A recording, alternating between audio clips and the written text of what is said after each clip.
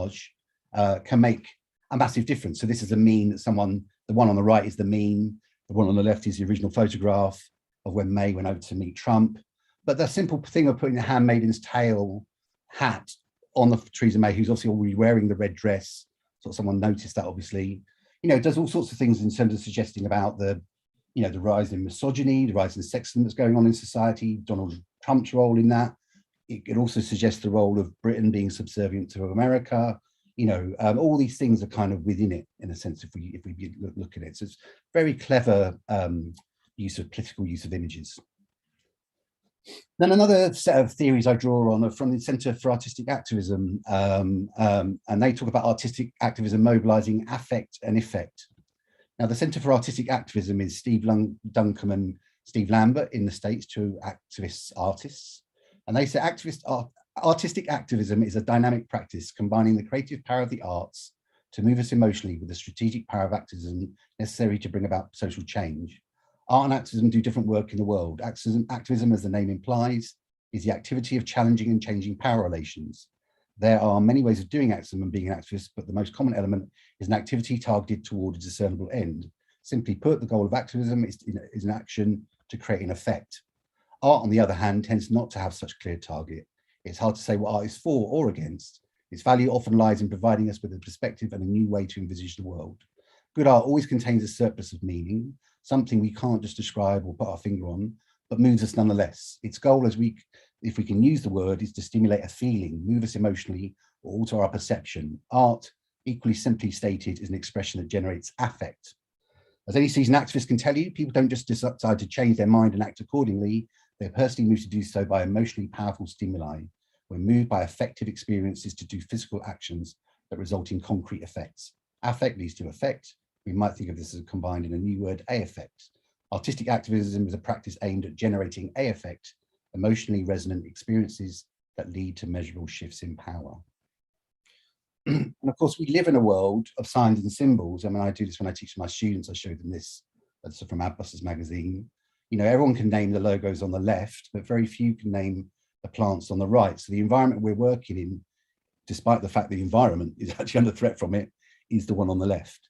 And they say our modern political terrain is a highly mediated landscape of signs and symbols, story and spectacle. To operate successfully in this cultural topography, we need to observe, analyze, and respond creatively. We need to be artistic activists.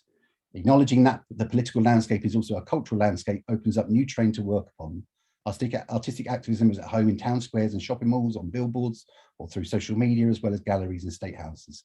Artistic activism as an effective image, performance, or experience is also well suited for an age of smartphone cameras and social networks. People don't share policy papers, they share things that move them. So one of the things we could look at is the hijacking of space, because I think this is a broad category that's a useful one. 20 years ago, Naomi Klein brought out No Logo, which had a big impact on the movement. At the time, the anti-capitalist movement that was developing in Europe and America. Similarly, Adbusters had been kind of mining a kind of subvertising a path for a number of years, and also sort of was definitely a big influence as well. And this was in reaction, of course, to the corporate globalization that essentially turns all of our actual space into this kind of corporate monotony, or where advertising moves away from just being in advertising spaces into like, so here it takes over the whole bus stop, here it takes up the steps. So here, this is a very undemocratic relationship if we think about it in terms of space, because there's no way you can't look at this advert because you have to look at the stairs to go up them. So it's a very dictatorial relationship in public space, which I don't think people often think about. And again, why should advertisers be able to do this? And one of the things that, one of the movements that came out around this time, this is in the early 2000s, was the Stop Pub movement in France. So kind of almost like an anti-graphics at one level. So they would do something, they would do things like protest around billboards. So they would do things like find which billboard, often billboards are illegal, a lot of the big ones you see, they're not always got permission. So they'd find out which billboards are illegal, and you can see here they're doing a protest around one. They had a demand that they linked their direct action campaign to, which is what the 50 by 70 poster is at the bottom, because in France, all political advertising, and if there's someone from France in the audience and I'm saying this wrong, please do correct me, but I believe this is true. All political advertising has to be 50 by 70. So they were calling for all advertising to only ever be 50 by 70 and not illuminated or not in anything else.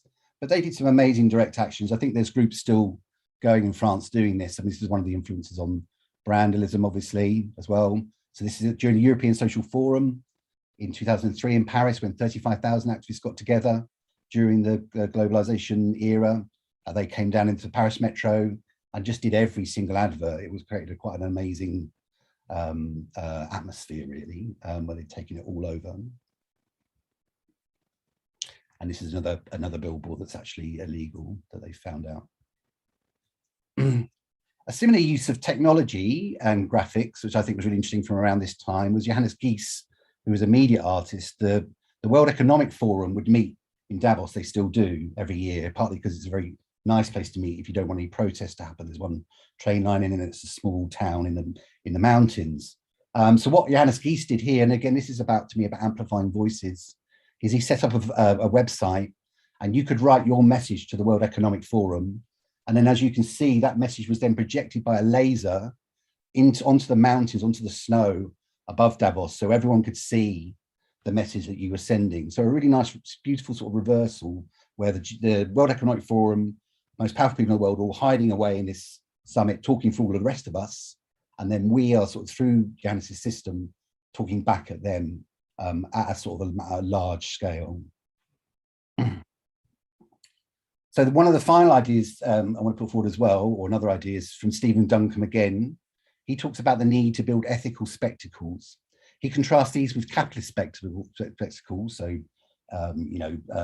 concerts or commercial spectacles of some kind. He says the goal of the ethical spectacle is not to replace the real with the spectacle, which is what the situationists and people like that in the 60s would have criticized the spectacle as, but to reveal and amplify the real through spectacle. So it's about us using spectacle to really reveal what's happening and going on in the world, and through that, bring more people into the movement. So one of the things that I think is really interesting in that is to think about the demonstration space as a place to do this. So I thought this was a very powerful front of a demonstration. This is the eyes of Eric Garner from a Black Lives Matter protest in America. David Gentleman, Kevin mentioned Stop the War. Well, David Gentleman's done most of the placards for Stop the War movement in Britain. This was the one he designed for the February 15th demonstration, the very big, the biggest one around the world. And the idea was it would just say no, and it'd have this placard. So he kind of envisaged the whole demonstration saying no. Now this isn't a very good quality slide, I apologize, but it nearly worked. You can sort of see there that kind of the no kind of comes through. And what I love about this in a way is, especially working with David, he's about 90 now, is that many of you will know David is a watercolor illustrative artist really for most of his work.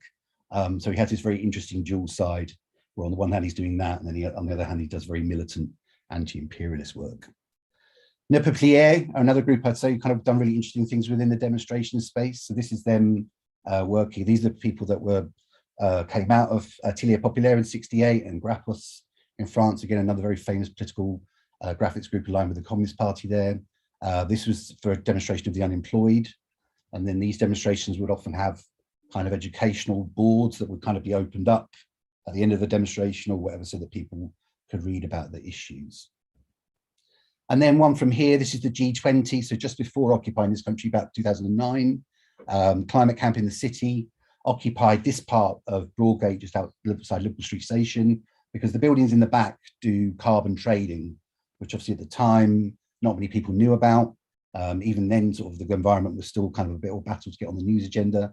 So we occupied that, and I would put up these are my posters we put up on the banks, on the walls with the slogan tape, create galleries within the demonstration. So the idea here would be that, especially for the bankers or people that are on their lunch, they come walk past, and it would be a way to engage them in some kind of conversation about what we're doing, make it more friendly as well. Then, as I say, then Occupy happened here. So let's talk a little bit about Occupy design that we set up off the back of that. So we had inspired by the Arab Spring and New York and Occupy Wall Street. We tried to occupy London Stock Exchange. Nearly all of the land around St. Paul's is private. The land outside London Stock Exchange is completely private. So the only bit of public land that we actually could settle on was this bit down the side of the St. Paul's, because historically it had been a route where people traded, and that's why it was still public. So that's why the camp stayed there.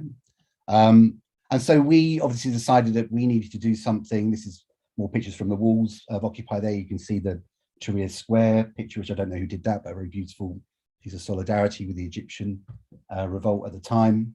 So we thought we got to do something, we got to get together. So we formed Occupy Design. Initially, this came off the back that in a camp, some of the designers involved in Occupy Design had already started on the Occupied Times, inspired by the Occupied Wall Street Journal in Occupy Wall Street, but also inspired by spoof newspapers from further back. So some of the people working in the group have been involved in Reclaim the Streets about the decade before. And these were the papers that, for instance, were used for the Financial Crimes, was used for the protests against the IMF and World Bank in 2000. And the other papers were all used for May Day protests in Britain. So the Financial Crimes, as an example, was impounded by the police when it was released. But of course, all the newspapers, just like these ones as well, by the Yes Men and Steve Lambert and the Anti-Advertising Agency in New York, which is another example, all put our kind of politics across by taking on the clothes of the corporate papers and then pretending to be them in some way. So this hijacking of their look. Occupy Times went on to become a magazine and went on for a couple of years. We'd use lots of illustration and commission people. The back would always be a poster that people could use. Some of the people in Occupy Design were from Greece, kind of refugees from the Greek crisis. So this is some work from Georges, who was here in London, who's in Greece at the moment. This was a poster for Aaron Swartz, when Aaron Swartz killed himself. It says, sharing isn't immoral, it's a moral imperative. Aaron Swartz killed himself, of course, because he was being accused of sharing government library files or library files. To me, these are all about trying to search for the kind of modern protest aesthetic as well. So we did a logo for Occupy London that was done by Jonathan Barnbrook, who was part of the group. We did a whole project called Debrand the City, because quite shockingly in that year, D&AD, which is a group, that Design and Art Direction, which works with students and industry, set a brief for students to rebrand the financial district of London after the crash. Kind of, yes, unbelievable, really. We're seeing the students were the first victims of it with the 9K fees. So we have kind of various entries where people try to debrand the city in kind of interesting ways. We did other things. So I said we had Greek designers in the group. So when the Greek crisis was at its height, we did projections onto the German embassy.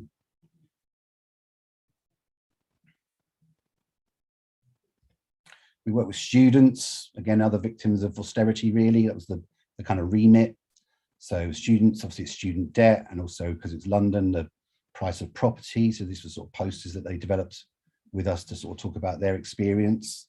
And again, I think this is a really useful thing to get people to work visually and to think about how they can talk about what they're going through and use images that then kind of relate to lots of other people as well. So there's more of that. Then because the Greek link, we went out to Greece and worked with people that work with the refugee groups. So some friends of mine who also work in a group called Propagate came along, and we did a screen printing workshop. And the idea was to make as many of these tote bags that then people could sell to raise funds to help the refugees, as well as having an interesting design that kind of referenced the refugee crisis in some sort of way and built solidarity.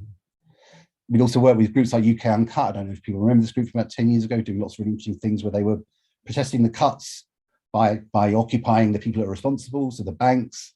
So they turned the banks into an NHS hospital. Or here, the Starbucks was being turned into a refuge for women, because that was one of the other cuts that were going on. And here, what we do is we'd help with the graphics, because often with these actions that inside, people would be having a good time, but there'd be lots of cops outside, and you wouldn't know necessarily what was going on, and people maybe get a bit worried, people just looking because of the cops. So we make sure that there's kind of posters and stuff that make it very clear what is going on. And then another reason for doing that is that then when people do the Google image search, hopefully, especially around the time, they get the kind of messages in the Google image search, or if you search for Starbucks, we begin to hijack their image stream on Google, a bit like you can see here. Some other groups work with Liberate Tate. Again, an amazing campaign. I was involved in some of the performances. I did the website for them. Certainly one of the best things I think I've ever been involved in, really fantastic designed to get BP sponsorship out of the Tate, artist collective, open in the sense that people could join to do the performances and not necessarily do anything else if they didn't want to, organized through flash mobs.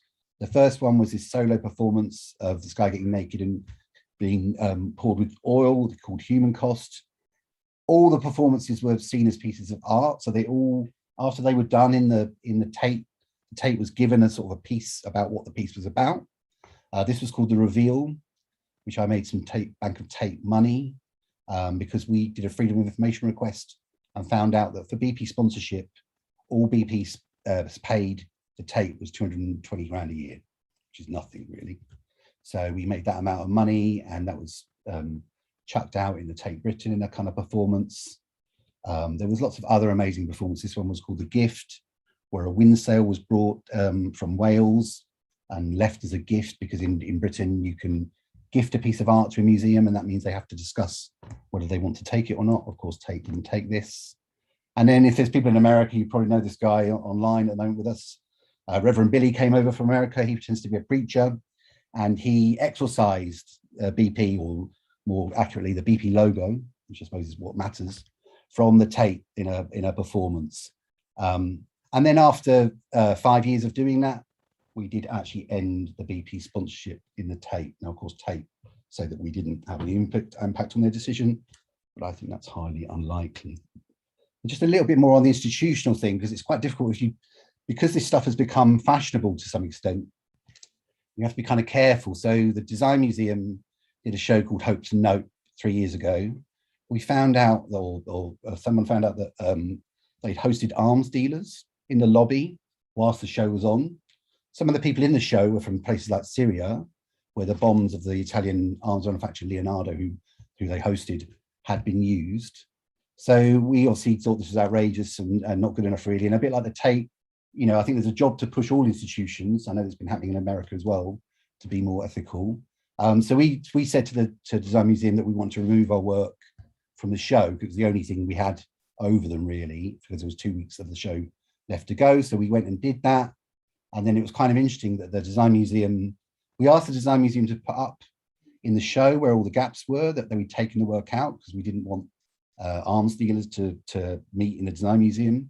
Of course, to the Design Museum, the arms dealers became the defense manufacturers. This is the letter they put up on here on the website about us. And it's kind of interesting because it tries to play that their freedom of speech is being undermined by our protest, which obviously has links to things that are going on at the moment. So it's just things like here, the museum is now being targeted by a group of activists. Not all of them are being accurate in their presentation of the situation. What they do is, no, they weren't being targeted by a group of activists, they've been targeted by activists actually in the show. They had a show of activists, and that's the problem when you have a show of activists, you can't kind of act like that. Now, it's very interesting to note for Labour people that Peter Mandelson is the director of the Design Museum. Grenfell Next of Kin, I've just been working with them over the summer. So this is a group that are not against the main Grenfell campaign, they're part of that too. They just want to have a bit of space to do their own stuff. They're about half the people who lost stuff in the tower. Lost people, sorry, not stuff, that's what we said. Yes, lost babies, lost relatives, lost friends, really, really awful stuff. So one of the things we did on the fourth anniversary this summer, we thought we've got to, no, there's been no prosecutions, the inquiry's going on. So we went down to Kensington and Chelsea Council and projected these slogans onto the council building, obviously again to get them out in the media as well. I designed a poster that was an augmented reality poster, because one of the things they wanted to do was get the stuff from the inquiry out as much as possible. So when you put your phone over these posters, you would get different clips from the inquiry. I started working with them, making these clips from the inquiry. What they wanted was the background dropped out and the tower put in behind as all these people said their awful things. So this guy is the head of our head of the cladding company, and he basically just says he wasn't bothered, sort of really in French. So we put the tower behind to show the effects of what they said. And it really is outrageous. I mean, if you watch the inquiry, all the Tory council leaders all just sort of say, all had no training in the jobs they were doing, and all just kind of like go really when they get asked why, you know. So here's an example. This is on, 'Portobello, Road.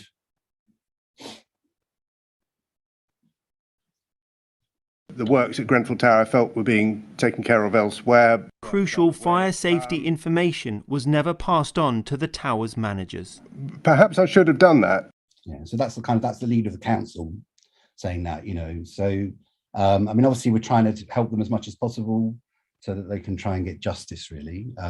Again, because that tower burning brings together so much of what's been going wrong in the politics in neoliberalism, in the world over the last 20 years, the deregulation, the lack of concern for social housing and for poorer people, and et cetera, et cetera, et cetera. So Brandalism, yep. So if you go on the Brandalism website, if you haven't already, you can download, you can order. I still think you can order, or you can get information on the Allen keys that you need to open up bus stops. Obviously, the campaign is designed to encourage people to do that. Yes, it is technically illegal. No, it's not a massive thing. None of us, I think, so if nobody that's been involved in I can't say who obviously does put the post in the bus stops, but no one has been caught yet. So during the COP summit in Paris in 2015, there was a big coordinated action, and I think this is what we need more of, this sort of stuff. So we coordinated, we got 600 sites done, 80 different artists, and this was all done on the morning as the COP summit started. So you've got the stuff in the streets. You can download the posts on the website, because we had various Parisians asking us if we could do that. And of course, it's also then about hijacking the media frame to get our message into the media frame on something like the morning of the summit, which again is reasonably successful in doing that. The one you see here is by Barnbrook Design. It's about the way that Vauxhall got found out lying about the diesel emissions on their cars. And that was to protest the corporate nature of the COP, which I'm sure is going to be very similar in Glasgow, and the contradiction that has with fighting the environment. Some more recent ones with Brandalism. There was a whole thing about toxic air. This was last year. So I did this one, no breathing space. And then just now, the stuff that's going up at the moment, which is linked with ad-free cities, which is a campaign to, as the name suggests, get rid of ads in cities. But also this is one to ban fossil ads. So these are going up at the moment. I've done this Shell one, and I've done this Total one. And then again, there's a whole other bunch of artists that have done stuff for that too.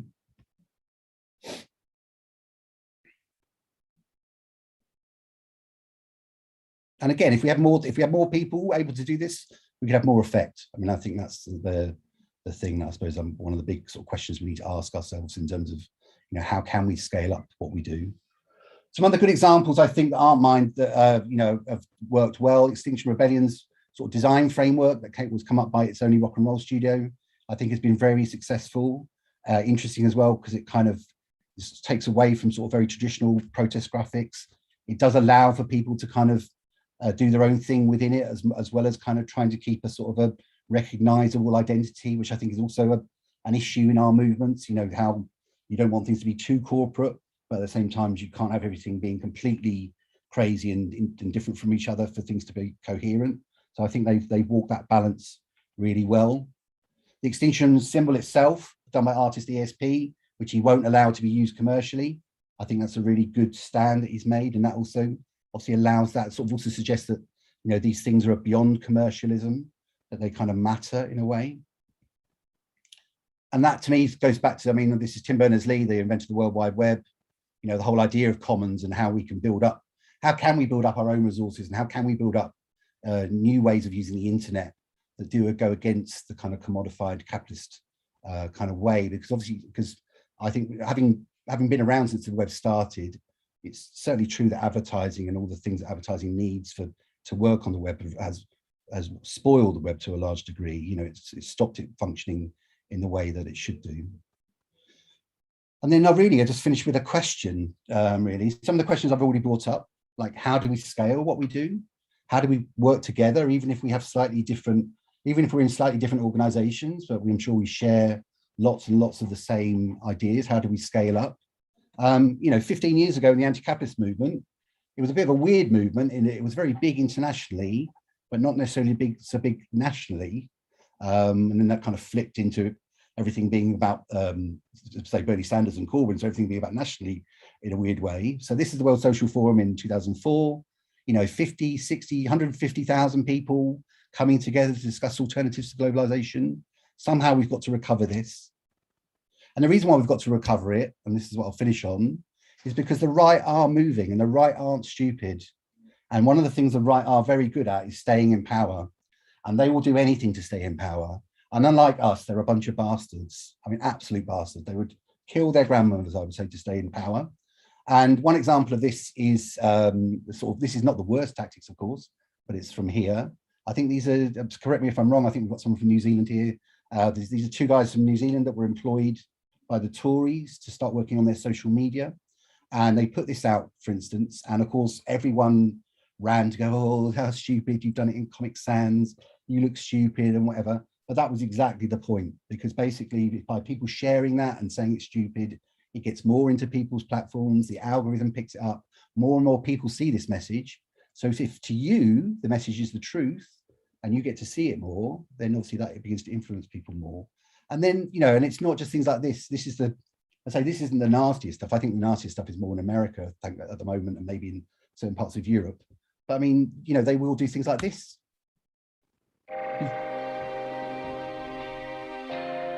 Which is the Boris chill wave to Brexit train. Is the chance really to move this thing over the line. Parliament refused finally to give approval for us to come out on October the 31st, which was a great disappointment. We've got to get Brexit done. And that's completely mad, and we've got to stop it. We've got to win. So we've got to work out how we work together and how we scale. So thank you very much. Thanks so much, Janelle. That was fantastic. Absolutely beaming ear to ear watching it back there. You know, some nice throwbacks to sort of like the fallen days of my youth as a teenage protester there. And I didn't realize how much you know, how many touch points I've had with your art before. So that was very charming to watch. So we've got a few questions lined up. I'll just read them out sort of in the order in which they've come in. I don't know if whether they would like to ask them in person, if we want to come on in audio. The first one was from Ian Clotworthy. We can just enable yours quickly now if you do want to come on. Oh, Ian has left. Okay, so Ian says, great project. I just joined the session. Does your collection so far only include English language memes or also other languages? Yeah, I mean, that's one thing I've just maybe should have said at the start, particularly because we might have a pretty international audience, is that obviously the stuff I'm showing is very English orientated, or maybe American, Europe to some extent. I've got other stuff. With the memes, it's hard for me. I do try and look for stuff that isn't in our area, but of course it's hard, isn't it? So because it doesn't come up in kind of our social channels. So at the moment with the meme revolt, it's very much orientated around British and American politics, I would say. But I love South American work. I mean, I've got lots of books and I've got friends that work in South America. Pedro, who's the art director of Our Busters, fantastic designer, does amazing work. Pedro Nu. Yeah, and I really love South America. South American and Polish is my favorite graphics. But yeah, I'm very aware. But I mean, it's obviously the limits of time as well. I mean, the one thing about doing a meme, trying to collect memes, is obviously because there are so many. It's actually I'm trying to find a way to automate posting. So that's what I'm trying to do at the moment. But anyway, I still think it's important because otherwise they get lost. That's entirely fair. I just saw there's a quick question from William in the chat there, who asked if there are any sort of London or England-based design collectives or groups to share design resource ideas. There's one, Labour Party Graphic Designers, we've organised today. You can check out labourdesign.co.uk. I'd also recommend checking out the Autonomous Design Group. They've been churning out some absolutely excellent stuff, sort of over the last couple of years. But it's an exciting time for, I think, design on the left at the moment. The next question was from David Lim. I don't know, David, if we can enable your audio.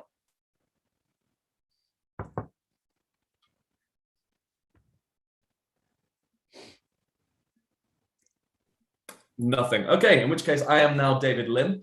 So when debranding, e.g. changing the Shell logo, are there any issues with the law in terms of ownership of the original design? Yeah, of course there are, but I think that, but the thing is, bring it on. I mean, that's what, I mean, that's what I say. I mean, I got a friend, Darren Cullen, who I also recommend to people, who does a thing called Spelling Mistakes Cost Lives, is his website.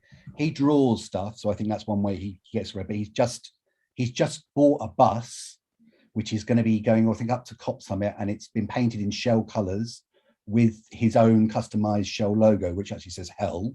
And he's going to be, essentially, de-branding Shell with this bus.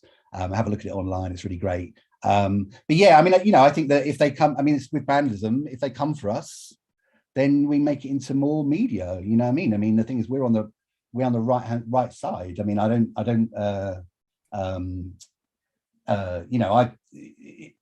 it's about, like, if they want to make, I mean, there's so many instances in history where people have tried to take artists or designers to court for things that they nearly always get shown up, because what are they going to get out of it? Nothing but bad publicity, really.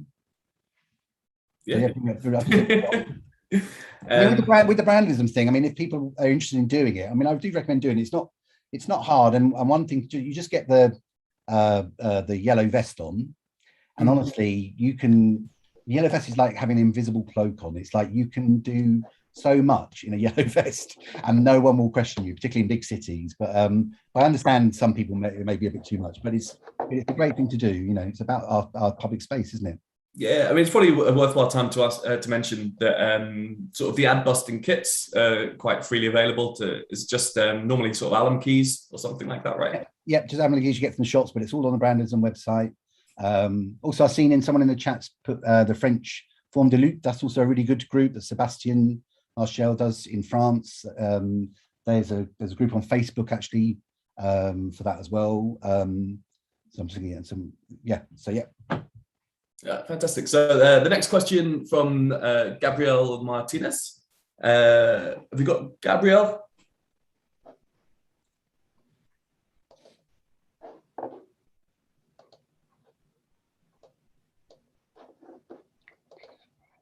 I might have to be Gabriel. How does a political designer find one's target audience? Well, I think that's a mixture, isn't it? So that's interesting. So say with the Grenfell, that happened because I followed them on Twitter, and they got in touch with me. And actually, as it was, I was thinking, I need to do something because I live locally, or reasonably local to Grenfell, and I thought it just needed something, So I was already thinking about it. So that was fortuitous, and that gave me a chance with that. I think it just depends on where you are. I mean, it could be that it's a political group that you're in. I've done stuff with political parties before. It could be I've done things with NGOs. It could be your local community. I mean, we need some way to, or where you work. I don't know. It might be about making decent posters when you have a strike, if you're on a union at work or whatever. I mean, I think just generally things need to be visually stronger, like in general. So I think there's lots of avenues that you can follow alongside, just working alongside things yourself. But there's certainly, I think, lots of things, campaigns and things that you can be part of. It depends what you're into and what you think needs to be prioritized. That's a phone. And a really quick one from Lucy Baines. She just asked, you mentioned a book by John Roberts, but she didn't catch the title. Yeah, let me just try and see if I can find the title. I don't know. That's fair. While Noel's finding the title, I might take this as a chance to just do a little bit of a plug for Low Point Graphic Designers. Every sort of quarter, we do open submissions for different poster packs based on various themes.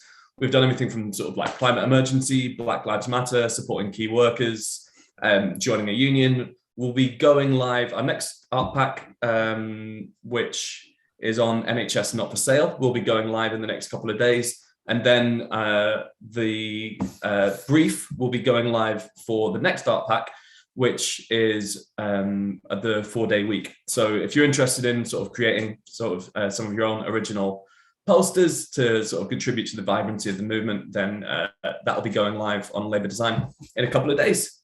Cool. So the book's called Capitalism and the Limits of Desire by John Roberts. There we go. One thing I'd also say in terms of what you can do is that I know lots of stuff has moved onto the internet, but I do think there is a real lack of fly posting kind of generally everywhere. And I think that shouldn't be underestimated, because I think because people pass that all the time, and it used to be far more common for the left to do that, obviously. You can't underestimate how that resonates with people. So, you know, it's not about talking to the converted, it's about affirming people's feelings. And if you know, say in your area you did a whole load of fly posting against cuts or something, that does say, if someone sees that, they know there's someone else that, you know, is angry or whatever it might be, and it does build people's confidence. You know, I do think that there's more, and it just helps to create a kind of consciousness, really, to go back to the, you know, what we need to do. You know, I mean, that's in the same way that big movements do. I mean, Kevin talked about Stop the War. I mean, I think one of the things that Stop the War did, it didn't stop the wars immediately, but it created a consciousness that was against the war in the country, which is still really there, you know, and you see in the dislike of people like Tony Blair and stuff, but, you know, really is like, so doing stuff on the street is undervalued, and it's not hard. Yeah, that's fair. I think we're going to try and do a mic again. I think Sean Jordan, if you're on here. Hi, can you hear me? Yes. Finally got a human being. Yeah, I was just wondering how you might suggest that someone can incorporate their values, incorporate their activism, whilst at the same time, you know, make ends meet for themselves day to day, get by, so that they don't sort of flush their values down the toilet just to make ends meet. And what you might suggest. I think it's very hard, isn't it? I mean, the one thing about, especially like this phase of capitalism we're in now, and it's even harder, you know, like than it was, I would say, than when I came out of college. You know, things are so precarious for people and whatever. So I think that you can look at it in a number of ways. You could say, you can try and get a job that, you know, doesn't undermine your values too much. So whether that's working in a sort of a design studio, like my friend Jonathan Barnbrook, you know, his design studios are a great design studio. They obviously have a kind of politics that they have, as well as doing kind of interesting commercial work, like for music or whatever. It could be that you work for something like an NGO or anything like something like that. Or it could just be that you just go, I'll be a designer. And if I can't get the, you know, if I just have to do horrible design, I just have to do some of it, you know, just have to do my stuff alongside of it. You know, I think it's not, I mean, the reason why I call myself an artist and designer is I feel like I would do my stuff, well, I do my stuff without anybody having to say it, or a client or anything like that, you know. And I think you just have to try and work out what you can handle. I mean, obviously my thing is doing teaching with freelance design, but even the teaching's become more and more, not shut down completely, but it's more difficult to operate in the teaching space than it used to be, you know, because of the marketing getting out of control and all those sorts of things, you know. So it's not an easy answer, and I don't think it is, but I also think you shouldn't feel bad if you know, if you're committed to doing good work and you have to do, even if you just have to do a crap job to facilitate it, don't feel bad. You know, that's just life under capitalism, isn't it? I've done plenty of crap jobs whilst I'm doing, you know, this stuff, you know. I mean, I'm lucky now to be able to teach, I know that, but like, you know, just try and get the best situation you can. I think the key thing is time, isn't it? The key thing is not so much money. I mean, again, that's easy to say when things are super expensive, but you know, it is the time. So if you can, so whatever that is, whether that's something in your living arrangements that allows you to kind of get that worked out, or it's about where you live, or you know, are there other things that you can do that maybe reduce the amount of money you need and free you up in that way?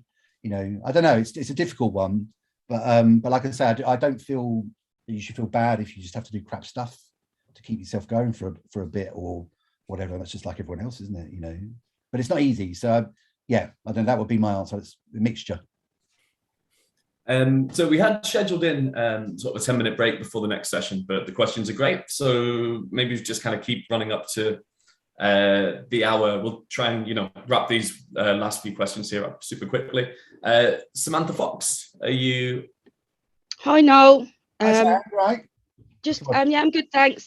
Great presentation. I just wanted a quick question. How do people get involved with groups working in this area? Do they just go up and approach them, or?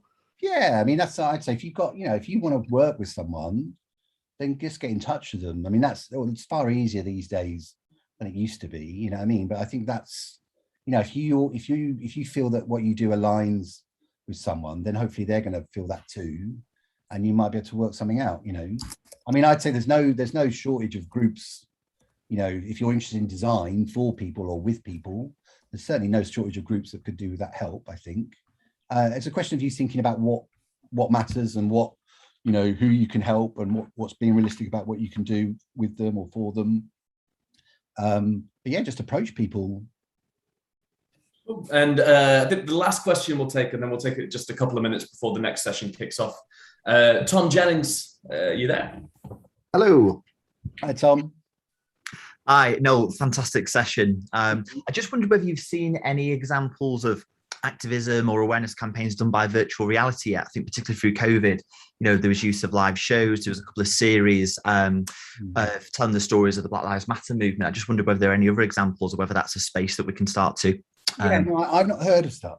But yeah, I mean, I imagine so. I mean, I think there's so many spaces. I mean, there was, I think it's a thing in the Jacobean magazine this month about the Italian comics in the 30s, communist comics that they made for kids, you know, to wean them off of fascism, you know. I mean, I just think there's so many things that we could all be doing if we thought about it. And that's the thing about how we can, you know, how can we scale these things up so you could do that? I mean, that also then could come back to money as well. I mean, is it possible, could we get the unions to fund things? You know what I mean? Why is not someone like Unite funding a bunch of people to make memes like these Russian hackers do that are putting out all the troll stuff? You know, I mean, these are the sort of things I think, why is this not happening? It's kind of, you know, and that might include things like VR or whatever it might be. I mean, whatever people are using, whatever the mediums they're using, it feels to me that we've got to be in there, you know, and there's just not a lot of that stuff going on. But no, with VR, I haven't heard anything specific. I think VR is a bit of a weird space, isn't it? I think that augmented reality that I was showing you with the Grenfell thing is a bit, to me, is a bit more interesting because you don't go into the world, you know, like with your headset, you're in the world and it puts a layer over it on your phone, which I think has a lot of potential. But it's certainly possible, yeah. Fantastic. And on that, I think we'll wrap the session. If you've still got any questions for Null, I thoroughly recommend tweeting him at Signs of Revolt. Or, you know, send them over to the LPGD. We're happy to relay anything. We'll take a couple of minutes just to become a break if you need to hit the bathroom, grab a glass of water or anything like that. You might just have time to boil the kettle. We'll be back at 5 past and we'll be kicking off Todd Atticus's showcase on the branding from New Zealand Labour's barnstorming 2020 election. Thanks, everybody. That's great. Thank you, Noel.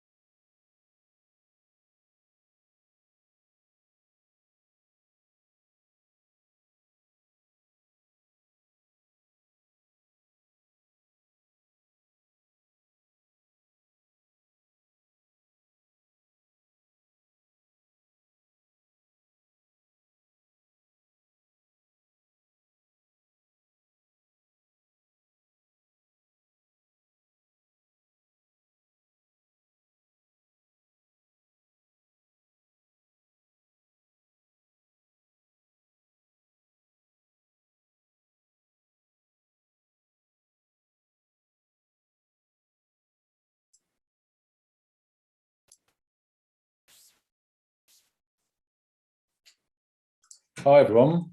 Can everyone hear me? Yeah, all good. I'm Damien. I'm just jumping in to take over from Kevin briefly, give him a bit of a breather and host Todd's session. I'm the design leader of Small Axe. We're a non-profit workers cooperative and creative campaigning agency working on a range of progressive political campaigns. In particular, over the last kind of couple of elections, we've worked with the Stop School Class campaign and the Labour Community Organising Unit on the Green Industrial Revolution. So it's really exciting to be here today because as a movement, I think it's really, really important to constantly be learning from exciting kind of global progressive victories, especially on the left, and that's what today's all about. So it gives me great pleasure to welcome Todd to talk about his work with New Zealand Labour. Todd, to do the intro, is the creative director of //, a design studio specialising in art direction, typography and branding design. Originally from Dorset, England, but also a New Zealand resident. He's lived in Wellington for well over 7 years, but is now back in the UK. Over the last 6 years, on and off, he's been working as a designer and senior comms advisor for the New Zealand Labour Party, particularly over the last 3 elections. In 2020, he was the designer for the party's COVID public health messaging and their general election digital campaign. And he's also worked on the Central 2016 Australian Labour campaign and with local groups in the UK Labour on by-election and single issue campaigns, as well as various other kind of charitable organisations, including Bernardo's, New Zealand, and the Sexual Abuse Prevention Network, as well as being a visual artist outside of his designing day job. Todd's going to talk for about 35 minutes, I think. After that, there'll be about 15, 20 minutes for questions, same as the last session. I have a couple kind of pre-prepared, but as much as possible, I'm keen to take some from the audience. I know that didn't go quite as clearly with people speaking, so hopefully we'll get the mics working on this time round. But without any further ado, take it away, Todd. Really excited to see some exciting campaign collateral. Thanks so much, Damien. Oh, here we go. I've just been freaking out about being able to start my video. Yeah, thanks so much for that, that introduction. I'm just going to share my presentation now. Sorry, after 18 months of presenting remotely, I still always manage to screw this part up. So bear with me. Hopefully that worked. Someone scream out if not. And yeah, it's really great to be here with you all today. I'm going to say kia ora, even though I'm from Dorset, like you said. I lived in New Zealand for 7 years. I very much keep track of what's going on there. I'm actually quite tired right now because I've stayed up most of the night watching New Zealand's national vaxathon, where 2.5% of the population were vaccinated over a course of 8 hours. And yeah, it was a very interesting, to say the least, televisual spectacular. But yeah, I'm also quite tired, so apologies for that. But yeah, I'm actually presenting from Oxford, England, where I've been living for a few years. And most of the creative that I'm going to be showing you today was made remotely here. In fact, yeah, all of it was made remotely last year, working with the team over in Wellington, New Zealand, for both the COVID communications for the New Zealand Labour Party, but also for their general election campaign. So, welcome. It's also going to be quite a different presentation, I think, from Noel's. Noel really loved your presentation. I feel like I'm going to be coming from the opposite end of things in terms of coming from making graphics as part of an institution. What does it look like to make work that when you are working for a political party itself? And also kind of revealing a little bit behind the thinking, mentality and process of that. I'm aware often that people only see the final cut, what goes out on social media, posters and billboards.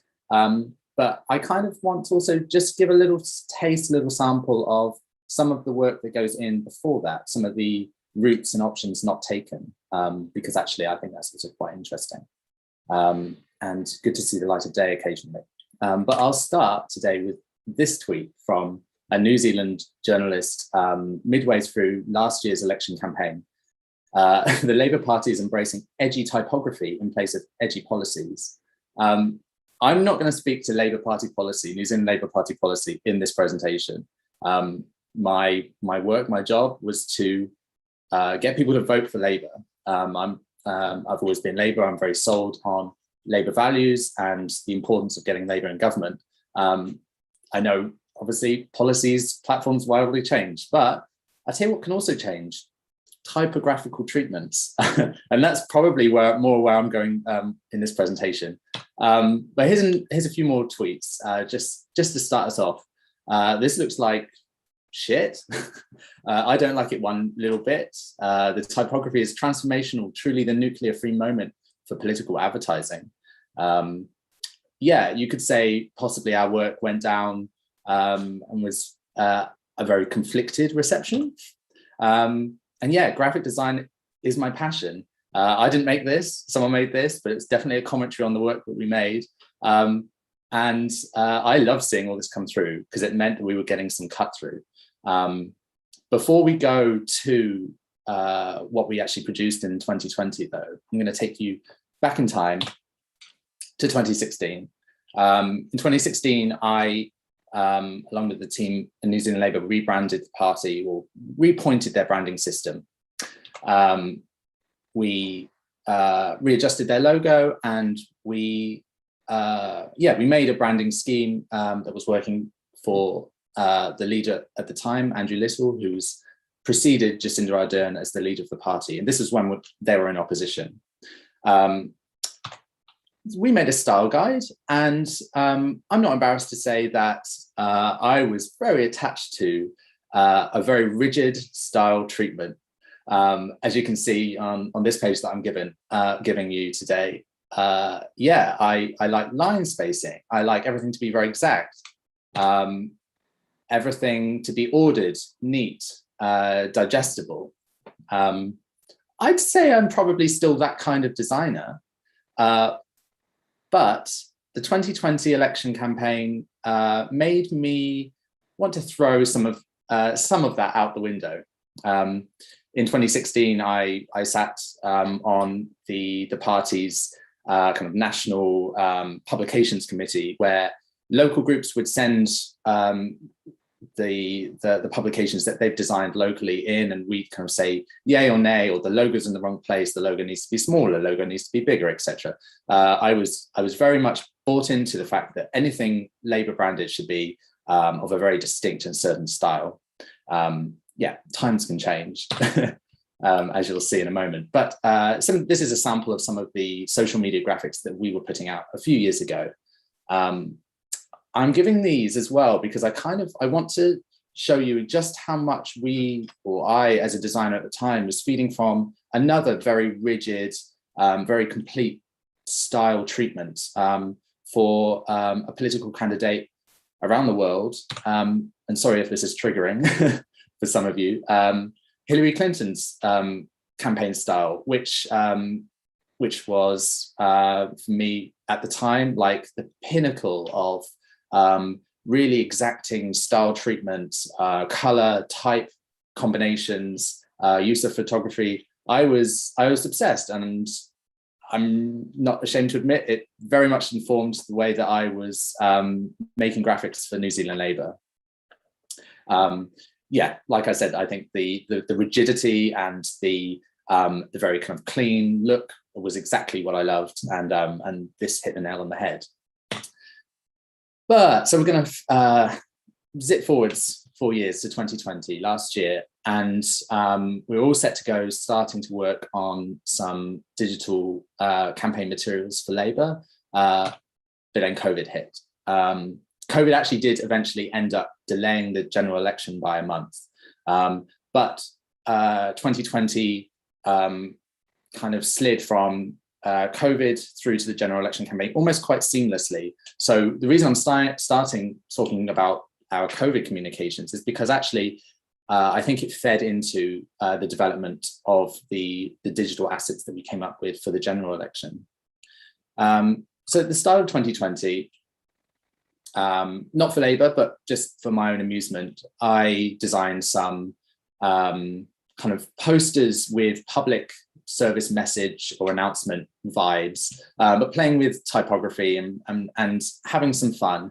Everything just seemed so bleak and dire back last March that I just kind of wanted to inject a bit of playfulness onto some of the work that I was producing, and just kind of trying to cope with what was happening in the world, but also kind of feel useful. So these are some of the graphics that I was making just for my own amusement and putting out there. What I didn't realize was that my very good friends 18,000 kilometers away in Wellington saw them and thought, we actually need to liven up perhaps, or get some cut through with our COVID health messaging. And they got in touch. So I came on board to think through where we could take some of the COVID digital comms in the design perspective. They'd had some really thorough economic messaging coming through. These graphics show some of what we were putting out, what they were putting out at the time, with very kind of information heavy, kind of serious and very, I don't know, the messages that you would expect perhaps from a government reacting to this kind of crisis. As you can see, though, they're quite text heavy. They use either stock photography. Yeah, they're very, I was showing these to someone the other day and they said they almost look like BBC News updates. They have that kind of authority to them. So we were wondering, can we kind of inject some sense of fun or levity, not to make fun of the situation, but to at least, show up in people's feeds a little bit more and stop people kind of scrolling right past them. I was actually just in preparation for this presentation reading about how Netflix thinks about its thumbnails, and I think like Netflix thumbnails is very similar to social media graphics in that we browse them in a very similar way. We're looking for information that interests us. And so apparently a Netflix viewer will browse the app or site for 90 seconds and leave if they find nothing. So that's 1.5 minutes of very intense interaction visually. They don't see anything, they'll leave. Apparently a viewer will only look at a thumbnail for 1.8 seconds before moving on to the next one. Human eye moves at 3 to 4 times per second, apparently, to process information and can analyze an image in as little as 13 milliseconds. I think the reason I'm quoting these stats is because I want to draw attention to the fact that I don't think we often talk about the reality of people looking at imagery and how much we take in very quickly, and also how much we dismiss very quickly as well. I think this is relevant to text heavy or very kind of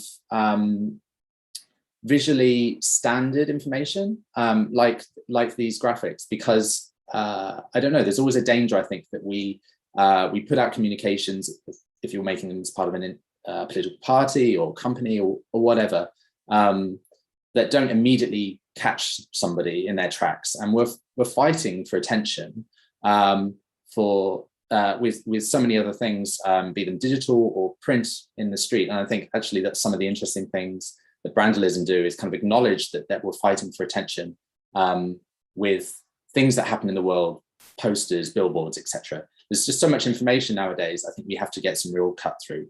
So I came on board to, I don't know, to try to find a kind of a visual direction that would work and cut through.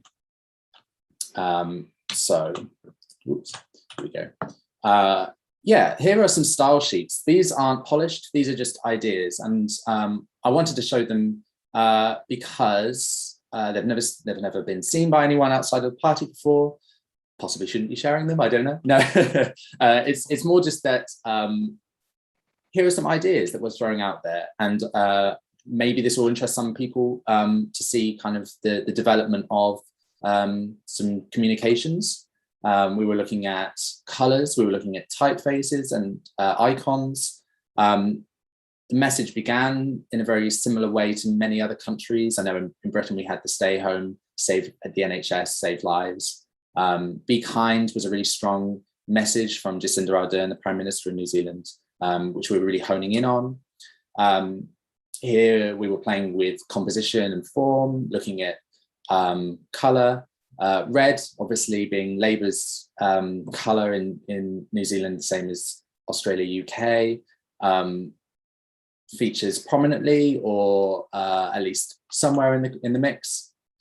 This is a very different treatment entirely. You might spot some similarities with my own work. We used some of the type with the posters that I made as my personal project here, making them a little less quirky, but still hoping for that kind of same impact, playing with composition.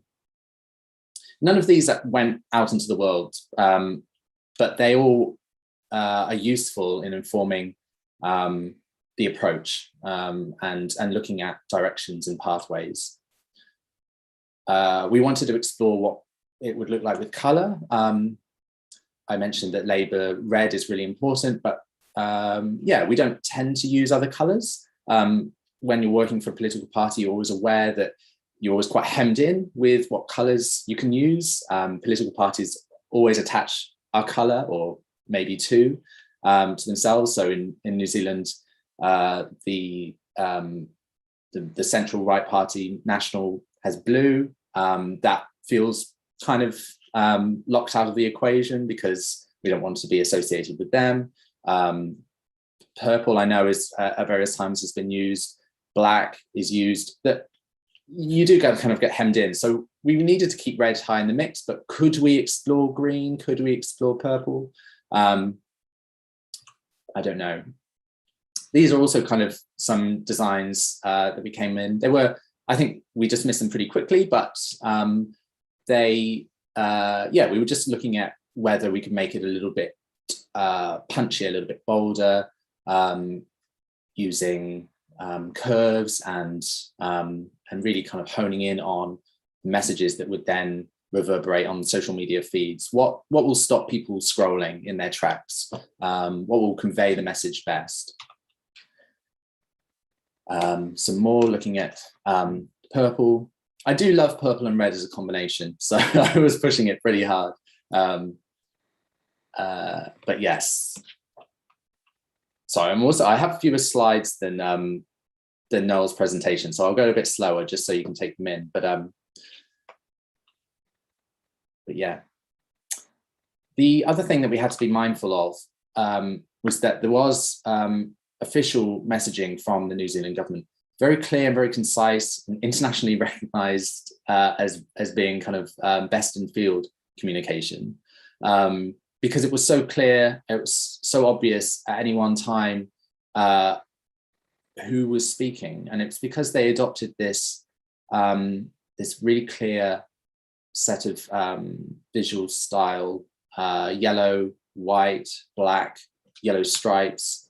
The Unite Against COVID-19 message. The government worked with an ad agency, Clemenger BBDO, in Wellington, New Zealand, and they tasked them with very quickly turning around a campaign that would do the job, that would communicate COVID message. So we also thought, can we latch onto this yellow as it's become synonymous with the COVID-19 health messaging? So we then tried to use yellow as well. I don't know if anyone's ever tried to use this particular kind of yolky yellow with red. It looks a bit like McDonald's. So we very quickly moved away from that too. So yeah, in the end, we just used red and white, very stark, very simple messaging with type that was kind of quite tall and bold. Yeah, and we feel it did the job in terms of Labour's comms for what people should be doing, and just kind of, yeah, carrying some key messaging. We also rolled that out to profile frames for Facebook, etc. Again, keeping with the kind of really stark white and red look. Here, introducing some of those curves because they work more along with profile images, keeping that center area clear. Yeah, and we were quite happy with that. And the team in Wellington and in New Zealand kept on rolling them out with the typography, with the font we'd chosen, etc. And it worked. But we then crashed headlong into the 2020 election campaign, which the party had been working on for a long time, and they brought an agency on board. So once New Zealand had really managed to suppress and eradicate COVID from their borders, the Let's Keep Moving line, which was decided at some point prior to COVID, I believe, was kept because it felt incredibly relevant. And so this was front and center in the campaign, alongside this gradient arrow background device, which, as you'll see, can also be used pale background with red text above. This is another interesting fact about New Zealand political advertising, is that they always tend to feature photos of candidates. It's almost like real estate agents in America or something. I remember when I arrived in New Zealand 10 years ago, in the middle of an election campaign, and seeing all of these hoardings everywhere and thinking, wow, this is really odd that they have all their faces on there. I don't know if that's commonplace where everybody else lives, but in Britain, it didn't, coming from Britain, it didn't feel like something I was familiar with. But as you can see, this is the branding for the campaign in action. And yeah, there was a whole style guide produced for this, which ran to digital ads as well. And here's a selection of example compositions for social media graphics. But having gone through the process of working with the team on the COVID communications and thinking about making things bold, punchy, with cut through, that would really kind of pop on people's feeds, I think we were just kind of querying whether we had enough assets, or I don't know, enough of a visual style to actually achieve that with the official campaign branding. And I think we decided that we wanted to look into where we could take it a bit more. So we did. We started thinking, how can we move this style in a digital space to work a bit more, to get some cut through. So these are some Labour communications from the period moving forwards from the COVID health output to the election. As you can see, it's a lot punchier than we were looking at before. We've got bigger type, interacting with background elements where there's photography involved. We've got nice kind of plain color backgrounds. I don't know, it feels punchier. It feels like we started down a track of developing a visual style which worked. The other thing that I was really conscious of, and we didn't actively look at this at the time, but that every political party has a design history. These are some posters from the past 100 years of the New Zealand Labour Party. And we didn't directly reference them, but I think it's always important to keep in mind when making stuff for political parties, that it's existing within a long kind of and storied history of design. And actually, there's a lot of really rich styles, iconography, type treatments, that it feels like we kind of have turned our back on a little bit. At least that's how I feel. And I'm kind of thinking back to the 2016 work that I showed right at the beginning of this presentation, being really kind of rigid and rule driven, but actually making stuff that might accidentally be a bit too bland for kind of the radical purpose that we wanted to express. So I just kind of always have that in the back of my mind now. I also, having gone through the process of looking at color and color options, purples, greens, whatever, and kind of hitting a brick wall with our confidence in using color, thinking about the rich possibility of a monochromatic or a duotone approach. So bringing together kind of, and really cementing this idea that if Labour's color is red, can we use that to maximum effects and make it itself a style device?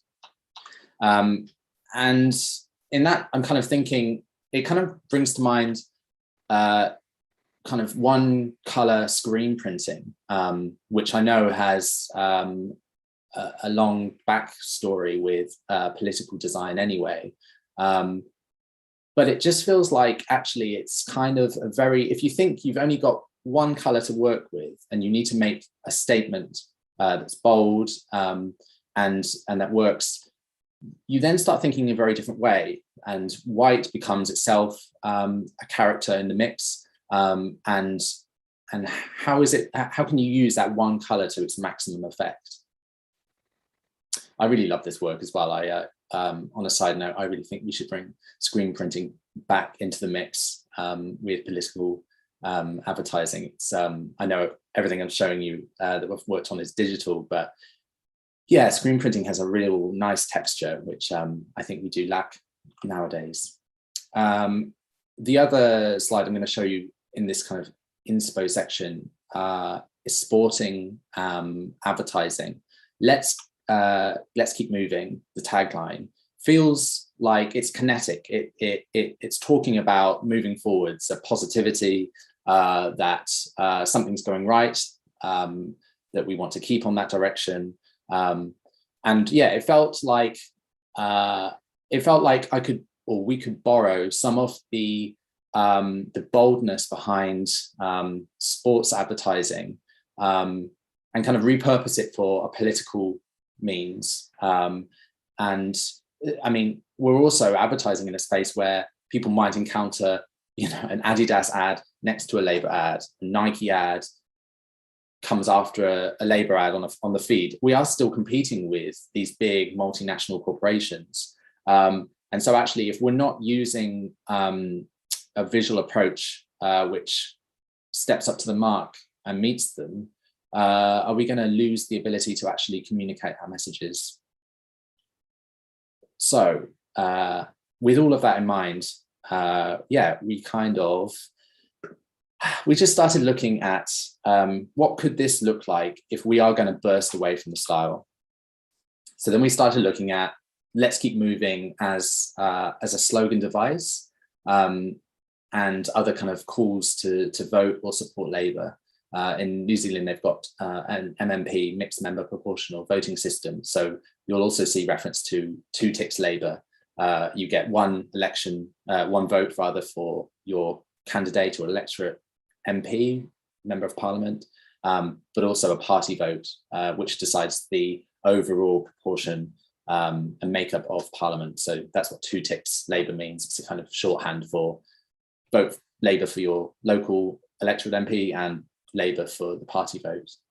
But as you can see, or I hope you can see anyway, that some of the kind of that kinetic energy from kind of sports advertising or other kind of contemporary references coming through as we kind of tried and explored different ways and different paths that we could take. And at this stage, at least personally, I felt this red and white, really stark approach was the one to go with. So we designed a t-shirt just to start us off. I actually think this is the one we chose. Oh, no, there was another one. I forget. It's only a year ago. But I'm just going to show you just some of the concepts that we threw out there. Honestly, some we considered for a few seconds, others we deliberated on. But I just wanted to show you just kind of a taste of some of that process that we went through. This, I think, is the eventual one we went with. And moving on to social. So basically, print was in the bag. There were billboards up around the country with the standard style. But then we really set about tearing up the style rules for digital and for social. My computer hard drive was kind of littered with all of these different iterations of either let's keep moving message or calls to vote Labour, etc., in different formats, different fonts. We made some kind of into like a sticker format or little lockups, which could be superimposed on images, included on Instagram stories, etc. These do move, and word of warning for anyone preparing a presentation: don't update your operating system the night before. I had this on Keynote and they were all moving, and now it's just a PDF and they're all static. So imagine they move in some shape or form, and apologies that I can't show you those today. Here's just some mock-ups, just thinking through how those would be applied to Instagram, as well as some kind of color background, again, keeping that very stark red-white approach. We obviously had to convey a range of information, be it kind of statements directly from the PM, quotes from speeches, or just kind of longer sentiments that we wanted voters to latch onto. And we rolled out a vast array of those. But also many of what we were working on was just a really simple, let's keep moving, vote Labour message system, which we really just wanted to hammer home. We were aware that the Prime Minister was incredibly popular, Labour was high in the polls, it was Labour's to lose, and that this messaging system, well, this message itself, the let's keep moving message, was working. So we just wanted to get it out there, but we didn't want people to bore or tire of the message. So I really saw it as kind of my chance to really kind of start exploring some of these other ways of composing imagery, and just kind of thinking, how bold can we go with type to keep people's attention when we're posting these on feeds or pushing them out as paid advertising. So here's just another selection of very different ways of conveying basically the same message. Of course, Jacinda's front and center as well. That plays out incredibly well. So we're pairing photography with this red and white text. And some more. As you can see, we're really like, sometimes it's a little bit more conventional, other times we're kind of really pushing and pulling with this type, having a lot of fun with it. Pushing it as far as it can go. I feel like seeing this now, it's possibly bordering on some legibility issues, but yeah, you can see, hopefully you can see kind of where we're going with it.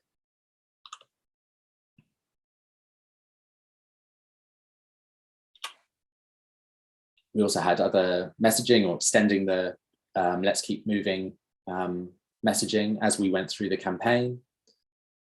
We didn't want people to get completely sick of the sentence, but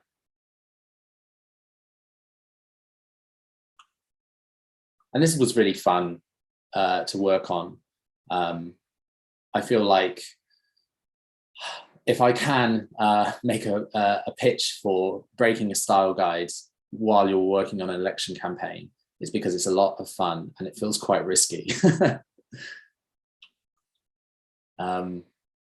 The other thing I really liked about the two-tone approach is that it actually gives you a lot of freedom to either dial it up or dial it back down. So these kind of feel almost like quite economic, almost like a budget supermarket packaging labeling system or something.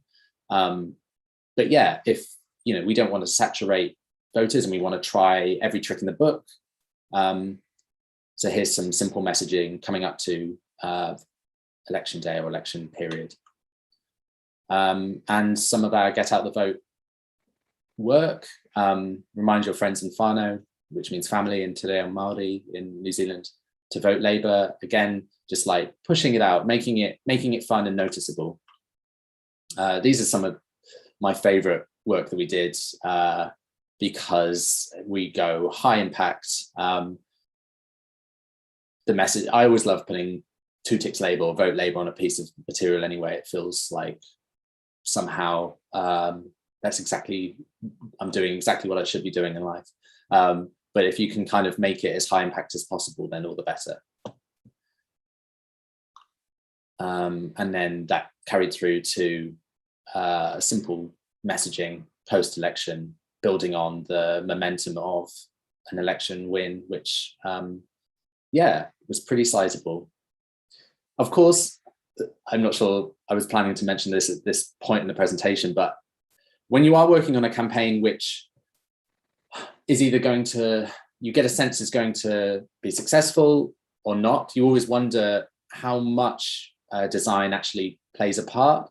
I don't know. I'd like to think that we did sway some voters with these messages that cut through, but it's almost impossible to tell. I think basically at the end of the day, what you're doing is amplifying a message as much as possible, making sure that the right message is hitting home. But it also, this work that we did with digital did start to bleed over into the print campaign. Here's a social graphic that was put out as part of the early voting period in New Zealand, with a very similar one that we actually ran a billboard campaign around some of the major cities in New Zealand. And yeah, I think we managed to push the boundaries of what the party and maybe some of the MPs were wanting through the success of some of the social media that we put out, which is a very satisfying thing.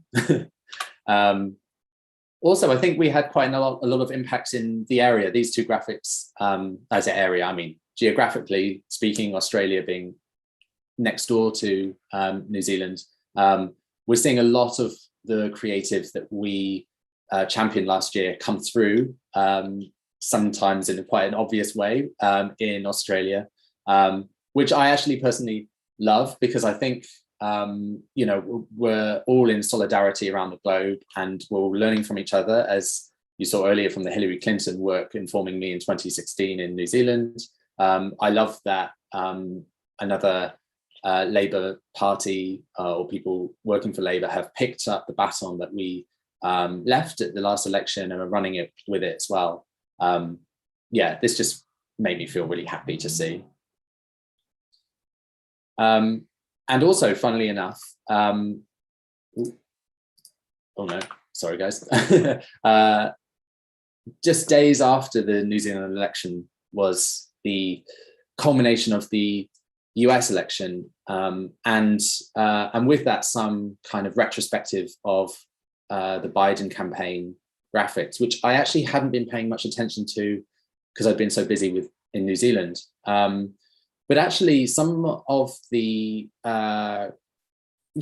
commentary coming out afterwards, and looking back at some of the graphics that the Biden campaign were trying, some of which are included here, gradients, really crazy counterintuitive font choices, just some really really bizarre, quirky stuff, which you either love or hate, will certainly stop you in your tracks on social.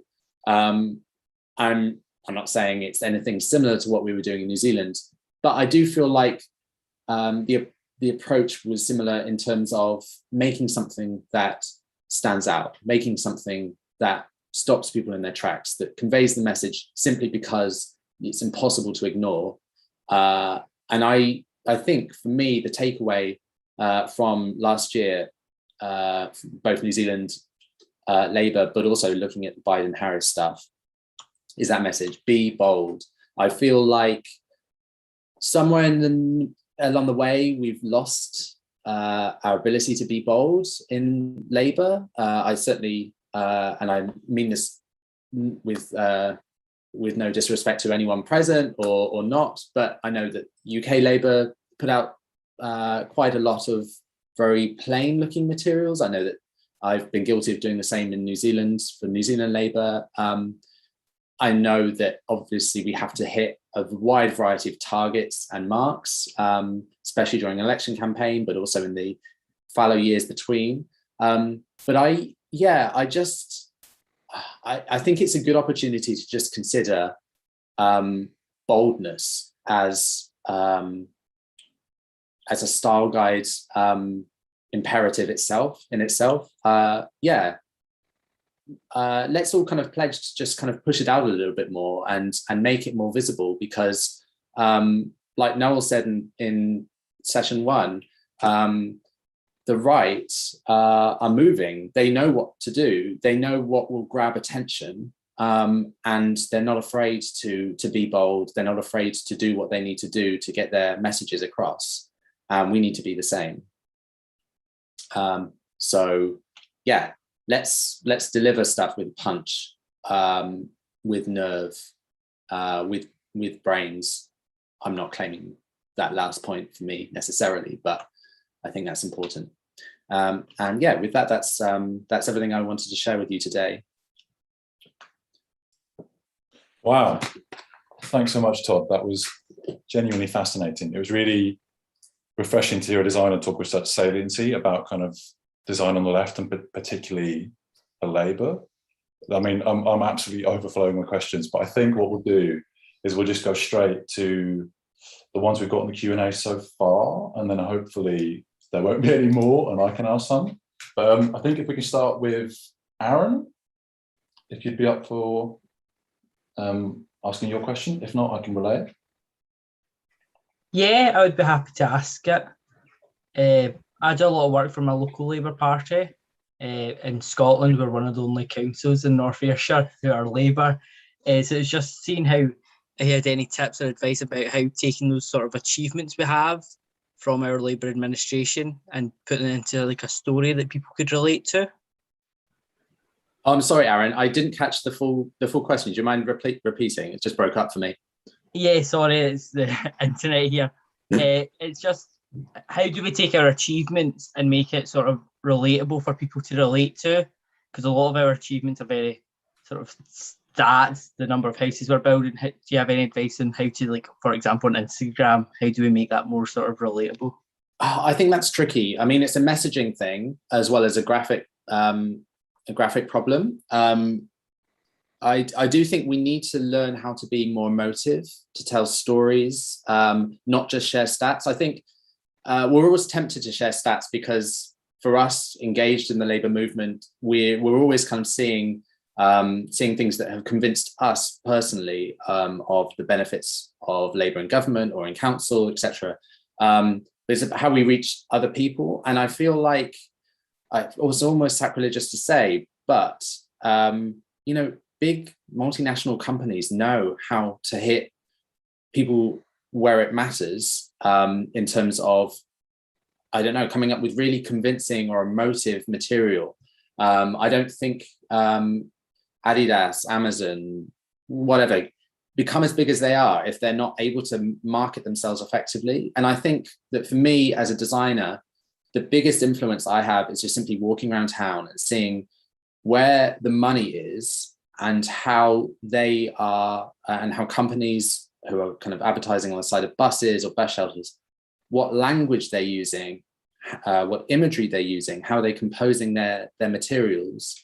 I don't know, that's not actually practical advice, I'm sorry to say, but I think I do think we need to kind of lift our gaze and look at what's going on in the wider world and feed from that.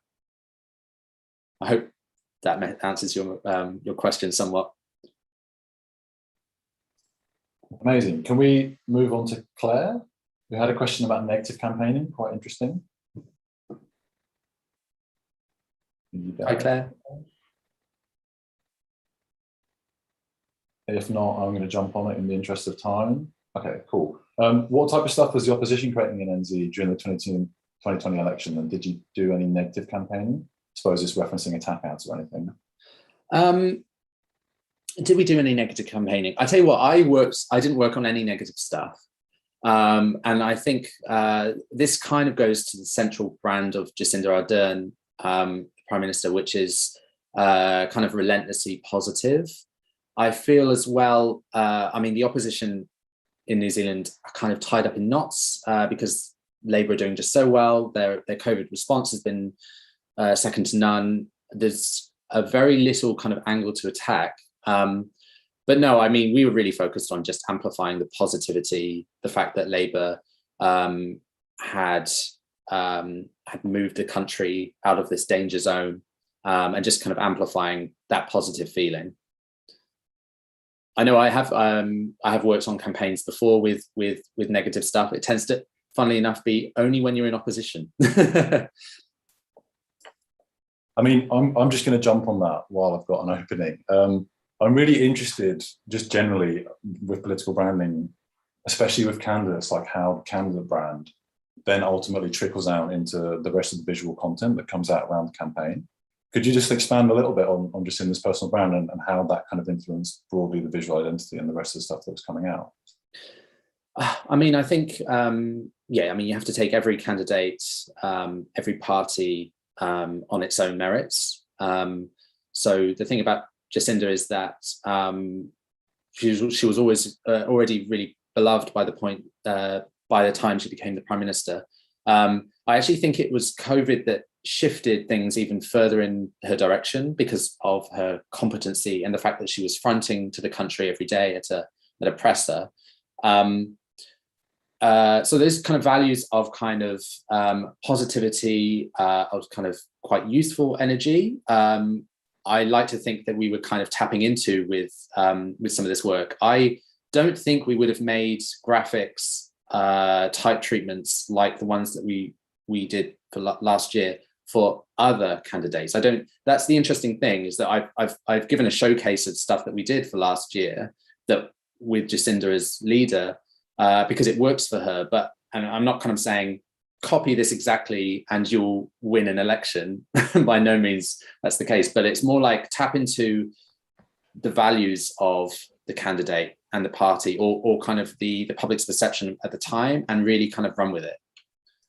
Because I think definitely when you relate to like AOC, her personal identity is so intertwined with that visual identity, and you couldn't separate the two. And we've seen obviously a lot of kind of copycat over the last couple of years, but you still can't separate the fact that she is the brand, and the two are so fully intertwined. But anyway, there's more there, but we've got to go to another question from the audience. Can we have Gabriel please asking your question? Hi, can you guys hear me okay? Yeah. Hi, Gabriel. Yeah.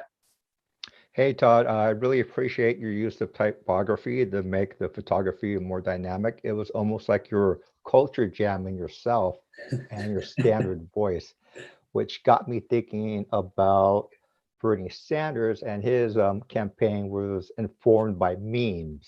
And the reason why I'm saying that is because it seems like his campaign piggybacked on memes, which gave the tone of the campaign feel more democratic and inclusive, which I believe a lot of times as marketers and designers, we have this high level vision of things, and sometimes they exclude those communities that 1% of voting needs. For example, queer communities of colors. And thank you again. That's it for me. Thanks. Yeah, I agree with your sentiment, Gabriel, about needing to reach different areas of society. I think I was always aware, actually, as a designer, I'm always looking for like a very polished, very turned out appearance in the graphics that I make. I'm actually awful at making memes. Like, it's excruciatingly bad when I try and make a meme. I have friends that are like, they do it so well. They run meme accounts. It's like, I'm totally in awe, and I just can't do it because it requires, I think you have to set to the back of your mind quality of aesthetic. Also, I just don't have the type of sense of humor to cut through. So it depends on what type of designer you are as well. I think Noel, you said in your previous session, why aren't unions bringing people on board to make memes to kind of combat misinformation or to kind of sell the vision of the left? I totally think that needs to be the case. I would want a political party to have a meme maker. I think we need design and all types of different design. I'm making official Labour graphics, but we need local groups to be making local Labour graphics. We need meme makers. We need all sorts of designers who are both on the party payroll and not, to be kind of all feeding in together, to kind of be working together for that central aim. On that, can I just jump in quickly? Like, what are your opinions on decentralizing and democratizing the kind of design labor around an election campaign, and how strong are your feelings, especially coming from what you were saying earlier about like the rigidity of the brand and your, I suppose, like your preciousness and design ego coming into it as well? Like, how do you feel about opening it up with like the rise of Canva and democratized design software? It's a journey that I'm still on. Yeah. As a designer, I think we all have our own aesthetic taste and opinion. And back when I was Mr. Style Guide in 2016 or before, I was always quite nervous about that decentralization. And I would often have sometimes quite terse phone calls with local groups. And I think that reflects badly on me. And I've done some learning myself. I'm a perfectionist, or I tend to be, I think, in my design sensibilities. But actually, at the end of the day, what we need is everybody working together, pushing messages out there. I don't think it matters that the logos skew or, you know, you're using the right typeface. It just matters, I think, that people are active and getting messages across. I mean, sometimes those messages maybe contradict one another. They might contradict the central party message, etc. And I don't think I have a concrete answer to that. But I don't know. I just think, yeah, we're all part of the same family. We need to be working together.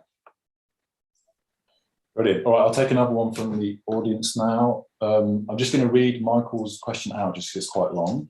Hi, Todd. What did you find most difficult during the design phase while working from across the globe without direct interaction with someone face-to-face? Did that directly impact your approach and create more of a rigid corporate approach to create a compromise in areas?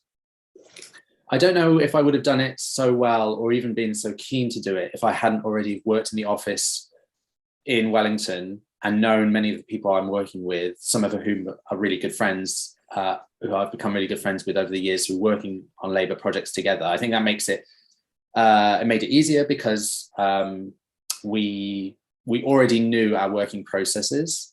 It also meant that we could kind of shorthand or like cut to the quick, and I don't know. And they're not afraid of being honest with me, and you know, I know that I can send them stuff that I'm a bit confused about that they'll kind of look at and either say yay or nay. Also, I was only kind of actually at the end of the day working with a few people directly who would then feed that out to the wider group there. So that made it quite useful. And actually, if you're ever working remotely, if anyone's ever working remotely like that, I'd certainly recommend pinning down one or two people that you're in direct contact with. Cool. I mean, I have quite a functional question, I think, that hopefully applies to kind of the spirit of the day. It's something that we're always grappling with as an organisation, is that there's just not enough good design jobs in the sector. In the UK specifically, I'm talking now, in America is an entirely different landscape, and I don't know what it's like in New Zealand. But I suppose there's only that many jobs to go into when you graduate if you're studying design. What advice would you have for anyone who's trying to break into the space? I would say just persist. I got working for Labour through, I didn't study graphic design. I'm a fine artist by trade. I paint, and I got into design through a local Labour group in Wellington on the ground. And I was also kind of involved with some climate activism there as well. And I would volunteer my time. I know that's, everyone isn't necessarily in a position where they can volunteer time. But that was my pathway in. And I would say, if it's something you're really passionate about, try to find people who are also passionate about that and work with local groups and see what you can make happen. But yeah, I mean, there's never enough money for designers. That's also the case in New Zealand. I wish we could have a bigger team of paid designers, but it's never the case. How big is the team? Just out of interest? Say again? How big's the team? Out of interest. It swells come election time, but it's skeletal. I'd say probably about 3 designers during the term. It's probably a bit bigger now that Labour are in government. But yeah, I mean, it was skeletal. Okay, cool. We've got one more question from Anne. Anne, are you there? Yes, I'm here. Take it away. Hi, Anne. Hi. I'm Communications Officer for Labour International, which is the CLP for Labour Party members who live outside the UK. I'm actually in Slovakia at the moment, but I went to the UK for a conference this year, just a short while ago. And it seems that our Labour, I mean, I really loved that stuff you were doing, especially the emphasis on the red and white, the bold stark colours, the party colours. And I think we're all fond of our party colours, or most of us are, but it seems that our party leadership at the moment isn't so fond of our party colours. They seem to be having the opposite approach, not being too bold. And for example, this was the 2019 conference programme. Here's the 2021. It's kind of a I don't think we can. Are you showing us something, Anne? Because I don't think we can see. Can you not see me? Okay. Sorry. I can't see myself either. Never mind. Anyway, I'll tell you the conference brochure for this year, the program, the book we get if we're a delegate or a visitor, is a sort of greenish, greyish, bluish colour. It's hard to work out. On the back, it's red, which is an ad for the Daily Mirror. The conference banner outside the hall and showing up on the screen inside was kind of pink fading into blue. And I'm wondering, what do you think would be behind that approach, and how do you think that might work? I think it's interesting because we're talking about party conference here, which I know that banner behind with the gradient was seen on broadcast media, news, etc. And I wonder whether it's a way of signifying a break from before. I know in 1997 with New Labour, one of the things that Peter Mandelson suggested they do was move to a purple in the later stages of an election campaign. I don't know. I mean, I think sometimes people feel a bit like red is an angry, loud colour. I don't know. I mean, I think we should embrace it. I share your sentiments, Anne, but I wonder whether they're just trying to try something new. I don't know. I mean, UK Labour have many things that they need to resolve, I think, but colour may be not one of them. Cool. Unfortunately, I think that's it. We have to cut it short. But thanks again so much, Todd. That was fascinating. And I think I'm handing back over to Kevin or the team for the next session. But thanks again. That was brilliant. And thanks to all the questions as well. Yeah, thanks everyone. Thanks, Damien. Fantastic. I genuinely feel like I should have like a sound clip of applause like queued up to be able to play after these. So 1 second. I'm just going to put it into YouTube from my phone. No, too late. We'll pretend that the room full of like dozens and dozens of people are all clapping.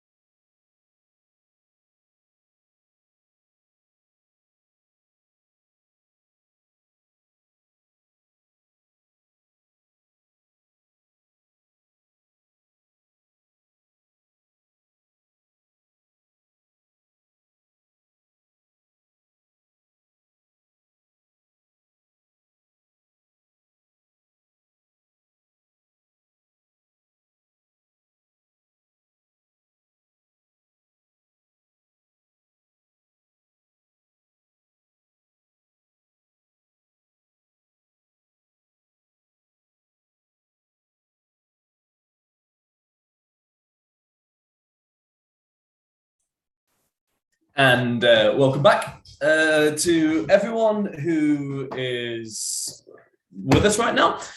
You are joining us at the first inaugural Left Design Festival, hopefully the first of many.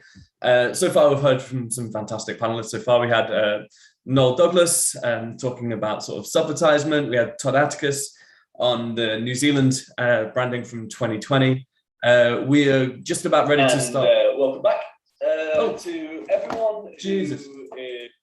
I'm so sorry. I had the live stream on YouTube in the background, so that just came and ruined it. Anyway, brief sort of like amateurism aside, we're thrilled to sort of welcome our next guest, Tyler Evans, who's the lead designer for Bernie Sanders in the 2020 campaign. Tyler's session is a pre-record. Unfortunately, he couldn't be with us today. It's both his and his young child's birthday, so he's spending some quality time with him. But we do have this recorded talk between Tyler and a conversation with Felix Farrow as well. So without further ado, I will share the video and we'll get this live. Okay, and I guess we just go away with it. So hello, everyone. The Left Design Festival, it's an absolute pleasure to be able to do this today. It's a bit intimidating because for both me and Tyler, even though we've done these such things before, it's immensely hard to do a Zoom Q&A, especially when you don't have a nice live audience to provide you with questions and that sort of thing. But I'm really hoping, got a big list of things to work on.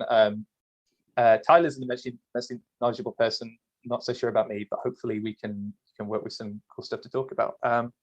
But yeah, it's an absolute pleasure joining you all, even if it isn't live. I hope the future is good and that you have flying cars and all that. But yeah, we're really excited to be doing this. But I'm just going to sort of run away with it. Essentially, the structure today is Tyler's just going to be doing a very brief, after introducing himself, he's going to be doing a very brief little talk about the type of work that he's been doing for the Bernie 2020 campaign and his work since. And then hopefully it should just go through some fairly sort of conversational topic, things about design that I hope you guys will feel is interesting. But yeah, we're just going to kick off with it, I think. Tyler, tell us about yourself. What do you do? Who are you? Why should people care about you? I'm not certain anyone should care. I'll start by saying that. My name is Tyler Evans. I am currently the design director for Bernie Sanders. Why I am here necessarily is due to my role on the Bernie Sanders for President 2020 campaign. I was the lead designer for the entirety of the 2020 campaign and have been serving in the design director role in the time since Senator Sanders suspended his presidential campaign. So in total, that makes it just a little over 2.5 years with Bernie, and have touched any number of projects, and I'm happy to discuss any and all of the above with you all. And I am happy, thankful, etc., all synonyms applied, to be here. Thank you for having me. Sadly not live.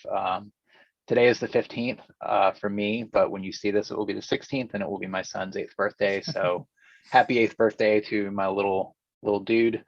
And thanks for watching if you are making it this far. You win the good dad points, at least. That's something you've gained. Okay, but so I guess a really obvious question to begin with is like, I mean, you had done graphic design prior to 2020, but and definitely for, as it seems, left-wing causes and that sort of thing, progressive causes, that kind of thing. But why, when it came to 2020, why did it have to be Bernie that you were putting your support behind? Why not any other candidate? So in the immediate before working for the campaign, I worked at Our Revolution, which is the 501c3 that was started in the aftermath of the 2016 campaign. I had been with that organization for right at a year when the presidential campaign kind of started rolling. And, in working for Our Revolution, I was obviously all in, completely on board for Bernie 2020. And I believe when he announced, there was all of 2, maybe 3 people besides him running for president. Of course, it eventually ended up being close to 20. My mind was made up from the get. I supported Bernie in 2015 in the primary and was hopeful that he would throw his hat in for the second round. So just from a personal standpoint, there was no one else that I could, envision myself putting not only myself, but my family through, the real grueling hours and dedication that it takes to work on a presidential campaign. And it was just the platform more than anything, the ideas that the senator represents and the person that he is and the amount of respect I have for him. He's really the only person that I would ever do a presidential campaign for in any kind of sense that I can imagine. We don't have a crystal ball, but we'll see what the future holds. But yeah, it still kind of stands today. He's the only one that I would do this kind of work for, and the kind of hours it demands and the toll it takes. So, yeah. Absolutely. I think probably later in the call, it'll be a good thing to talk about is the future, what we're going to be looking for in 2024. Who are the sort of like possibly left candidates that could be seen as some sort of successor, assuming he doesn't run. I don't know if he's got a third one in him, to be fair, but I'm sure we'll get to that later. But on the topic of your work for the 2020 campaign and also our revolution, do you want to stick some up now and just have a really brief chat about the type of things that you've been, things you've designed, what you've done, and things like that? If you just want to bring that up for us, and we'll keep it as long or as brief as we can. But yeah. Sure. So just a point of clarification with our revolution, my role was primarily social media. I did like 90%. I'd say, good estimation would be 90% social media, and then 10% pitched in on the design front. I was under the tutelage of Sam Adaramola, who is our creative director, and then Julia Griffin, who eventually, she joined us on the campaign and was in the design team with me. And so was not the designer completely behind our revolution. So just a point of clarification, don't mean to take credit for anyone else's work there. But yeah, in terms of the work, I can bring up some of my favorite stuff now over here. Hopefully that's visible. Mm-hmm. All right. Go ahead, I'm sorry. Yeah, so what I suppose just when it comes to all these, talk about what when did you come up with this? What was the aim? What was the target? What sort of campaign was it on? That sort of thing.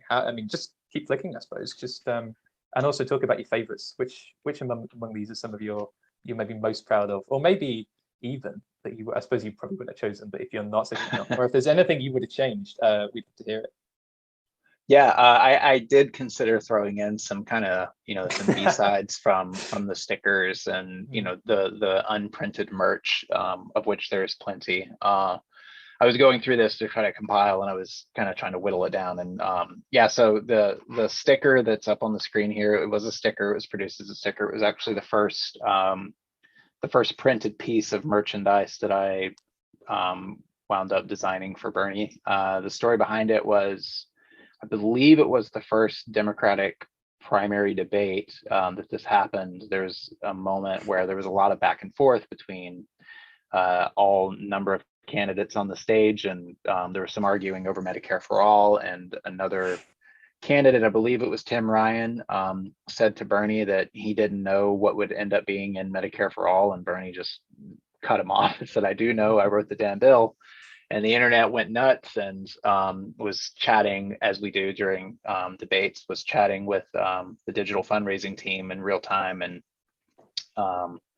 said, "Hey, that would be a great sticker." And I designed this in I think 6 or 7 minutes and sent it over to them, and it was out in people's inboxes 10 minutes later. So it was really no more than 15-20 minute process from start to finish, and we got approvals and it went out the door, and it raised tons and tons of money. And people, as they did throughout the campaign, took this design and made their own bootleg, pin back buttons and t-shirts and all number of things. So people seem to like it, and it's still, I still see it on bumpers and vehicles around town here, which is always a nice kind of compliment. So fantastic. Okay. And secondly, the second big piece that wound up being produced was the bus for the senator's travels to the state of Iowa, affectionately called the Not Me bus. The side piece here, the gorgeous multicolored crowd with the senator silhouette here. It was done by Aled Lewis, who I believe is native to England. He did the art for the Bernie Sanders 2016 campaign and was so kind as to donate the files.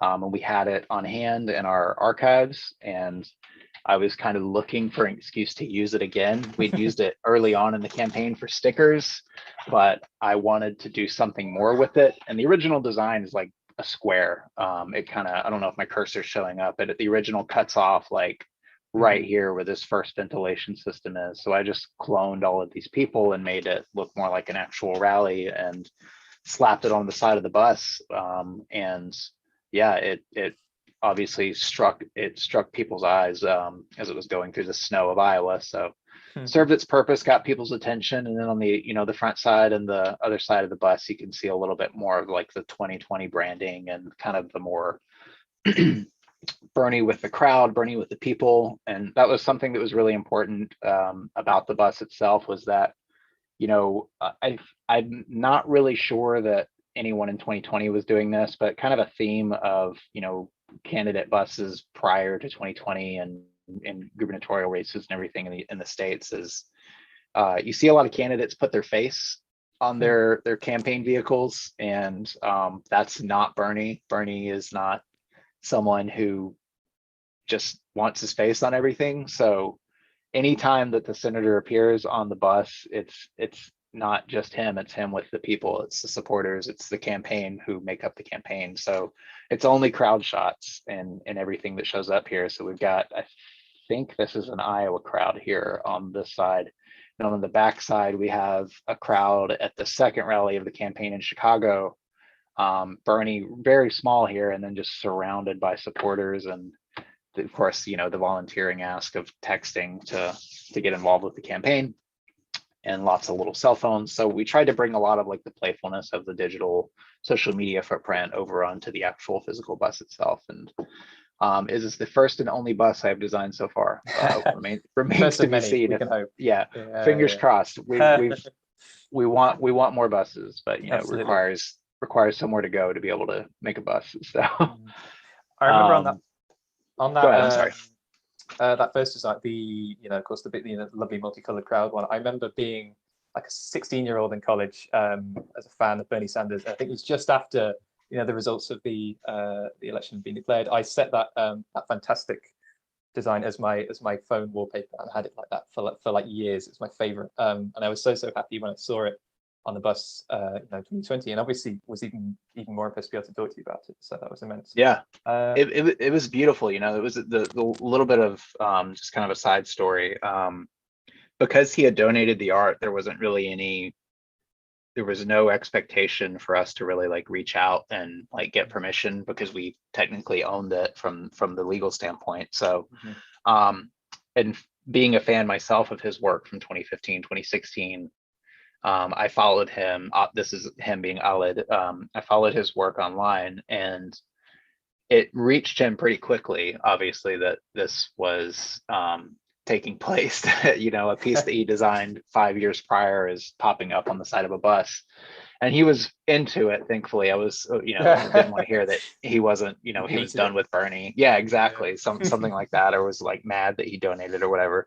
But he was excited, and we ended up connecting over it. So I actually ended up getting to talk to him, but something about Aled, he's a monster of an illustrator, and anyone who knows his work, especially as it pertains to Bernie, that's one of 10 just iconic pieces that he designed in support of Bernie, and he does some incredible work. And I think they're still available as prints in some capacity on his web store or something. So if you're not familiar with Aled Lewis and his work, not just for Bernie, but in general for progressive politics, they're out there, and there's some wonderful stuff to look at. So sorry to interrupt you before you go on to the next one. No. But on the topic of your predecessor, and also picking up designs from previous campaign, how easy or hard or difficult did you find it in sort of adapting to a mold that had already been set? Did you find that you were mostly working on mostly working with sort of design elements which had come about 4 years ago, or was it were you keen to keep it, even more kind of original when it came to 2020? Keen to include as much of your own stuff in there as possible? Yeah, it was definitely a conscious effort to kind of divorce the two, because they were, there were some different ideas in the 2015, 2016 campaign. And it was, it didn't have the steam right off the bat that the 2020 campaigns did. So there was definitely a conscious effort on the part of myself and my immediate supervisor, Georgia Park, who is, she held the keys to the Bernie designs before I took the mantle. She worked for him in the Senate office. And so in the initial outset of the campaign, first few months, like any brand checks kind of went through her, and kind of had to get her okay. And obviously in the Senate side, had a very strong visual presence identified already. So it was more so, with the bulk of our work taking place online on the design team, it was more trying to kind of carry that expected visual medium through into the 2020 effort. So we were picking up where she left off, just in the Senate office. And so we were kind of fortunate that there was kind of already a pretty good foundation of how to apply the brand, and just kind of the visual standards that are expected out of like what people see from Bernie, and kind of keeping that visual consistency key, because consistency, excuse me, is such a key character association with Bernie. So that was something we were very cognizant of, that, the consistency and visual from piece to piece all kind of came back to how people ended up feeling about Bernie. Because in order for it to be true to him, it had to look, there had to be a consistency to it too. So I don't know, I kind of rambled off on that. I don't know if that answers your question, but yeah, we definitely didn't really look a whole lot back at the 2016 stuff. The share graphics, a lot of the visual stuff was really, really different. There was a completely different color palette. I mean, it was still red, white, and blue, and like a little bit of yellow, which isn't like the most groundbreaking color palette for United States politics, but it was, we used different shades of red, white, and blue, and we were definitely very sensitive if, it being the same logo, if like the 2016 version of the logo would show up, we would immediately, from the design teams or the social team, someone would respond like, this is 2016 logo, not this isn't the 2020 logo. And people were like, what are you talking about? It's like, oh, well, it's 2 shades lighter than what we actually use now. So minor differences, but we were still very cognizant of like, we wanted to do our own thing from start to finish with our design stuff. So fantastic. Yeah, well, keep going. What's this one about then? So this was an unused poster for the Queensbridge Bernie is Back rally with the famous or the infamous, I don't know what you would say here, but with the endorsement from Representative Ocasio-Cortez. It was also the event with Michael Moore, Senator Nina Turner, tons of people, thousands and thousands of people in person by the Queensbridge right here that is visible on the poster. And not sure why we didn't use it, but I still love this thing, and hope to print it eventually for my safe hanging in some space. But yeah, it was, obviously the weeks before the senator had a health scare on the campaign, and this rally was kind of his public reemergence into the campaign, and there was a lot of energy and just a lot more, like there was just this surge of joy and exuberance about him coming back onto the campaign trail. And so, really the goal here was not only to express that joy and the excitement and the ultimate like Americanness of Bernie and what he's proposing and the continuation of the Democratic promise, but also to kind of give a little bit of tribute to the city in which he was going to be speaking and where he and his family are from, which is New York. And so these big bubble block letters with these thick shadows were actually kind of an homage to Run DMC and a little bit of their visual cues, at least in the typographic sense, and then the whole thing is kind of a love letter to Bernie's roots and the city that his family is from. So yeah, that's the story of that. I remember, I think it must have just been after this rally, there was a really, really fantastic shot someone had from, I think maybe from a drone or somewhere out by at least, of, this, you were talking earlier about, sort of being keen to include, big crowds as the focus of a lot of the designs, in that it was about them and not Bernie. Yeah. But, and there was one particular shot of this, you had the bridge in the background and, the tiny, tiny Bernie just at the bottom, but then this immense like wave of people just sprawled out below. It was one of my, it really, you were talking about the kind of exuberance of it. And that was what it exactly was. It felt like it was a lovely, lovely shot. I'm glad that, in this poster you had like a little bit of a callback to that. Yeah, I like this one a lot. I'm very sad it's not used. I mean, it's available on the internet to look at if nothing else, if we didn't end up printing it, it's people know it's out there, and that's all that matters at this point, I guess. So moving right along, to quote the Muppets, this here is yet another sticker that was produced in the immediate aftermath of a debate. This, I think, was actually the last in-person debate before the field dramatically narrowed. This was the debate before the South Carolina primary. And there was, can't remember the exact specifics, but there was a little bit of, back and forth between the candidates about, who's fighting for who. And one of the kind of throwaway lines that not throwaway, but one of the more iconic lines from this rally was, "Will you fight for someone you don't know?" And this was kind of another homage to that of, Bernie's fighting for you, for me, for us, for the people, and not the corporations, not the special interests, etc. So the photo is from his arrest from when he was at the University of Chicago during a civil rights protest for equal housing. And, I think this photo made the rounds initially during the 2016 campaign. So I don't think there's a whole lot of backstory that's needed here, but we did not actually have the full copyright permission to make these. So we kind of knew getting into it, like, we're going to put these out for people to donate and get the sticker, but like we knew we were going to get immediately like cease and desist.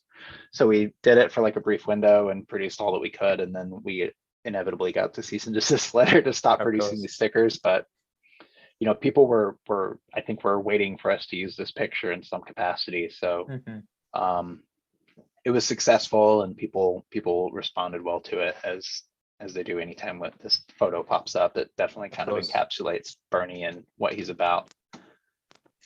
And now we're kind of moving in.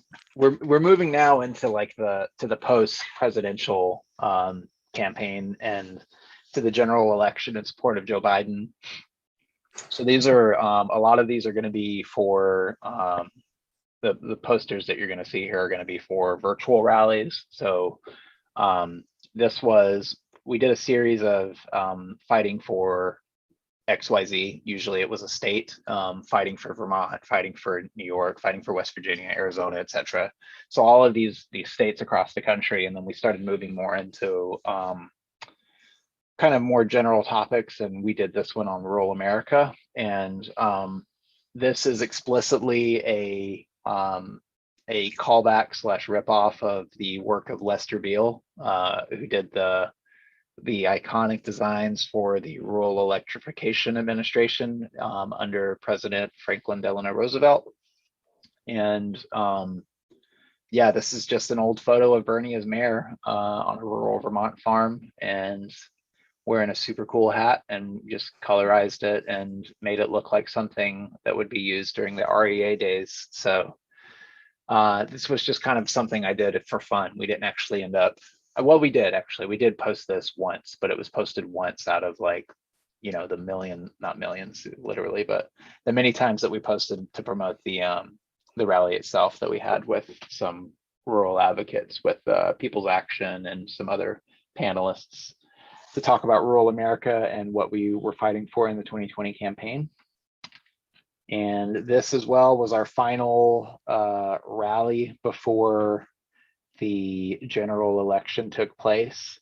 And the fun thing about this is how many freaking people are on this poster. Because I think when this thing started, when all of these people were up for re-election or were running for office for the first time in the 2020 campaign, when one of them heard that we were doing this event, the beauty of it being virtual was that anybody and everybody was almost certainly free to join and wanted to get the vote out and wanted to talk to people, because in-person campaigning just wasn't happening in any real sense. So people just kept getting added and added and added and added. I think we started with like 5 people.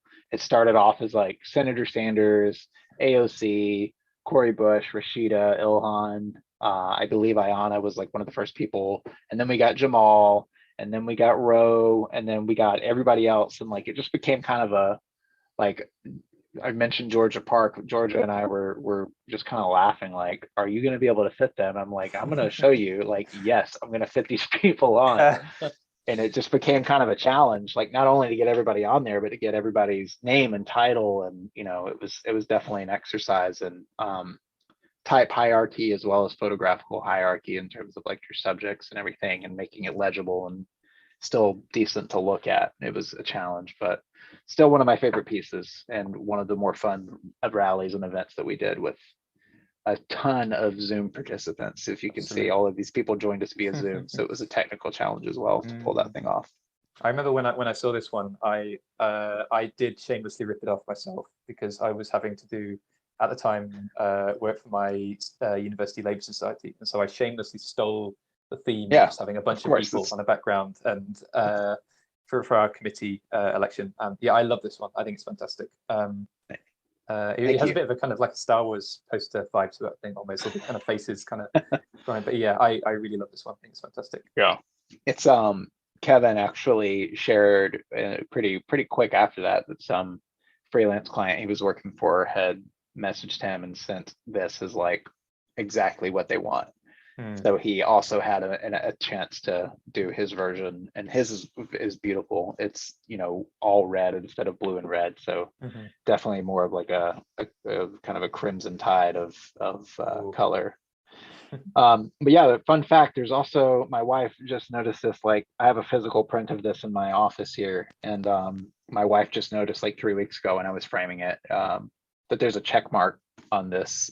So there's a check mark because they're in the ballot box. That's the hokey concept behind it. So I don't know if people saw that, but just got to plug the check mark in the ballot box. That is the concept that we're working with here. So anyway, oh good. Moving right along, we got the inauguration meme that everybody and their brother and mother and sister took and did their own thing with. And there's not much to talk about here, rather than kind of the backstory of like how it all came to be. And that, like, we were watching as a staff, all remotely, of course, we were watching Bernie attend the inauguration. And it was like, I think 5 minutes after they showed him on camera that he became kind of the star of the show. And it was like everything on the internet was talking about Bernie and how he looked, and just his whole demeanor, and the mittens. Yeah, the mittens, of course. Like we were all like, the mittens have made their appearance before on the campaign trail, and like we were all big fans of the mittens. And when they showed up, we were just kind of talking back and forth, like, oh man, this is great. Like, of course, this is wonderful. We love it, blah blah blah. And I think like 15 minutes into the time of him being on camera, I had mocked up the sweatshirt that raised the 1.8 million for charities. I had mocked up the sweatshirt and sent it around, and it was kind of just like, oh, that's funny, like that would be amazing if we could do that. And then we just kind of let it sit for a couple of days, and the meme just wouldn't go away. Like it was like the internet just kept going and kept going and kept going. And like I think Jake Tapper started showing the memes on his show as like a way of closing his hourly news segments, and like it just kind of took on a life of its own. And our executive director at the time, Misty, circled back and kind of did the legwork with Getty to allow us to use this photo, because they owned the photo rights and everything. And yeah, we were able to produce sweatshirts, and the sweatshirts sold out in like 10 minutes on the website from like what we were originally planning to do, and like completely overwhelmed our print shop. And we were able to raise nearly $2 million for hungry families during the coronavirus pandemic. So we took a silly meme and used it for good, which is, the ultimate. Yeah, it was the ultimate good deed won in the end kind of thing. So. And no, I have two more. I was going to say this is the final one, but it is not. There we go. So this is kind of a bitter, not bittersweet, but it has a special place in my heart of a piece, because it's a poster not only for Bernie, but for Nina Turner, who I worked under the tutelage of at Our Revolution. She was my boss's boss's boss. And in social media, I worked really closely with her on a pretty frequent basis. So to be able to combine the two was kind of a full circle moment for me. And this was just kind of Senator Turner is really big into Shirley Chisholm and the visual language of Shirley Chisholm and the design of the 1960s and the 1970s political leaders of America at that point, and or at least who the left considers political leaders of America at that point. And I was just drawing on the overall look, feel, vibes, etc., whatever synonym you want to use of the work at that point, and did my thing here. And I'm not very good at talking about it, but I like it. And if you have any questions, I'm happy to answer them. Otherwise, I'm just going to click and move on. No, absolutely. I mean, one thing that's really, really evident from basically all the stuff you've done is there's like a very big kind of old school vibe to it. Especially you mentioned the kind of being inspired by, like, I think Lester Beale, you said, and old sort of New Deal era design work. What exactly was the reasoning for that? Why, when it came to the Bernie campaign, was there not like a desire to go, sort of super, I don't know, not futuristic, but contemporary? Why was a lot of the work you did reminiscent of 30s, 40s politics? So there's the mechanical purpose to that answer, or mechanical reasoning to that, as to why we took that approach, and that we were at the start, it was myself and Julia on the design team for 6 months, and we interfaced with everybody, like every department on the campaign. We were in charge of just producing a god-awful amount of content. And so from a mechanical standpoint, I was very cognizant of when we were setting up our brand standards and just kind of the look and feel of graphics. Like, we wanted to be able to present cleanly and concisely, but also produce things quickly. And we didn't want to be weighed down by a brand that took, that we needed a lot of time to kern, or to just adjust height, or apply all these special treatments to photos. And like there was just a lot of we wanted things to be nimble, and that is achievable when you look at kind of the standards of design, and those standards come a lot in the political sense. To my mind, they come a lot from the 40s and the 30s, more in the late 30s and the early 40s, and into the 1950s, and a lot, honestly, for us in the 1960s. The biggest references that we made on the campaign, it's changed a little bit in the post-campaign time, as far as like which campaign and which artists I look for now to kind of reference and draw inspiration from. But on the campaign, we were looking more often than not at LBJ's re-election after he took over from the Kennedy assassination. So his campaign materials were 9 times out of 10, if we had a question about a type treatment, or a piece of merchandise, a sticker, anything, we were looking at LBJ.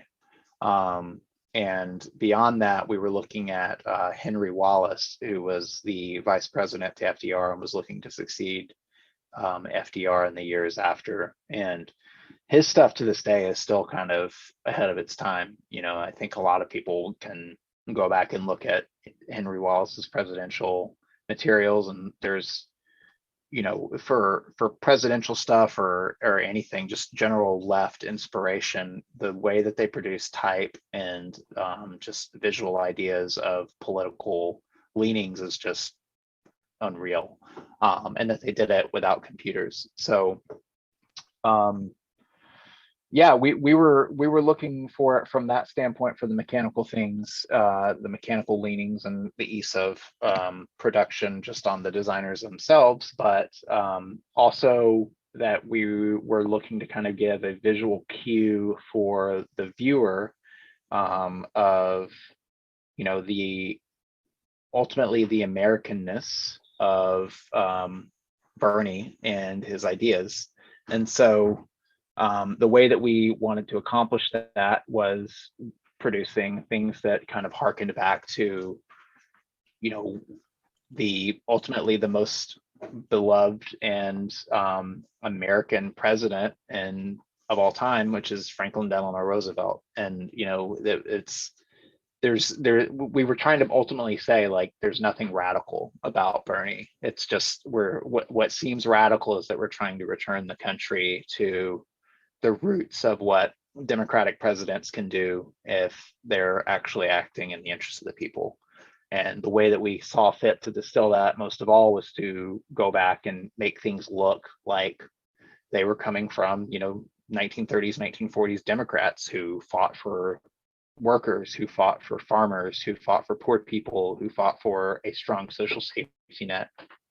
And so, yeah, that's kind of why most of our materials, especially now when it's, you know, just me producing these posters, it's a lot of them are meant to look like they came out of an archive and just got scanned in. That's kind of the vibe that everything ultimately wants to aspire to. So I think especially when it comes to the Henry Wallace stuff, I can't put it up on the screen, but I think the one you chose for the event we did in January, I think it's just his name Wallace at the bottom, and then the fantastic kind of red, yellow, blue colors. I think on the billboard, especially looking at that, immensely like reminiscent. Well, you can definitely see the big Bernie inspirations there, especially when I know you said that obviously you didn't do it, but the one featured on the Not Me bus, just the colors there, I think, yeah, definitely very, very analogous. I can see the comparisons a lot. But yeah, last one, let's go. All right, and last but not least is this poster from our last in-person events for Indiana and Iowa. We held a series of town halls in Indiana, Iowa, and ended up going up to Michigan as well while we were there to talk to people about the reconciliation legislation that is still unfortunately being debated in the Congress at the moment.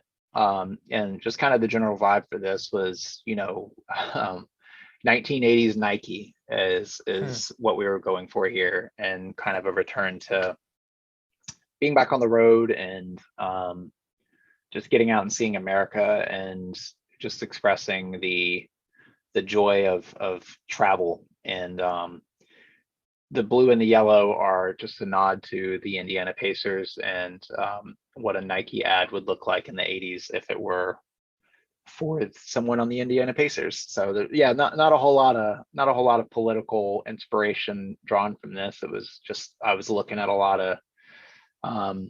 of design work from 80s New York and Northeast hardcore bands, and they drew a lot of inspiration from Varsity clothing brands, and just did killer work with typography. And so I was kind of in that headspace at the time, and yeah, just ended up accidentally using the Nike typeface in the process. So not a whole lot to say about it, but I was happy with the way it looked, and yeah, it went out the door looking like it did. So here we go. Well, you don't hear many like political design people reference Nike as inspiration, so I respect that a lot. That's your striving for uniqueness. Okay, but right, so I suppose the big question is, we've talked about, you know, where, you know, the history and the past and so on of the Bernie campaign and things like that. But, you know, now that we're possibly looking at a future, you know, of presidential runs that don't include him or that kind of thing, where do you think the future of left design is going to need to stand? Where exactly, you know, what's either groups, which groups should we be looking at, or like who are you looking to rather as like people that will carry the torch of left-wing design going forward? I don't know that I would call out any one particular person necessarily, not to give a cop-out answer, but I will say that I think anyone moving forward in design for left-wing candidates is going to need to very quickly ditch the kind of corporate aesthetic that has kind of creeped into political graphic design as a whole. And I think that's kind of, I don't want to say like, I don't want to give design, I don't want to say I'm giving it too much credit, because I do believe in its impact and its importance and everything, but I don't think it's helping that that it's become fashionable to make your candidates look like a brand, like a piece of clothing, or something that could be on a shelf at the Gap. I don't find that attractive, and I don't think it helps Democrats, especially in the States, win over people of the working class, because it just looks like something that's unattainable. It looks like something that's not going to be in their life. So I think as much as we can think about those things in general is like, how does this speak to not only the voters that we have, but does this bring in anybody else? Does this speak to anyone new? Does this, does the visual stuff that we're producing and that we're pushing out into the world, not only does it speak to new voters, but is this honest? Is this who our candidate is? And that's kind of at the root of everything that I do for Bernie. Is is this something that I feel like if I was in a room alone with him and I had to show stuff to him, and he was the figurehead who signed off on literally every piece before it went out the door, like, would he be cool with this? And I think people should think things through a little bit more that way. And so, yeah, I think if we can start thinking more singularly about design in a political sense, and not comparing notes for 2028 presidential campaign versus 2028 fashion trends, or 2028 magazine trends, or any number of things. Like it has to live and be its own thing. So you've spoken about it a bit there, but how exactly do political designers ensure that, like you said, design doesn't just become a fashion accessory, and that it remains something, it's a useful weapon in the fight for social justice, but isn't just being reduced to something that is fashionable and is quirky and trendy, but doesn't actually accomplish anything? How exactly do you?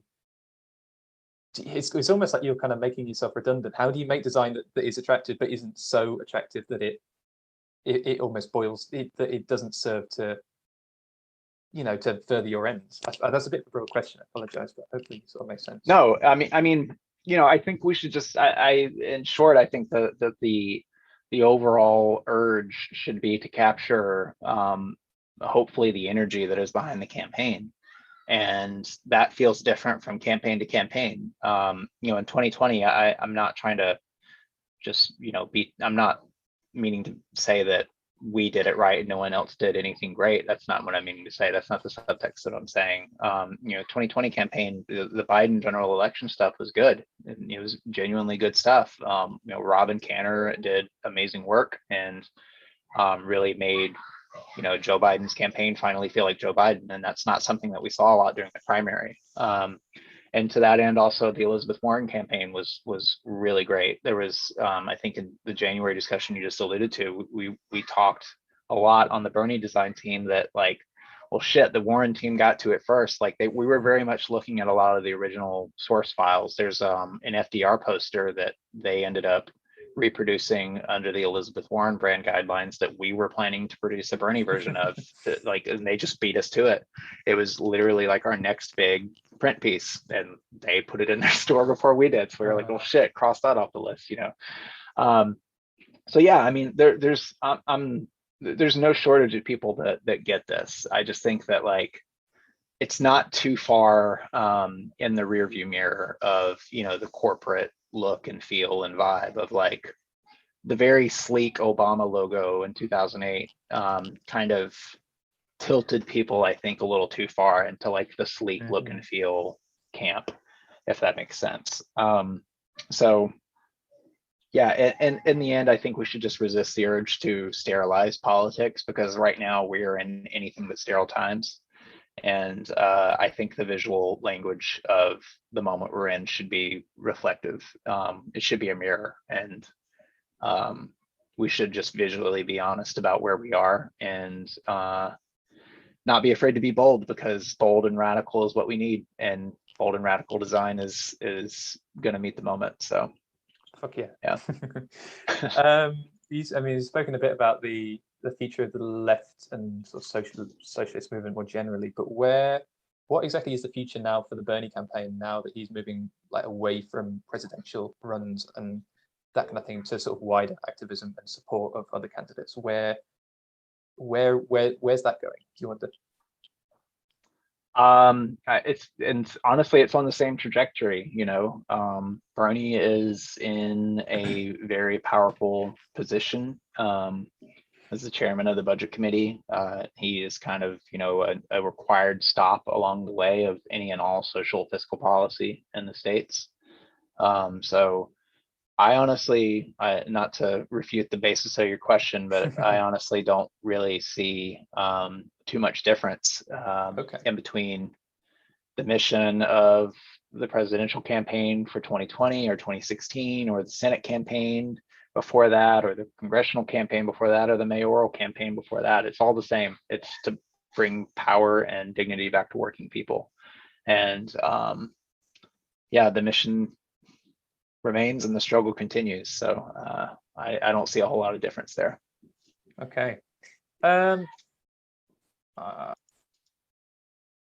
Yeah, so I think that more or less concludes everything we've that's been an absolutely sort of immense discussion there, really. A bit intimidating. We had to pause the video for a second there, because after Tyler's like really fantastic little kind of speech on what design means and why it's important for all this, I felt all the various questions that I had prepared were completely ill-suited to moving on from there. But that was immense. We were just discussing actually that before we spoke earlier, he said he can only really talk about 5 or 10 minutes about the design showcase, but ended up going on for like 40, and that was fantastic. So yeah, but yeah, it's been a really fantastic talk, and I hope you guys have enjoyed this. I hope this is just one of the many talks you're going to be seeing today. I'm really sorry that it couldn't be live, because I think we did have it would have been really lovely to have some some feedback from you guys and have some questions. But I'm sure, I noticed we said first the annual Left Design Festival, so I'm hoping this is the first of many. We'll have plenty more in the years to come. But yeah, Tyler, are there any kind of last, do you want to impart any wisdom onto us as to where you've spoken about where politics goes next, but yeah, anything you want to say before we wrap up, I suppose? The only thing I will say, I will give 2 plugs. Firstly, if there is anyone who had questions and did not get to ask, or wants to know anything about the Bernie campaign, or had a question and is bummed to know that this is pre-recorded and won't be able to ask anything live or whatever, they can find me on social media. Instagram for design stuff is Tyler Evans Design, and I check DMs there if anyone has questions. I also post a bunch of stuff for from the campaign and just active stuff, and there's kind of some B-side material, unused stuff that's over there too. So yeah, that's a way to reach out to me. And then on the other side, on the political front, I would just say that if you live in the United States and you want to help the left and use design to do so, you should join the Democratic Socialists of America. There are gazillions and gazillions of chapters, and there's a really great, robust national design network. And if you live in a major city, there's probably a great local design network for any number of purposes, actions, lit, door knocking, anything like that. They need your help, and effective propaganda goes a long way to help socialism in real time and on the municipal level progress and help working people. So yeah, I'm a big advocate for that. It's kind of where I started doing more fulfilling left-wing political design work, was in the local Metro DC DSA chapter.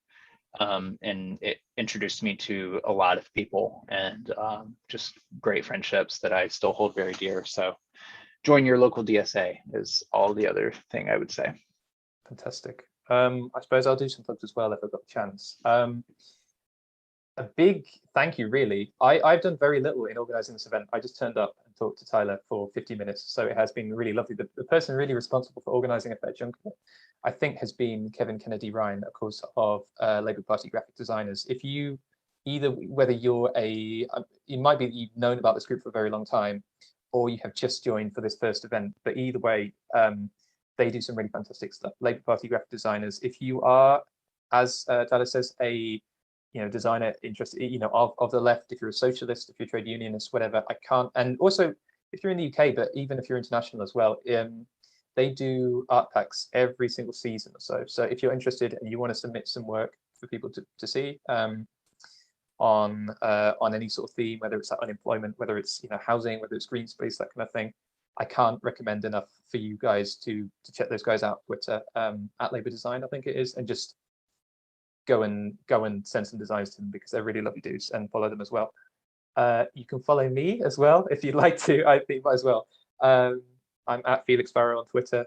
I'm an unemployed student. I don't really know much about design, but I enjoy talking about it. So you can DM me as well if you really want. But yeah, that's more or less everything. Thank you so much to everyone and anyone who's joined us. I don't know how many people that is, because of course it's not live, but it's been really lovely. I've really enjoyed chatting, and I'm hoping, as I said before, this is the first of many, and we get to come back in 2022, hopefully with even more people, even more guests, and do a series of even more fantastic talks. But yeah, I hope you enjoy the rest of the festival, and I hope you have a really, really fantastic day. But yeah, that's everything. Thank you very much. Thank you. So that was Todd. Sorry, that was Tyler and Felix. And just huge round of applause.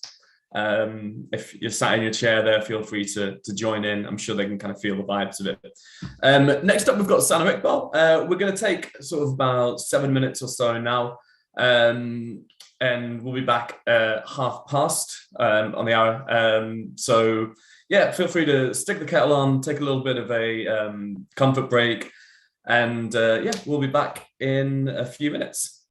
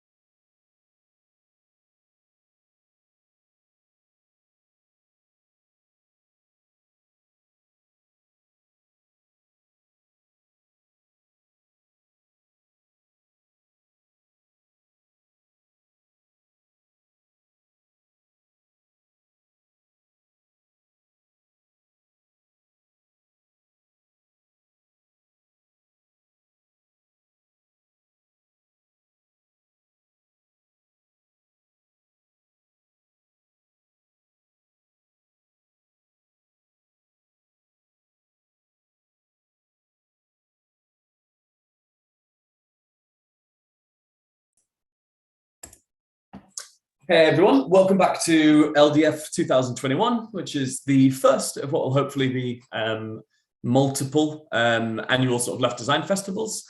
We'll be kicking off our next session, What Does It Take to Win Hearts and Minds Through Design, with Sana Iqbal in a couple of minutes. Just wanted to kind of give a couple of plugs, following on from our last conversation with Tyler Evans. You know, if you're in the United States of America and you're looking forward to how to get involved with progressive design, join the Democratic Socialists of America. If you're in the UK, you're looking forward to ways in which to get involved. There's plenty of organizations. You've got Labour Party graphic designers. You can check out @LabourDesign on Twitter and Instagram. There's also the Autonomous Design Group.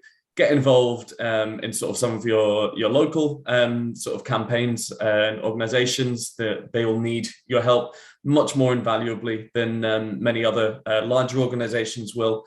I just saw, for anyone who's in the UK, that Matt Hancock's already lost his job at the United Nations after a couple of days, which, you know, we don't get many wins on the left. So at the very least, we can enjoy that little bit of Schadenfreude. Anyway, without further ado, I'd like to introduce Sana here.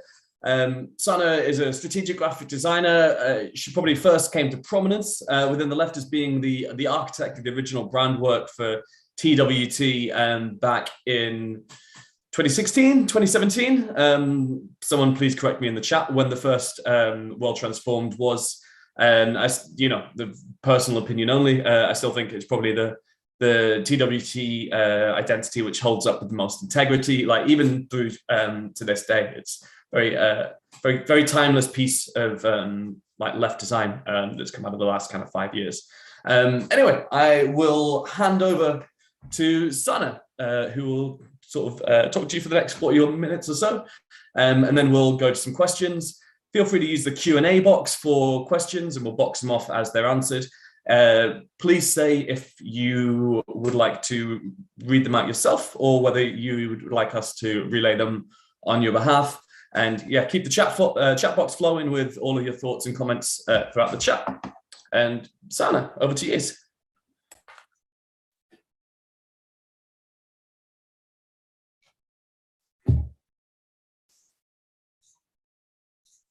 Hi, I just want to check everybody can hear me. We're having a few technical difficulties at the moment with my video.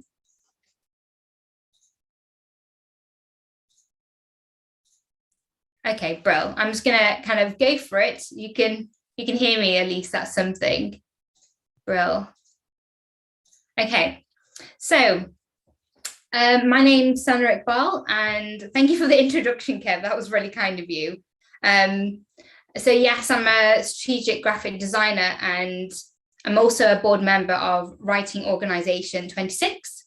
I have quite a varied kind of background. So all the way from working for kind of politicians to movements to a long kind of period of time, even in the corporate world. And that has given me a really kind of great breadth of experience to really understand how can we make effective campaigns. Now, how can we make design which truly changes people's hearts and minds? And kind of where it all began. So this is me over a decade ago. This is over a decade ago. And I've always had a great passion for art and politics. And for me growing up, I thought that's it. I want to be the next Banksy, and that's kind of my air of my direction. But I don't know if anybody else is from a South Asian background, but, you know, saying to your family, like, you want to be an artist or a creative, that was almost like a no-no. It was very much along the lines of, well, how are you going to like feed yourself? You know, what are you going to do? Just paint? So I thought, okay, what am I going to do next? Because I really love being creative. I love art. But I'm very much driven to kind of make work which is going to impact people in a really positive way. So I thought, okay, the next best thing is I'm going to aim to be the next United Nations member of Security Council, like your average 16-year-old was kind of dreaming to do. So I started studying modern history, and we were given this essay in class, which was essentially to answer a question of how the Italian dictator Mussolini, how he was able to hold onto power for almost over 2 decades. So from 1922 all the way to 1943. And whilst there were so many factors, it really stuck with me that propaganda was such a key part of this, that Mussolini was able to create this mass media machine where he hired a whole range of graphic designers, filmmakers, artists, to essentially control and manipulate the masses through posters and leaflets and all manners of communication. And that really stuck with me because I was just so surprised by how powerful design can be, to the point that Mussolini was able to use it in a way which effectively controlled the hearts and minds of the Italian people and essentially, turn it into a fascist dictatorship. And it kind of got me thinking around my own kind of career, my love for design, but also this bigger question, if we use these types of techniques, but for good, if we use them in an ethical way, let's say we created our own posters, our own leaflets and slogans, around, let's say, tackling the climate crisis, what a very different world we would be in. So very quickly, I thought, okay, I'm going to switch from my dreams of, being this big lawyer at the United Nations to going into communication design and kind of delving into this world a little bit further. And whilst I was at uni, I would start exploring the nature of politics with design, and particularly trying to find a way to make politics more engaging. That was something I was really interested in. I found politics to be something a little bit boring in times. Your local posters in your local community wouldn't always grab you. So I thought, if we made it much more accessible, what would our world be like? But along my journey, I've been working across a whole range of campaigns, and including even behavior change campaigns for companies, all the way to kind of movements and getting people more involved in local politics and discussing topics such as Islamophobia in my local area. And I've always noticed that there's kind of 6 particular points where campaigns can fail. And these are challenges I've noticed quite often. And I've been really frustrated by this, but I hope that in my talk today, when I go through 2 case studies, that you're able to kind of see my answers, my antidotes to them. So the first reason why I feel like campaigns fail is toxic dominant narrative. So they're essentially what people say about you every day. What are the stories wrapped around you? And we often kind of fail to kind of tackle these head on. The second one is echo chambers. A lot of progressive campaigns, we kind of talk inwardly, we talk to people who already converted. And if we really want to make a movement and change, we have to talk to the cynics as well. A lack of motivation. So often we create campaigns and pieces of work, but we don't really tap into the reason why people should believe. Why should they come along to the protest? Why should they believe in your politics rather than the opposite end? Another reason is meaningless words. Now, this is really something we see a lot of in politics, so lots of empty language with no real substance, lots of waffle, which makes a lot of campaigns very inaccessible. Fact overload. I know this is something which was touched upon earlier, but often we're throwing lots of statistics and facts at people, but particularly in the age of fake news and people questioning what is the truth, and being bombarded daily with such an array of facts and figures, people switch off. And the last one to this list is form over function. I've come across a lot of campaigns which visually are beautiful, and as designers, we're always, clapping, saying, God, that's such a stunning piece of design, I love it. But I also ask ourselves, is this really tapping in to the emotions of the everyday person? Is a person on the street, would they be just excited by this than us? And sometimes that's not always true. So this is where I've realized campaigns fail, but hopefully today I'm going to show how we can actually make them a success. Now, to do this, we often kind of just focus on the design, and we just somehow think and expect that design will give us the answers. You know, if it looks beautiful, if it's got a beautiful typeface and colors, it'll be really engaging, and that in itself will create change. And I found, well, that's not true. Over my years working for a whole range of organizations, I've kind of realized that you need two other things as well. You also need strategy and storytelling. And this is something I've developed over time, and I really feel it works to deliver change. And the reason being is that if you begin with strategy, you really start digging deep into the challenges. You start understanding, you know, what's the purpose of what I'm doing? Who is the audience? What's the vision? Well, you know, where do I want to go? And that really helps to kind of break down exactly what your brief is, what's the key messages you're trying to convey to the audience, and what is the action you want people to walk away with. And also the strategic side really kind of helps build the aspects of the campaign which targets the rational side of the brain. Now, like what I like to call the kind of magic dust, this is storytelling. So for me, stories is a universal tool. You know, it's something we've used right from the beginning of time since we were cavemen and women. And for me, you know, stories, they transform your own ideas into somebody else's experience. You can suddenly empathize with that person. You can really make a real connection with them, and it taps into your heart and soul. And also on a scientific level, stories, you know, they get your brain to release dopamine, which makes events a lot easier to remember, and you can recollect them with a lot more accuracy. So for me, they're kind of that stories are like the magic dust for any campaign. Then you can then go into design. You can take all the things you learned from the strategy and stories and bring them to life in a visual way. And this is where you can use things like color, typography, to kind of amplify those emotions and key messages. And that in itself will hopefully sway action. But as you'll notice, across all three elements, I have this word why.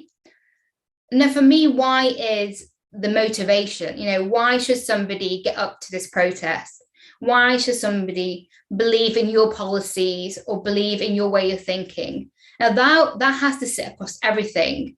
And it's something I constantly ask myself at every stage. You know, why am I doing this? You know, is this color the right color? You know, is this story the right one? And keeping that motivation up, finding that kind of key point is what will make your campaign much more successful. So for me, this model is what I use all the time and kind of helps me create work which really kind of taps into people's, you know, minds as well as their hearts. So I'm going to talk through two case studies today. So the first one being The World Transformed, which is the visual identity. And I'm just checking my video. Let's see if that works. Oh, no, it's not. Okay, I'll continue on, but please continue sending anything into the chat or if you have any questions as well. So the brief I got for The World Transformed was really interesting. They basically just asked me to make them a logo and what they wanted to do. So The World Transformed was a 4-day fringe festival of arts, music and politics all coming together. And it was organized by this group called Momentum. And they were kind of birthed out of, you know, the rise of Jeremy Corbyn, who at that time in 2016 was, you know, the leader of the Labour Party. And the reason why they wanted to do this was they wanted to really revitalize left-wing politics, you know, and create a space where creativity can flow, ideas could flow, and almost create this beautiful utopian vision of the future. And I loved that. This is exactly what left-wing politics needed. It needed to be so much more exciting and invigorating and inspire kind of people to come along. And I knew immediately when I got this brief that a logo wasn't going to be enough. I had to create my identity because I wanted the festival to feel really professional, to really kind of show people that this was the next big thing and that they really should come along and feel inspired and enthused about left-wing politics and everything Labour had to offer. And so I begin with looking at the strategy. I said to them immediately, like, I want to talk to you guys a little bit more, understand, why you're doing this, where it comes from, what's your motivation, just to really start building that strategy and that brief a lot more clearly. And this is where instantaneously you start seeing challenges. And for me, the biggest one here was trying to fix the gap between the audience and the vision. So when I sat down with the team at The World Transformed, I asked them, what do they want to achieve when people left The World Transformed? And said they wanted people to kind of walk away feeling like they believed in socialist values, that they could see that this was a way forward. And this would really inspire them to become a member of Labour and hope that will get Jeremy Corbyn to win the next election. And all the things they've been talking about at the festival would actually come true.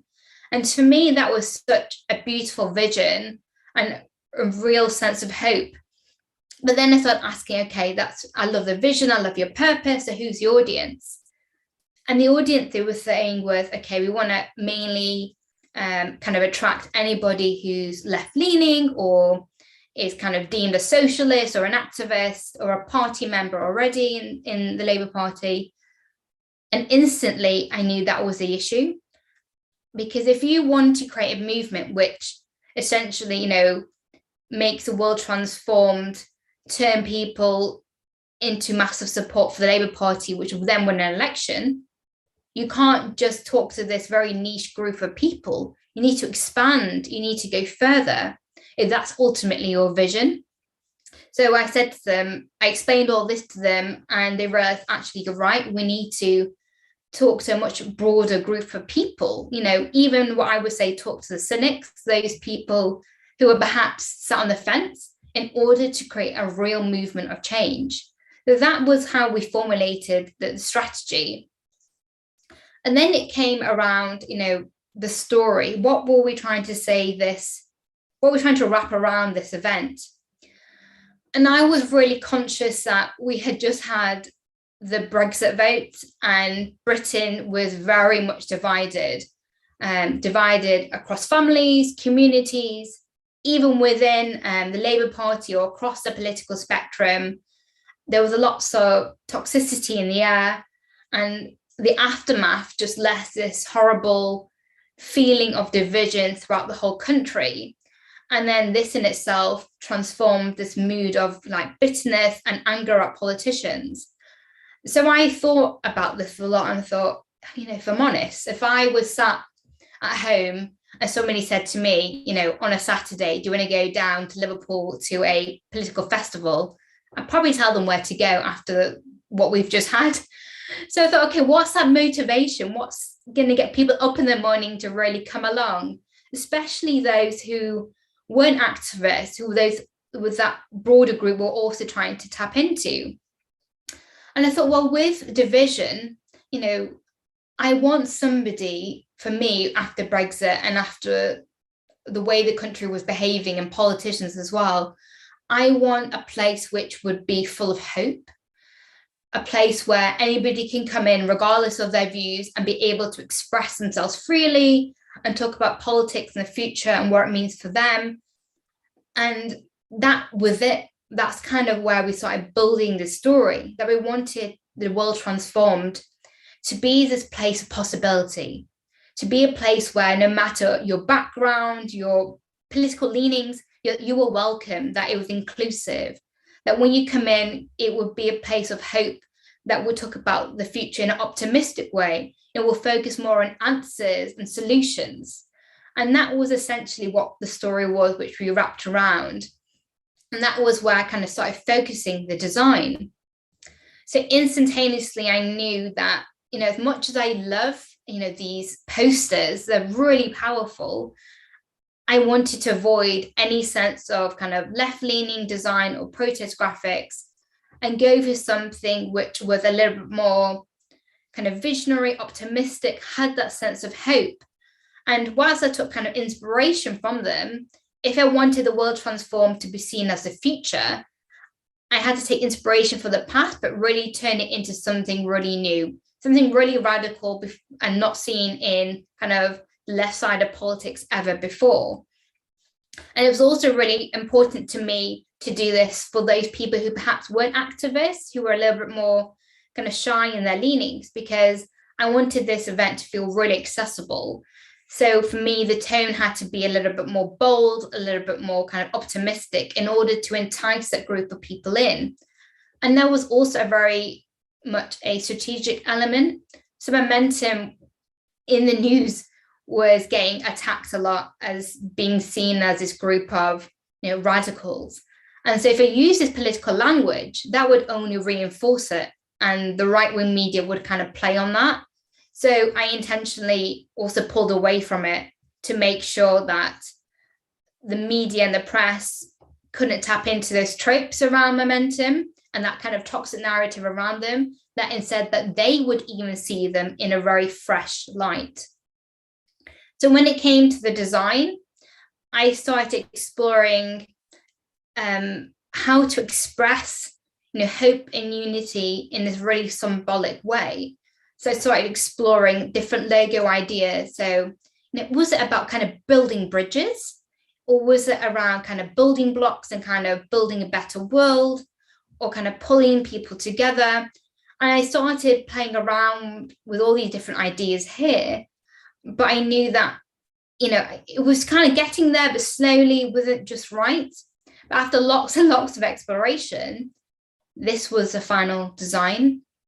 And for me, the lines kind of interweaving together kind of gave a sense of coming together, unity. And my friend said to me, it reminded them of hands clasping together. And that for me was really powerful, because that was exactly what I wanted to portray, to kind of get across. And then I started expanding this visual language into something really vibrant and bright. And I took the lines from the logo and turned them into this visual identity. And I really wanted everything to feel really punchy, have a sense of modernity as well, and something never seen before. Because I really love the idea that people will sit on social media and swipe through their phone, and they would stop and be like, oh, what's this? Because the graphic was so bright and so punchy that you would want to kind of stop on your feed and kind of look. And then you'll dig in a little bit more. And then you'll realize, oh, this is a political event. And I love that idea. I really love that you would look at something and not notice it was anything to do with politics, but only when you were kind of bought in by the vibrancy and the energy of it, then you realize it was a political festival, that perhaps you were more inclined to come along because you were seeing politics, particularly left-wing politics, in a very fresh and different light. So these are photographs from the event itself. And I get a lot of questions asked to me about the use of colour. There's the assumption that because it's, Labour Party inspired kind of fringe festival, like why didn't I just go for red? And that was something internally with the World Transform team I had a lot of conversations around. And the reason being, dare I say it, I was inspired by the Tories. Shh, don't tell anyone. But reason why I say that is because the Tories went for a rebrand in 2010, and they did something really clever with colour. So they were like very dark blue, and then with their rebrand, they turned to turquoise and greens to kind of give across this feeling that they're very warm and friendly and that they cared about nature. So in that turn, if I wanted the world transformed to be this inclusive space for all, the answer to the division seen after Brexit, that I wanted to take all the colours seen across the political spectrum. So yes, red, but the greens and the yellows and the blues, I'm going to pull them together. Because for me, that was very symbolic and very powerful to say this event is very much about, no matter where you're from or your background or who were voting for before, this is for you. You're welcome to come in and to be part of this event, and to showcase this feeling of inclusion very much together. And also it kind of said a lot about Labour. It was trying to say that Labour was a uniting party, that it could heal a broken Britain. And that's exactly what we wanted to kind of come across. And as you can see here, the identity kind of came alive in so many different ways. And one thing I really loved was the use of ribbons to kind of decorate the fence of the event. Lots of people who were driving past will kind of slow down and be like, what's this going on? And I really love that, to kind of build that intrigue around the city. And these are, again, more photographs of the event and the branding kind of coming alive. And with the World Transformed, I worked with them kind of assessing more or less lots of anything which was being branded. I wanted to look at it. I wanted a level of, dare I say, quality control, because whilst this was very much driven and run by activists, I really wanted everything to look professional. I want people to walk in and be like, wow, this is so well organized and so professional, that in turn they would feel a sense of credibility and trust, and therefore come along and support it. And I want to give a massive shout out to all the amazing volunteers who made it happen. You know, when I walked in and I saw kind of the state of the Black Key, you know, that in the bottom corner, you can see the front desk. That had a massive radical overhaul. That was like pink with broken brick and loose wires. And instantly I was like, right, if this is the first thing people see, it has to look beautiful. It has to invite you in. So where that poster is, behind it is literally covering a whole load of like loose wires and awful brickwork. That was really important to me, to make the space feel just really inviting and really friendly. And how I wondered to myself, you know, had this worked, had this identity and all the messaging and the story we created, had it achieved anything? Had it invited people who weren't necessarily, you know, Momentum supporters or Labour Party supporters to come in? And I was outside with the rest of the volunteers, kind of talking to people, mingling with people, asking them, you know, why they were coming, or kind of helping them around the event. Now with this one lady, and I saw her kind of hovering around the desk with all the posters. And I said to her, you know, well, introduce myself. And she immediately said to me, you know, at the last election, I voted for Liberal Democrats. I thought, oh, okay, that's fine. She said, well, I was really intrigued around the World Transformed and everything it had to offer.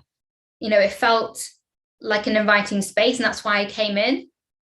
And for me, that was really powerful, because that's when I knew that the strategy, the story, and the design had kind of really come together and worked, that the World Transform was really beginning to change people's minds.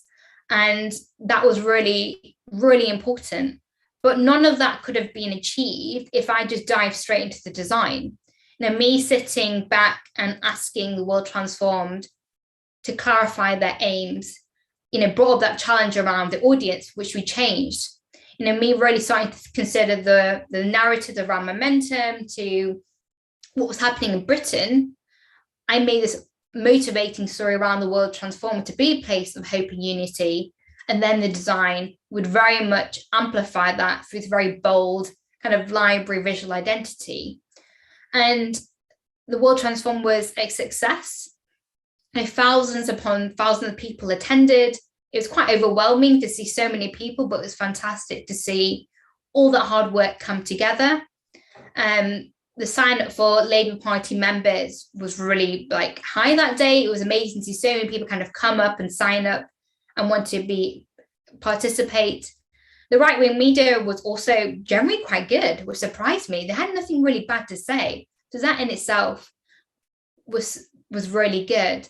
And those internally within Labour who perhaps began to be very critical of the World Transformed, in the end, were really praiseworthy. And then for the next few years, they've actually attended as guest speakers. So this was kind of a really great result for the very first World Transformed. So the next case study I'm going to talk through is a election campaign for Damien Egan.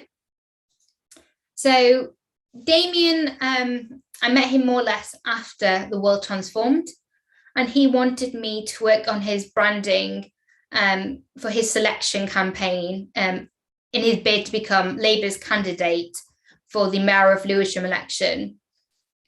And Damien, when I met him, he has so many great, fantastic ideas and so many great policies. And it was just so much we could work with. This is fantastic. You know, he's such a great candidate. I believe in him. I want to work and be part of his team. But I also was very aware that we had so many challenges. You know, Brexit was still very much the centre point of British politics. You know, austerity is something which particularly Lewisham and many other kind of Labour councils have really suffered a lot from kind of cuts. And then Damien was also kind of up against 4 other candidates. So he had a lot of challenges. And another one of those is that one of the candidates he was up against was kind of deemed the favourite. You know, they had the support of Momentum, who organised the World Transformed, and, you know, Unite the Union, who's like one of the biggest unions in the UK.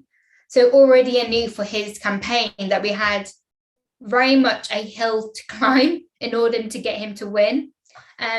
So when I sat down with him, I said, look, I can't just make you a logo or take your copy and turn it into a leaflet if you really want to win. You know, we have to almost follow this process if you want me to give you the best design possible. But it was also very clear that branding can't win you an election. You know, brand can, you know, amplify your message or perhaps overcome any communication challenges, but there's so many other things behind the scenes you've got to do. And what I love about Damien, he's so collaborative and such a great listener. So he's very open to having me kind of on board as a designer throughout the process, which is quite rare, you know, as a designer to be sat down with the team, even in the policy session. That's quite unusual, but that was really key for me to really understand everything about what he stood for, his values, and start pulling out, you know, what were the best key messages to really connect with the votership. So that's kind of what we did. We started with a strategy, and I started understanding, okay, what was his policies, what was his values, and everything was, I knew already that I wanted to bring up the sense of usefulness, energy he brought along. He's very caring. I know he has a really great kind of history of experience, so he has a really strong leadership.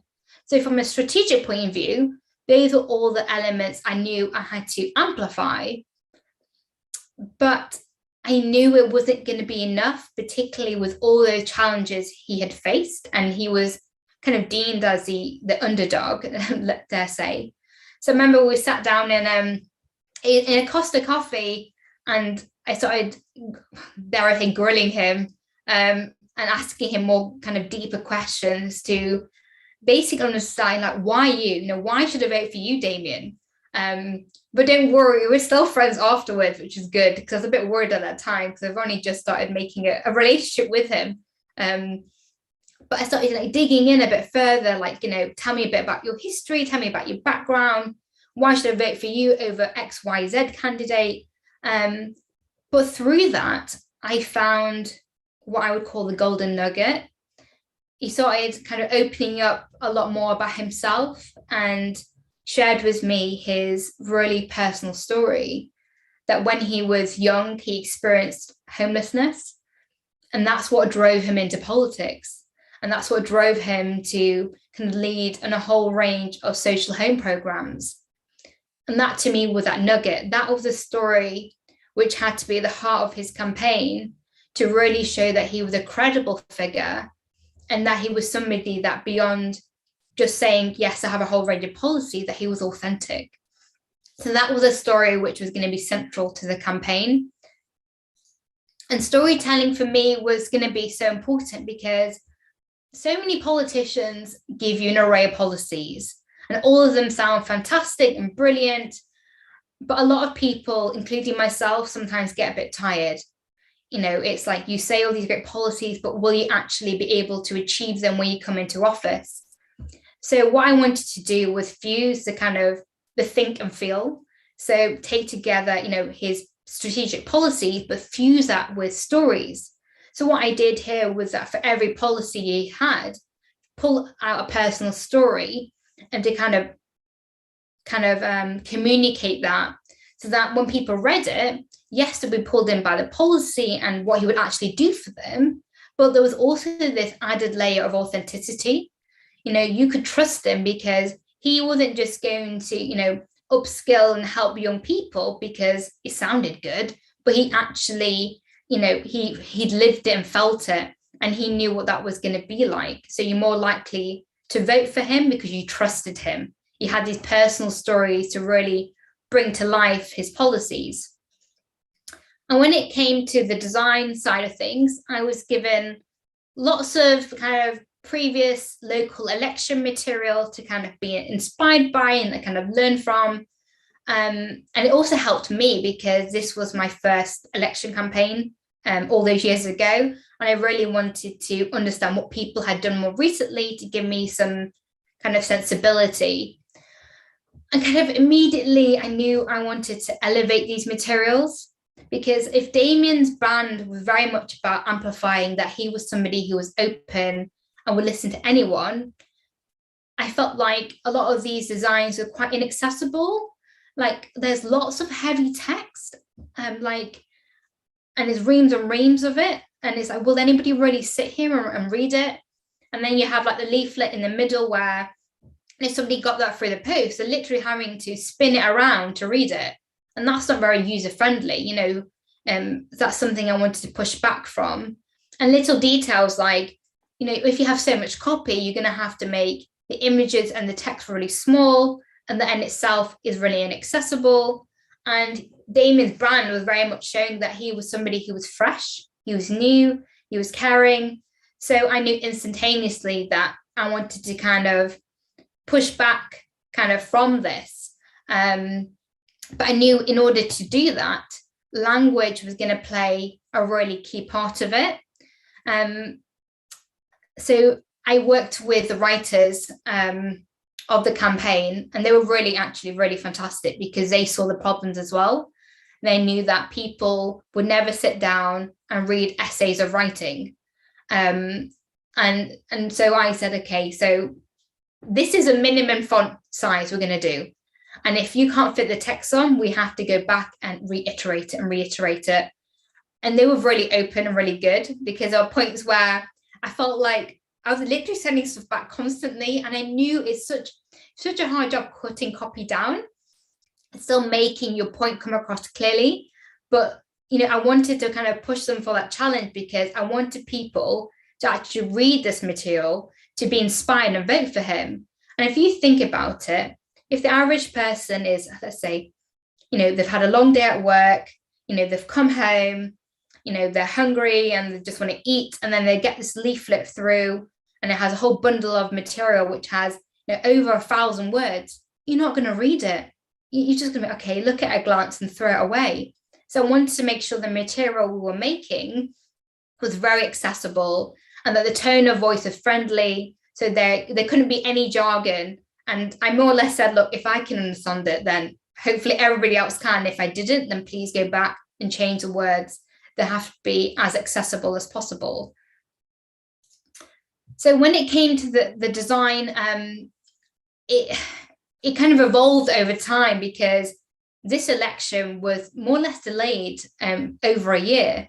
And then when we finally got the green light that it was going to go ahead, me and Damien kind of had a good chat about the work I had done so far. And we kind of realized it wouldn't work anymore. And that over a course of a year, the atmosphere, not just in Lewisham, but across the country, had radically changed. So when I first created this design, it was very much inspired by kind of nostalgic kind of Labour graphics with lots of creams and reds, but added in Futura for a bit of a more modern but friendly, kind of vibe. And that was because I wanted to really pull out this type of optimism felt by the win of Jeremy Corbyn in the second leadership election. But now, Labour was very much divided. There was so much internal fighting. Members were just exhausted by the toxic language within, and that we knew instantaneously that this design wasn't going to really amplify the message of unity and hope, which Damien was all about. And that was something which is one of his strengths. He's somebody who listens to everybody. He's very warm and welcoming. And that's something we had to amplify and kind of lean on instead. So I wanted to start pushing the design a little bit further and incorporating a lot more colors into it, so that members who perhaps were being suddenly pulled into this toxic kind of infighting and being divided between left or right or central knew that he was a candidate who wasn't going to get into that. He was somebody who, no matter where you sat within the party, that he was going to welcome you and be somebody who listened to you. And those were the messages you wanted to come across, very much around positivity and openness.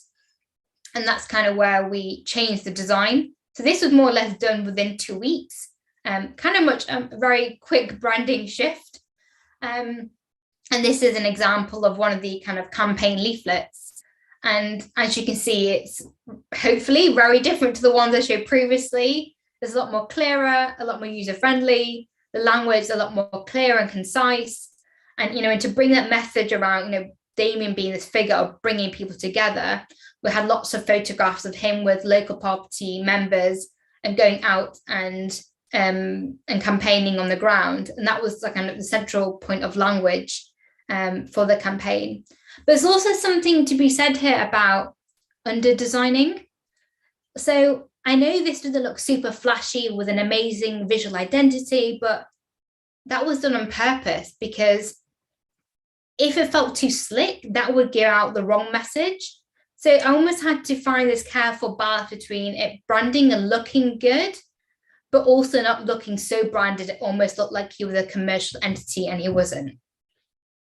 And another part of the design process, which was important to me, was the experience of the volunteers, because they were going to be the driving force of the campaign. They were people who were going out of their way to give up their weekends to kind of work for Damien and help him and ring up phones. So their experience was very much important to me as well.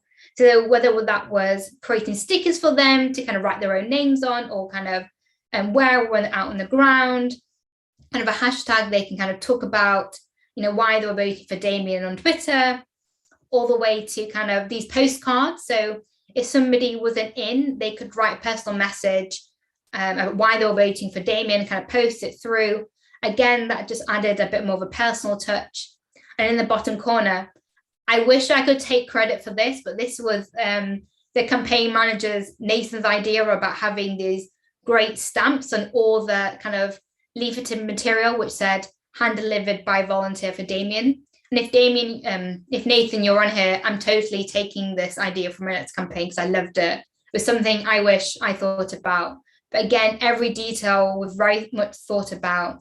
Damien's brand, about echoing him, being this person who put people first and the community first.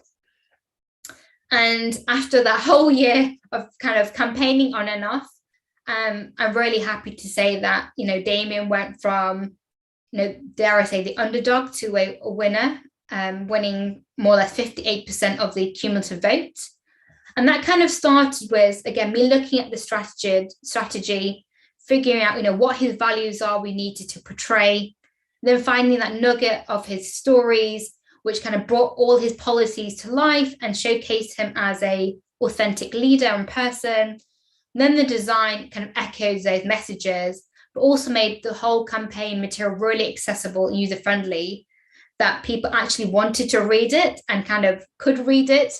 And hopefully when they did, they felt inspired and voted for him. And just this kind of, that story doesn't kind of end there. Over the summer, I worked with Damien again to kind of get him re-elected after 4 years to be Labour's candidate again for the next kind of Mayoral Lewisham election. And we were given more or less a month to do this, which was really difficult, particularly when you're a designer. If you have a month for a campaign, that basically means you have a week to design it, because the brand needs to be done in order to filter into all the printed material, which then needs to be sent to the printers on time for delivery. It's a really short period of time. So instantly the team was like, okay, can we just reuse a brand from 4 years ago? Because we don't have the time. And I just had to say, no, it would be hard, but the story has to continue on. 4 years ago, this is how you looked. And now if you reuse that look and feel, you're almost symbolizing to the community, nothing's changed. You showed no progression. So we had to continue that story and work on all the amazing things you achieved and showcase your branding in a way which shows that journey, that now you had done all this amazing, successful work for the local community, but you're going to keep that work on and keep pushing Lewisham forward. And that's what the design kind of echoed. So just to kind of finish off and before I hand over, hopefully what you've learned today is that design alone can't influence people how to think, feel and behave. But when you combine that with strategy, you dig deep into the challenges and the rationale behind people's minds. And then you combine that with that magic of storytelling, which is where you find that nugget of kind of emotional pull. And you pull that together with the graphic design, which will amplify these messages. That's when you can hopefully create fantastic movements of change and successful campaigns people can truly believe in. So thank you everybody for listening. And I'll hand over to Kev, who, by the way, I just want to go a little plug as well. Kev is being fantastic for pulling this together.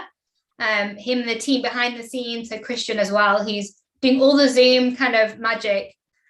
Just thank you as well for doing this today. I really appreciate it.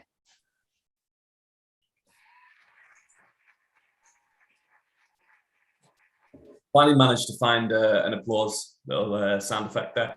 It just felt so weird to end it without that. That was a fantastic presentation. Nothing without intent, I think, is sort of probably one of the biggest takeaways that I can take from that. We've got a few questions which have filtered in, which will take this in a little bit of possibly a bit of like a lightning round-ish. Just looking at the time, we've got until our final keynote session. So Ian, are you on mic over there, pal? Am I audible? Hello? You are very audible. Great. Right, so like Damien Egan, I'm Irish, 35 years old and living abroad. But I'm living in Berlin, and I was active in this campaign that just won a referendum on housing. Anyway, you may have read about it in the news. We had this target group focused approach, and we had to think about quite exactly about what words we use and our design choices. Like, one of the things we did was not only have used flyers, but also create a tabloid style newspaper, because there are many people who are a bit older and not very political, who would be unlikely to even start reading a flyer. But I'm coming around to a question here, and that is that a difficulty we had, and I think happens in a lot of campaigns, is a dilemma between clearly communicating a certain identity, a left-wing identity, and being attractive and inclusive to people who aren't left-wing or political. Like, do you think was this a difficult dilemma for you? Do you think it's generally a difficult dilemma? How do we solve it? So is a question, sorry, the balance between making sure that when you're making a brand for left-wing politics, that you're appealing not just to people who are left-wingers, but also the broader audience. Is that right? Or if it's a difficult dilemma, do you think it's an important consideration at all to try to project a left-wing identity, or do you think it's all about just being attractive to people who aren't so self-consciously left-wing, which is a pretty small minority of the population. I think I was definitely conscious of this, because you also don't want to alienate your audience, because as much as I was trying to, let's say, my design push further, push out that bubble, you can't alienate who your core supporters are either. So what I say is almost be respectful for, let's say, left-wing language or protest graphics, but kind of like you kind of extend the vocabulary a little bit. So even though, for example, with the World Transformed, keeping that kind of stronger typeface for me was really important, because yes, you had the really bold graphics and you had that red still kind of leaning through, but having a strong typeface of Colours and Sounds kind of help balance that. So I think it's very much about taking what we have at the moment, but let's say being respectful and pushing a little bit further. But also testing, experimenting. That's a really good way to go forward as well. Throw things out there, see what the reaction is like as well. Yeah, thanks. Thank you. Grant, just saw Robin's question come in on Labour makes a lot of pre-made design resources. Is there any point in using them at all? That might be one to come up. Lots of opinions on that one. That might be one for the keynote. I think we're going to move on to Gabrielle. Sorry. Please correct me when you come on audio. I think you had a question. Hi, Sonia. I loved your talk. You kind of answered my question already in the previous question. And to follow up, I liked how you touched on notions of empathetic design. So I'm wondering, as we use the tools of graphic designers, marketers, advertisers, such as surveys and A/B testing, couldn't that take us away from what we really want to achieve? So I think I understand your question in terms of testing. You think testing it too much? Yeah, it's kind of that bigger question. Can the master's tools dismantle his house? So firstly, I think design needs to be empathetic. That's what I've learned over my course of my career, that I need to really literally sit myself in the shoes of the people who I'm designing for. From, what's it like getting the leaflet through the post and having dinner to, walking past a World Transformed, would they get pulled in? I think there's a level to be had about experimenting and getting feedback. All the work I've done wasn't me isolated. I constantly kept pushing back and forth with the team. So everybody at the World Transformed and even the Damon's team getting as much feedback. And the feedback isn't necessarily to tell me, oh, Sana, but I really like this shade of blue. Can you make it that blue? It's more about me just understanding what their reaction was. And is that what I want? Do I want people to look at it twice? Do I want people to just be, oh yeah, it looks nice, but then nothing more? It just gives me that sensibility. So I would definitely say, when you're creating any work, keep sharing it with your peers, your friends, or your group of people. And that feedback will be really helpful in making sure your design is kind of tapping into where you want to kind of touch in people's hearts and minds.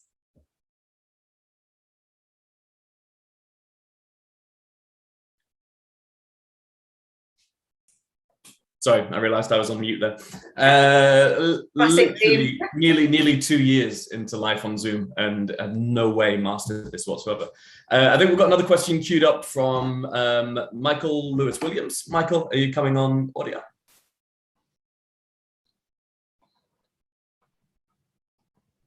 Michael's mic is busted. Sounds like the start of a tongue twister. I'll read out. I'll be Michael for all intents and purposes.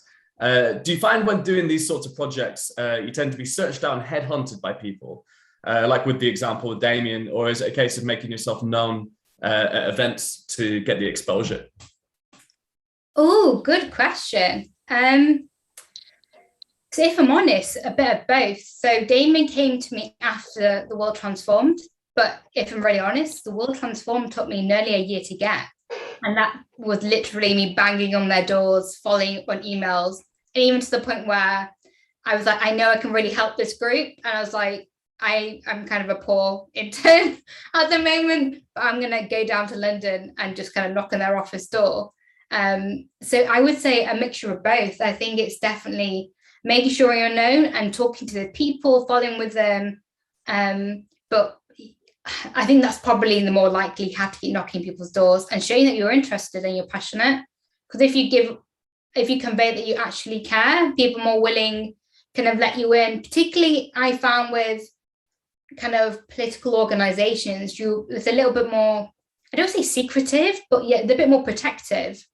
And they have to be, because they need to make sure you're not a secret Sun newspaper journalist who's gonna wheedle their way in and get all the info and gossip and write an article. So you have to build that trust with them, and that's something I realized. But once you're kind of in, it's quite, you build really great friendships and relationships. But definitely portraying and showing your own authenticity and constantly knocking on people's doors is what I would say. Yeah, I'd just like to add to that, if there are any journalists from the Sun on here, please fuck off. We've got one more question, and then we'll take a couple of minutes break before the keynote. It's from Sophie, whose audio isn't working either, so I'll be Sophie. So Sana, thanks for the impressive presentation. On your Damien Egan election publicity design, you said you were careful to avoid him looking too much like a commercial entity, but he wasn't. Could you expand on this? Both the previous speakers seemed okay about referencing the design tropes of capitalists, like Nike, Adidas, etc. And where do you sit on this? So on the point on the candidate, it's something I actually learned from when I listened to a talk by Michael Beirut, who did the work for Hillary in his logo for her. And it was really interesting because he said something that, because her design perhaps looked too branded, it kind of played into her looking as a candidate who was very much for the corporates and the rich. And that wasn't what she wanted to portray. I don't know. I don't want to get into the politics of her, but the branding perhaps didn't help that. So instantaneously, when I did beautiful branding for Damien, but I kind of binned it because I was like, oh, I don't want people to then start thinking that he's this commercial guy who's, spent tons of money on me, when actually, local people have just been hit hard by austerity.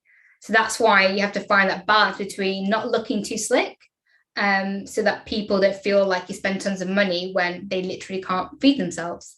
So that's why I felt that balance. In terms of taking inspiration from the likes of Adidas and Nike, perhaps not my brands myself, but I don't see why not, in the sense of I like expanding myself to a whole range of people and different viewpoints, because I feel like you can learn a lot.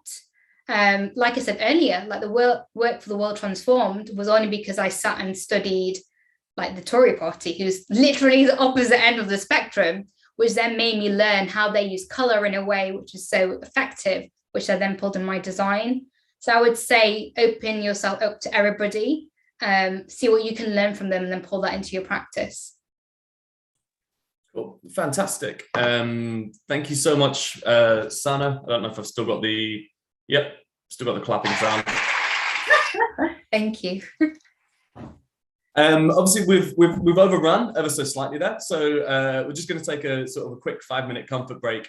So we'll be back in sort of about 5 minutes. So that's 25 minutes to 5 or 11:35 if you're there on the West Coast, and I think about 9 p.m. if you're in New Delhi. So we'll be back in 5 minutes. Everyone, please entertain yourselves. Feel free to just have a, start typing in the chat, say where you're kind of joining in from today, and we'll be back in a few.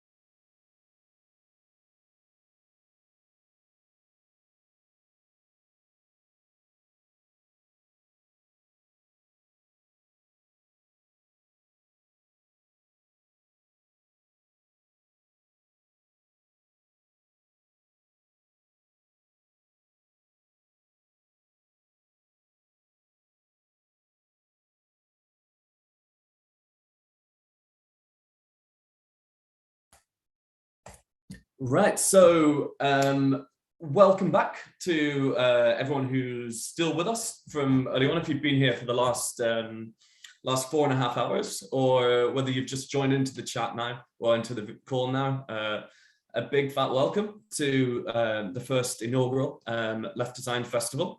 Just wanted to say a huge thank you to all of the panelists we've had on so far today, and the panelists who'll be joining us for our last session. Now, this entire festival's been run on a budget of about £30, or maybe even half of that, which is mostly just paying for the Squarespace website.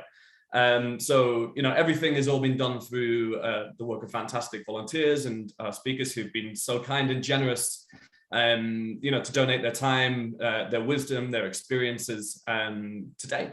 So just like to say thank you so much to all of them, and thank you for the enthusiasm that we've had from the attendees as well. We've had over 500 people sign up from over 30 countries, which is humbling. Really proud to be presenting this today. Without much further ado, I'd like to introduce our three panelists for this session, if they'd like to come on video. We have Ben Ostrower, who, drum roll, is joining us from Wide-Eye Co. Ben's a real sort of pioneer of, I guess, what we'd probably call this sort of like modern renaissance of design on the left, which has been sort of occurring over the last 5 or so years. We have Josie Haley, who's the former head of design and corporate communications at the Labour Party in Britain.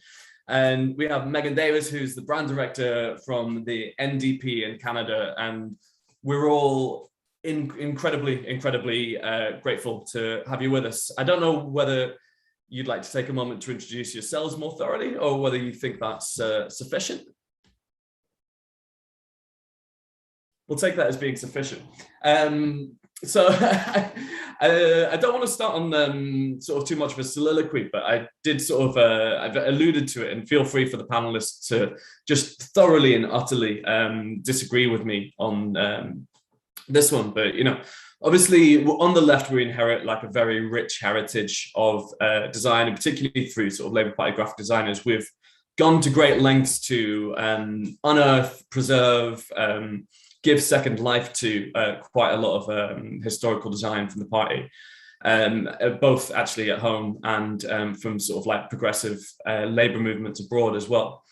It feels like, and again, feel free to disagree, that sort of from the advent of, I guess maybe sort of like the professionalization of sort of social democratic political parties, which happened from sort of the 90s onwards with, New Labour sort of over in Britain, and I guess, sort of Clinton's like a good kind of parallel in America, that, with the rise of sort of the consultancy class, a lot of the more riskier, off-piste, sort of more derivative styles of like art and design have kind of, gave way to quite rigid brand identities, which I think for, most of the last sort of 2 decades have dominated quite a lot of political design. Feels like we're in a bit of a stage where that's kind of shaking up a little bit at the moment. Not least from the fact that we've kind of got events like this which are happening, and so there's a global conversation happening about sort of like the role of design in the left. But also you've seen sort of like very sort of like innovative and disruptive designs.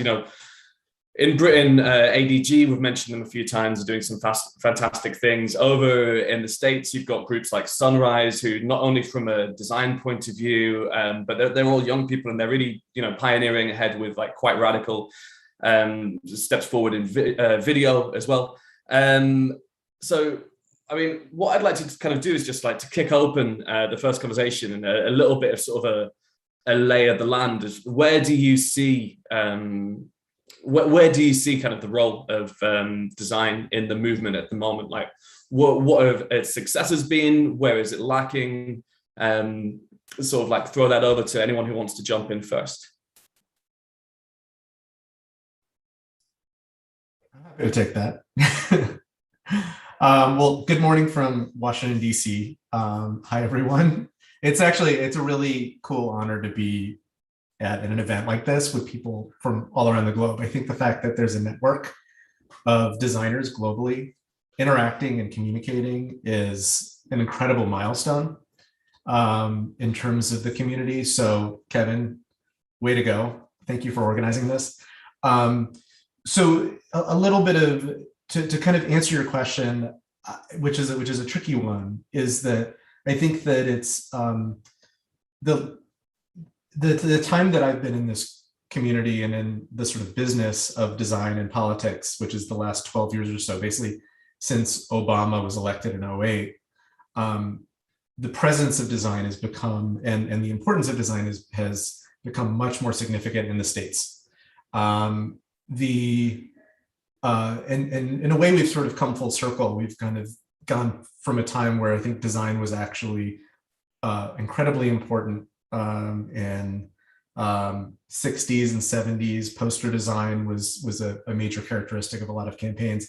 It died for a while, and now it's flared back up, especially in sort of digital spaces. So I think I agree that we're in a renaissance, and I agree that design is incredibly, has grown in importance with regards to how campaigns communicate and express themselves.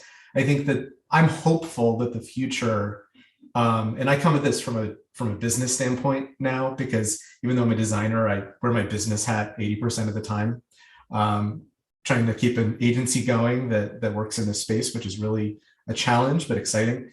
I think I'm hopeful that the folks pulling the purse strings in campaigns, the major consultants, the folks who actually are on the ground working with a campaign on day one, helping to form it, create budgets, and speaking specifically for the States, learn that design and visual communication across all of the different mediums, especially digital, is something that's worth investing in.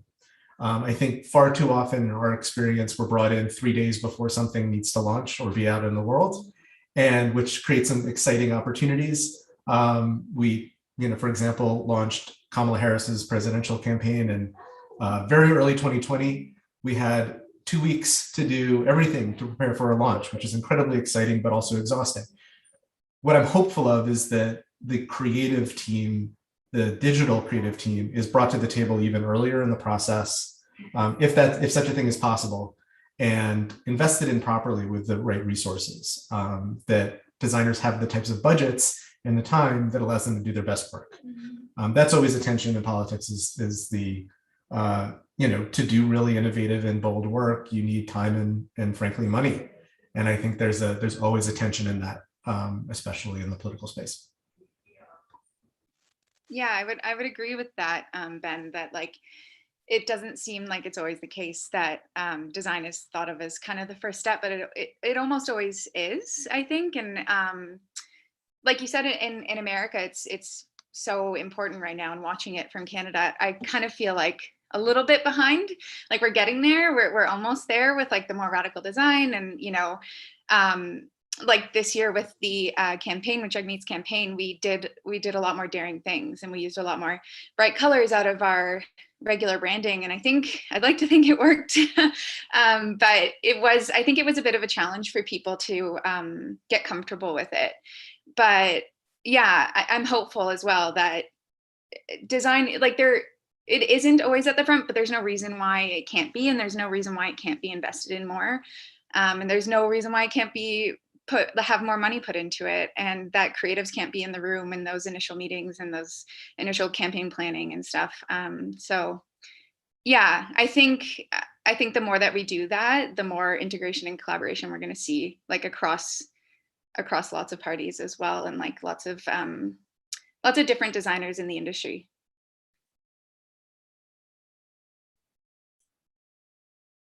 So a bit of an interesting one that you touched on there, Megan, sort of with regards to sort of color palettes particularly, because I guess one of the themes of today has been, I guess, sort of this tension a little bit between the street and sort of what's happening kind of within the political class itself. Obviously, we've got a very diverse section of people who are sort of in attendance today, some of whom are working in-house for progressive organizations, labor unions, or whatever. And we've also, just got some folks who've got like a cracked copy of Photoshop and they're looking for how they can make a bit of an impact in the world. But so from yourselves, obviously, we've got Megan, who's kind of in-house, Ben, who's agency side, and Josie, who has left the in-house world and is now running a radical bookshop and co-working space in London. It's called Alita. Go to Alita Books on Twitter and Instagram. There's the plug. Don't worry. But I think it's an interesting one to kind of like kick off the conversation about, sort of color brand guidelines. So, in Britain, the Labour Party follows a very similar blueprint to which most sort of social democratic socialist parties, either sort of in Europe or Australasia take, where it's very sort of red and white, very kind of reminiscent of what we saw in Todd's presentation earlier on. In America, the red and the blue tends to get kind of mixed up a lot more, and obviously there's no overarching kind of like party identity. So every candidate kind of has to reinvent the wheel a little bit when it comes around to election times in some respect.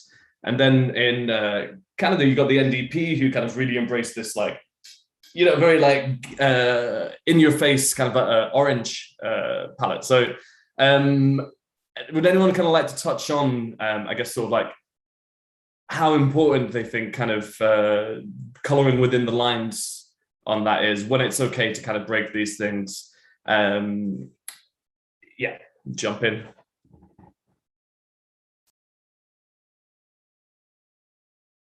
Shall I jump in? Is that all right? Yeah, I suppose from the sort of UK side, there's nothing wrong with using red and white or red and black. I think it's like if we can't communicate our message with those colours, that's probably more on us than the actual use of colours. But I've definitely seen in the last, I'd say 5 years, maybe let's forget the last 2 years, they're a bit weird and like no one's really done anything. But it's like seeing the emergence of colours. Like we were never allowed to use purple. We were never allowed to use blue. Like, somehow that would like dilute our message. And I think now it's like, you can't get away from it. Like we can't, colours are there for everyone to use. It seems like they're not so ingrained, I think now, maybe. I hope that gives a bit of insight. The thing that we've observed, I think it's something observed in the States, but I think is probably global, is the idea that there has been I think this really started maybe 4 or 5 years ago. There was and I think it's partially having to do with the fact that there are more designers in the space and they want to be trying new things. But I also think it's a function of youth, that there's been an explosion of color in the States. I think if you look at candidates, particularly below a certain age, the AOCs of the world, who, and especially ones that folks running for Congress in the States, city council, who are operating in more urban areas. Kevin, with regards to what you said about sort of like the art of the streets, it has been, I don't think appropriated, but sort of merged with a lot of the kind of campaigns that are younger now. I think that's a trend that I'm hoping sustains, but I'm hoping it stays authentic. That's my biggest fear, is that there's going to be a candidate who runs for mayor in New York and 4 years, let's say, who like co-ops and appropriates graffiti, and it ends up being really embarrassing, but I do think that the trend of being more colorful, more expressive, especially because we're operating in a digital space where there's so much noise and everyone's competing for attention, I think that's a trend right now, and I think a really positive trend. So like AOC 4 years ago or so was gold and purple. With Kamala we did a kind of purple blue, a like sunshine gold, and a red. Those things, especially at the presidential level, are now fair game in the States. Beto is black and white, and I think that it's an expression of I think younger candidates and younger operatives being sort of fed up with the status quo. Like things are broken in the States, for example, and I think that a lot of the way in which campaigns express themselves visually now is an expression of that. just being red, white, and blue, like towing the line and status quo is no longer palatable for a lot of people. So there's, I think that ends up being expressed in color, but also in type in a way that I think is really exciting. And so I'm hoping that continues. I'm hoping that as a trend that the United States, but also, the world embraces, so that politics can be a little bit more expressive and a little bit more emotional in a way that it maybe historically has not been. Yeah, I think it's really helping us also reach those young audiences and those young voters and those people that we really need to get engaged within the campaigns. And I don't know if you've seen some of the earlier stuff from the NDP, but we used to have this like god-awful lime green back in the day that went with our orange somehow, and thankfully we got rid of that. But yeah, it's because we couldn't touch red or blue, right? We couldn't touch the Liberals or the Conservatives, so we're like, I guess we're gonna go with green, which is funny because I guess the Green Party just wasn't really a thing at the time, maybe, or wasn't relevant enough to really care about using the green. But yeah, I think that like this year with the campaign, we've brought in pinks and blues, and I wonder if maybe it also kind of takes the power away from, the blue of like the Conservative Party, and helps kind of like say that, the colors are for everyone and they should be used as widely as we want and as boldly as we want, and we can't stick to orange and green anymore. So yeah, and the more vibrant and exciting it gets, the better. Yeah, I think one of the things that I've sort of said a few times to clients when we're working on things, that I think it's, when you're presented with a set of brand guidelines in front of you, it's very easy to kind of get caught up in whether what you're creating, sticks to that. And particularly with labor, I found a lot of the times that, you get very, very caught up in trying to work out whether something looks labor, you kind of forget whether it feels labor. And I think, dip your toe into the archives easily, and you can come across like all of these things from, 1945 and even beyond back to the 30s, which, bear no resemblance whatsoever to kind of like the corporate color palette or anything that we have now, but it feels so labor. And there's the conversation on sort of the YouTube chat for the simulcast on this at the moment is, sort of picking up on a lot of the same tones, really. There's Ellie who says that it feels like there's kind of two schools of thought with it, that design is providing a service to my project, or the design is sort of a piece of the project that they collaborate on together, and that designers don't get the credit on their ability to strategize so much. And bringing them in from that point at the start, changes the buy-in and investment and innovation. And I think, in order to do sort of like some of the more left field or radical design bits that sort of we've seen, there's a question from Taya Studio, which says, how do we move beyond the scarcity/crisis mindset to push for innovative, forward-thinking design approaches? So, how do, as a designer, how do we manage the operations side of the campaign? I don't know if Josie, if someone who's been sort of, both on the inside and the outside, I don't know if you've got any kind of particular thoughts there. I suppose for the first question you sort of talked about, which was bringing designers in at the start of a process, which I think everyone's talked about throughout this whole day, is that I feel like there's been a change somewhere where design was always involved at that beginning part. Like I wouldn't know why you'd have a campaign or you would do anything without involving design, because those ideas would be growing the whole time. We've kind of moved in the last couple of years, and obviously I can't speak for what Labour is doing now, but I did notice there was a change where, design would be told last, which automatically means, where you could have had a week to do something, you now got 2 hours, or where you had you could have seen an idea that could have worked at the beginning and maybe it doesn't work now, or instead of being a designer using your sort of creative knowledge to do something, you are sort of almost a service use. And I think that is really the wrong way to use design. And I think that's what we've been seeing. And then your second question, which was about how do we react to the chaos of the current situation, was that? I think it was, how do we move beyond sort of, because I guess, sort of particularly in-house, there tends to be there's always competing resources. And it's very rarely, that do you have a campaign which will sort of be bold enough I mean, it's very easy to sit this on a call full of designers here and say that design needs more resource, but it does. So like, but how do you move beyond this sort of like scarcity or sort of crisis mindset to push for innovative, forward-thinking design? Because obviously that that relies on getting the operational side of it to sort of buy in and allocate sort of more resource towards the design function. Yeah, I wish I had an answer for that, but like this is something that happens all the time, which has probably led me to leave some jobs or stay with other jobs. But I think the one thing I could say, and this is the thing that I learned much later on in my design career, is about having boundaries, and that just because someone has a campaign that is so important or this document that has to go out, it took me a very long time to realize I can actually say no. And you as a, you have a life outside of work that you have to also be able to live.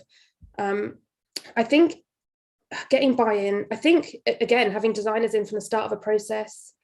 If you are having issues at work, say, maybe look at a project where you were in at the start and how that was successful, or talk about something that wasn't so successful or what works for you.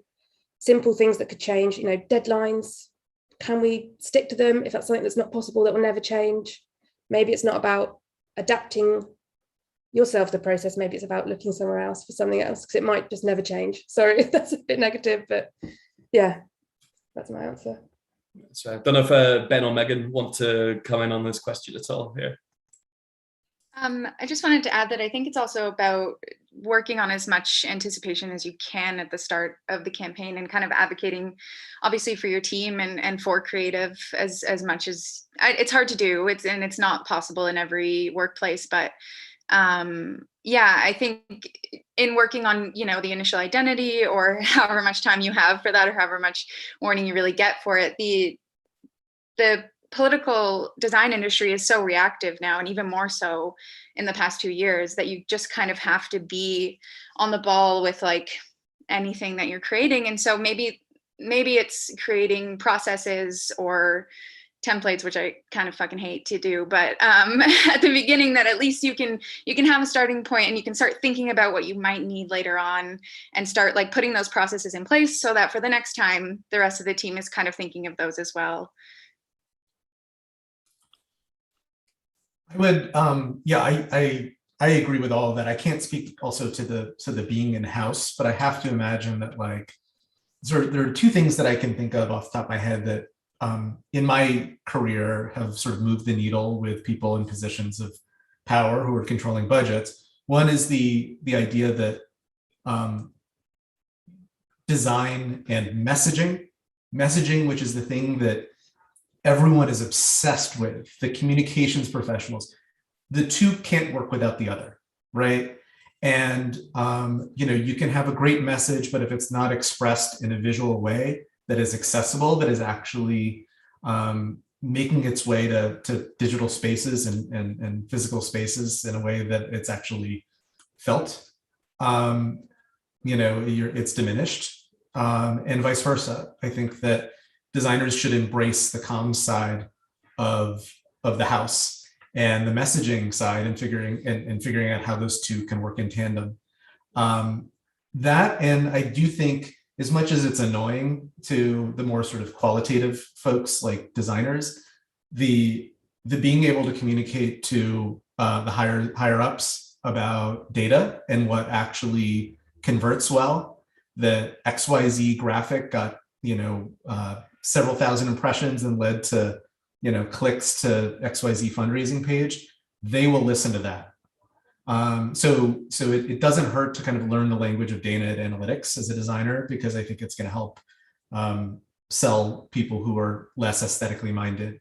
I'm very big on the idea of creating design systems very early, so that, Megan, to your point, what you're doing is, as much as we all hate templates, we are creating a library that everyone who touches the different aspects of the campaign, including supporters, can potentially have access to extend the message. A software like Figma, for example, which is so affordable, browser-based, very easy to learn, is a tool that we're really exploring using significantly to empower the organizations and campaigns we work with, creating a library that folks can run with. They need to be trained on it, but you can create a component library, design system that's that's pretty locked down. And I know the Biden-Harris campaign, as well as our work on the White House, for example, we left behind an entire Figma design system of components that have been reused and adapted and changed iteratively in a way that set a really strong DNA for the design. So I would suggest that like investment in design systems is a really smart thing too. Helps lift the kind of crisis mentality a little bit more. Sort of brilliant answers from everyone there, and yeah, it's really sort of testament to the ability of good design to kind of help elevate. When everything is when both oars on each side of the boat are kind of rowing. I think the point about embracing both design and comms is brilliant. We've got a few questions starting to filter in through the Q&A now, and I'm conscious we'll probably have quite a few, so I want to start kind of hitting those. If we can, Lionel Oppenshaw had a question about campaign goals. If you may, Lionel, you may. Hi, can you hear me? Loud and clear. Yeah, so I'm a lifelong activist and a designer, so I just want to start really by thanking the organisers. I've been here throughout the whole event, and sometimes as a lefty designer, you can feel like you're in a minority of one in a very commercial sort of orientated space. So you go to design events that are very advertising orientated. So it's great to see that there's a community starting to build here, and I hope it's something we can really build on. But my question really is, throughout today, we've seen some interesting sort of contrasts of some campaigns that you could almost say were beautiful sort of failures, and others that have been ultimately more successful. So what I'd like to ask the contributors today is like, how can we really evaluate the success of certain campaigns? How can we evaluate the role of design in them? And also, this might be more of a political question, but how do we set ourselves achievable goals in our campaigns and in our work? Thank you.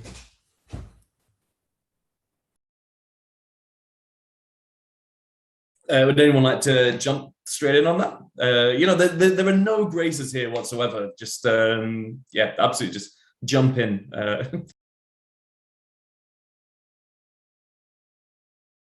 I mean, I can come in as someone who's lost loads of campaigns. So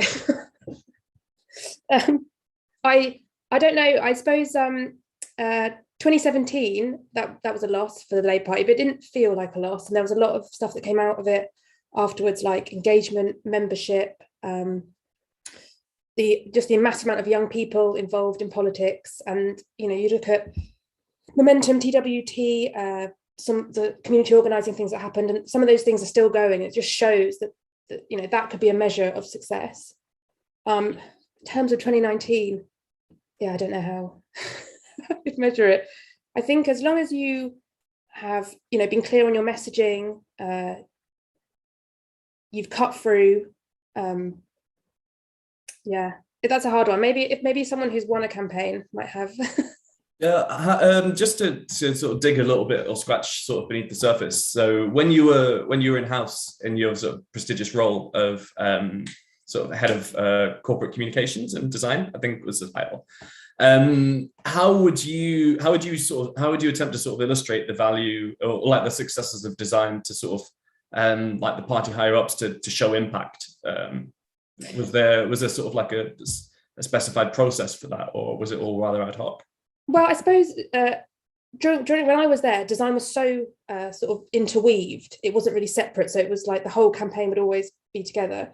But what we would do is a roundup document at the end of even a small campaign or a large campaign, a roundup document of everything we did, what the cut through was, what we saw in terms of success. Like Ben spoke about this earlier. Did we have click through? When the print dropped, did we see an interaction with people coming online once the print was there? And all of that stuff built towards it. So I suppose basically engagement levels would be. That's fair. I don't know if Megan or Ben wants to come in at all here. No. I mean, I don't think I have as much to offer on the sort of notion of engagement as probably the in-house folks do. I think the nature of being at an agency, for better or worse, is that you're hired to do a thing. and then you're kind of relegated to being a vendor in a way that I think a lot of agencies get frustrated by, but is the sort of nature of the game. Then you go on to the next project, right? So we don't have the luxury of necessarily being at the table as a consultant in a kind of regular way.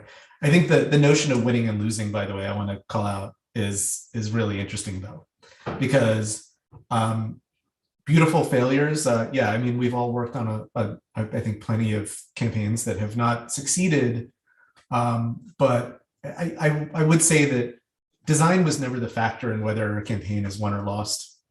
I hate to be controversial with this group about that, but I don't think design can win and lose campaigns. I just don't think it can. But I think it's a tool in the arsenal of a campaign. There's so many other factors that it can't possibly be parsed in that way.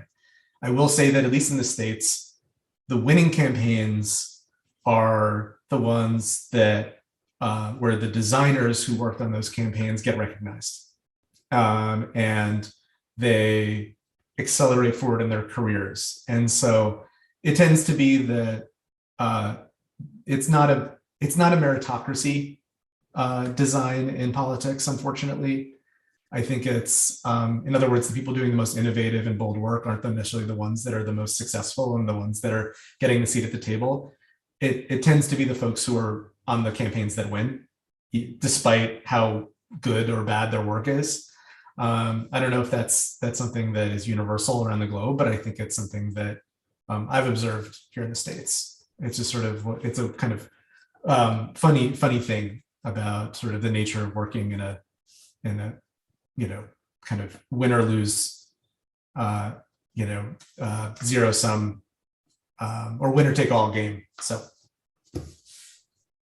Yeah, for a bit of clarity, I work at an agency as well, and I've worked on quite a few like labor union campaigns in Canada for the past 4 or 5 years. And I think to answer part of your question, Lionel, about achievable goals and kind of like evaluating the success, I think the ability to get these unions and labor movements to the table with their messaging in a way that is well designed is a success, no matter what kind of the outcome of whatever they're fighting for, whether it be, obviously, like if they're fighting for sick days, for example, a win would be getting their sick days. But I think it's also a win and a beautiful failure if they don't get it, to have had the opportunity to put their message out there and to get to an agency who will design it well and like put all the work into the strategy and everything behind it.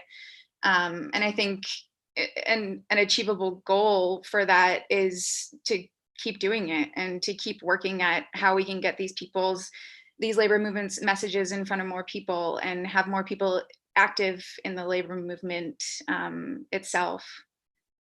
Yeah. There were 3 very good questions queued up in the Q&A right now. So could we go to, we've got Charlie Mansell handy to jump in with your question, Charlie?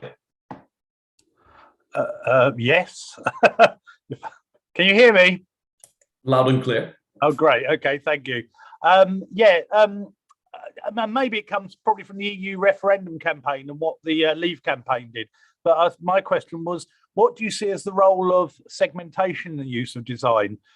People motivated by strong safety, security, and fear issues may have different outlooks towards some forms of radical design than people motivated by the sort of mainstream market-focused aspirational extrinsic values, and also those more motivated by cosmopolitanism and or aesthetics. So it was really just understanding how you do a range of design messages.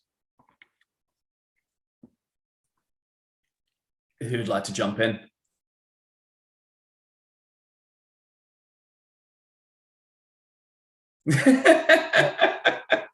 I feel like I've been doing a lot of talking. I'll throw a bomb here, which is that when Trump was president here in the States, there was a lot of chatter among designers about how to characterize him in design. And so when you're talking about segmentation, yes, you're talking about like, pro-candidate messages, you're talking about, how to speak, to the working class, how to speak to the donor class, which is always a tension. The New York, LA, kind of crowd that donates a lot. Making sure that you're talking to them in a way that's not alienating them. But the most compelling thing is, how we sort of wanted to feature Trump. The most interesting outcome, I think, of a lot of conversations that I had, and something that I think the Biden campaign actually did really well, is that it wasn't about making Trump in design feel scary or like this boogeyman. Don't put him in. It wasn't about putting him in like a red duotone, or really kind of like grainy, saturated, filters. It was about making him seem small, and always putting him in a frame where he looks overwhelmed by the world, and marginalized at the edge of the frame. So if it's an Instagram, post, kind of putting him in the, bottom right corner, so that he is sort of diminished. I don't know if that answers your question, but I think that there has to be that really conscientious way of like, what aesthetics, what rules get applied for what types of messaging. I think that should go for the smallest of campaigns to the largest of campaigns. I think the Trump example is one that was particularly, I think, stark in terms of an example of that. Yeah, I know we've got they're not actually panelists in the session, but they are on as panelists right now. I know we've got Noel, who spoke in his session about Topham Garum, the New Zealand sort of meme lords, who I think were probably quite effective in their use of segmentation, social media design, and also Todd, from your experiences working on New Zealand 2020 campaign. I don't know if either of you have any thoughts. Potentially, sorry to put you on the spot without any heads up whatsoever that I was going to call on you. But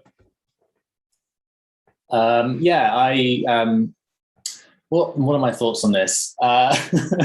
Segmentation happens in every political campaign to a degree.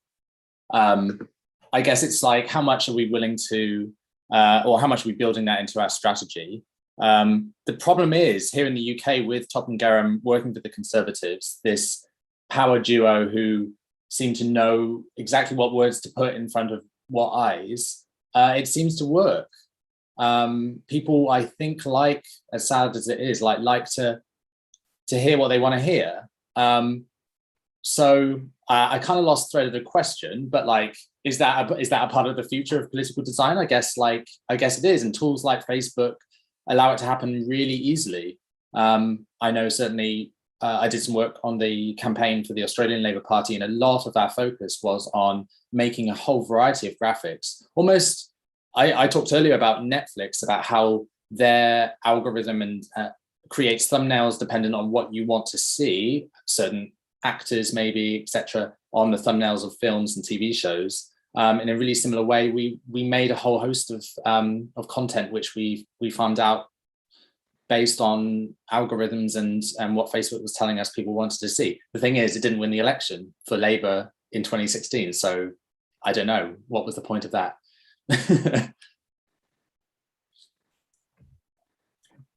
We'll probably jump on to the next question now, just kind of conscious that the time will fall through our hands like water.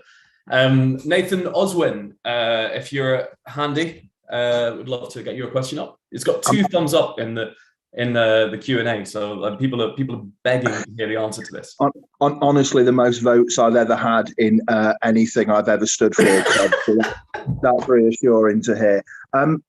So it's a bit of a practical question, really, about how, as a campaign organizer who understands that good design is important, but doesn't realistically know what qualifies as good design, though, when I hear a good idea, so when we were doing the National COVID Memorial Wall, we knew that a load of hearts on a wall was a really powerful image, and you could see the comms strategy play off that and the engagement strategy, etc. What practical tips can you give for how to know what sort of designer you're going to, whether that be potentially more of a digital strategy or a physical literature strategy, and then again the styles, because you know, I see a nice picture and I think, oh, isn't that lovely? But that doesn't qualify me to know kind of what design way to go and who to approach and the reasons behind it.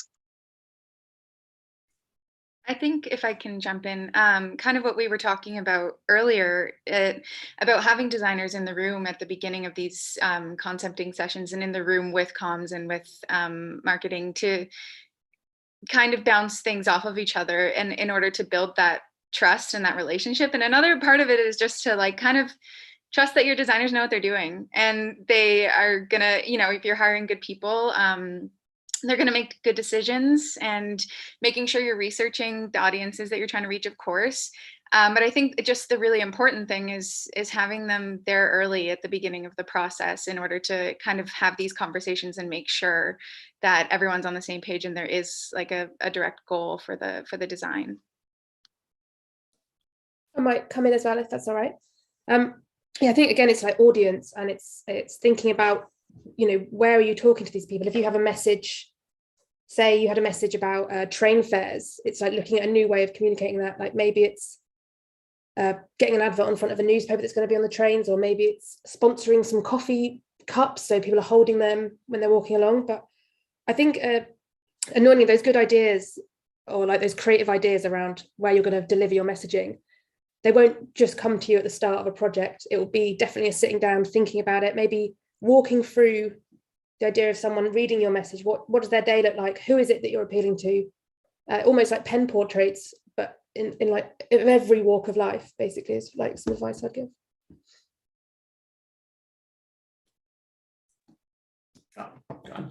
If no one else has anything to jump in on, we'll sort of move through to the next question as they're filtering in rapidly at this point. So for all intents and purposes, I'm now Gabriel Martinez. Design can legitimize left political discourse because it can portray radical ideas as accessible and not fringe. I think we saw that really well in Sanna's presentation, sort of just now with the TWT branding. So universal healthcare, free college, education, works' rights, unions, etc. It's a discourse that's suppressed. What can we do to remind ourselves and others that design is not just created, but political visionaries? So the last thing I was about to read was the note saying, please read this. Great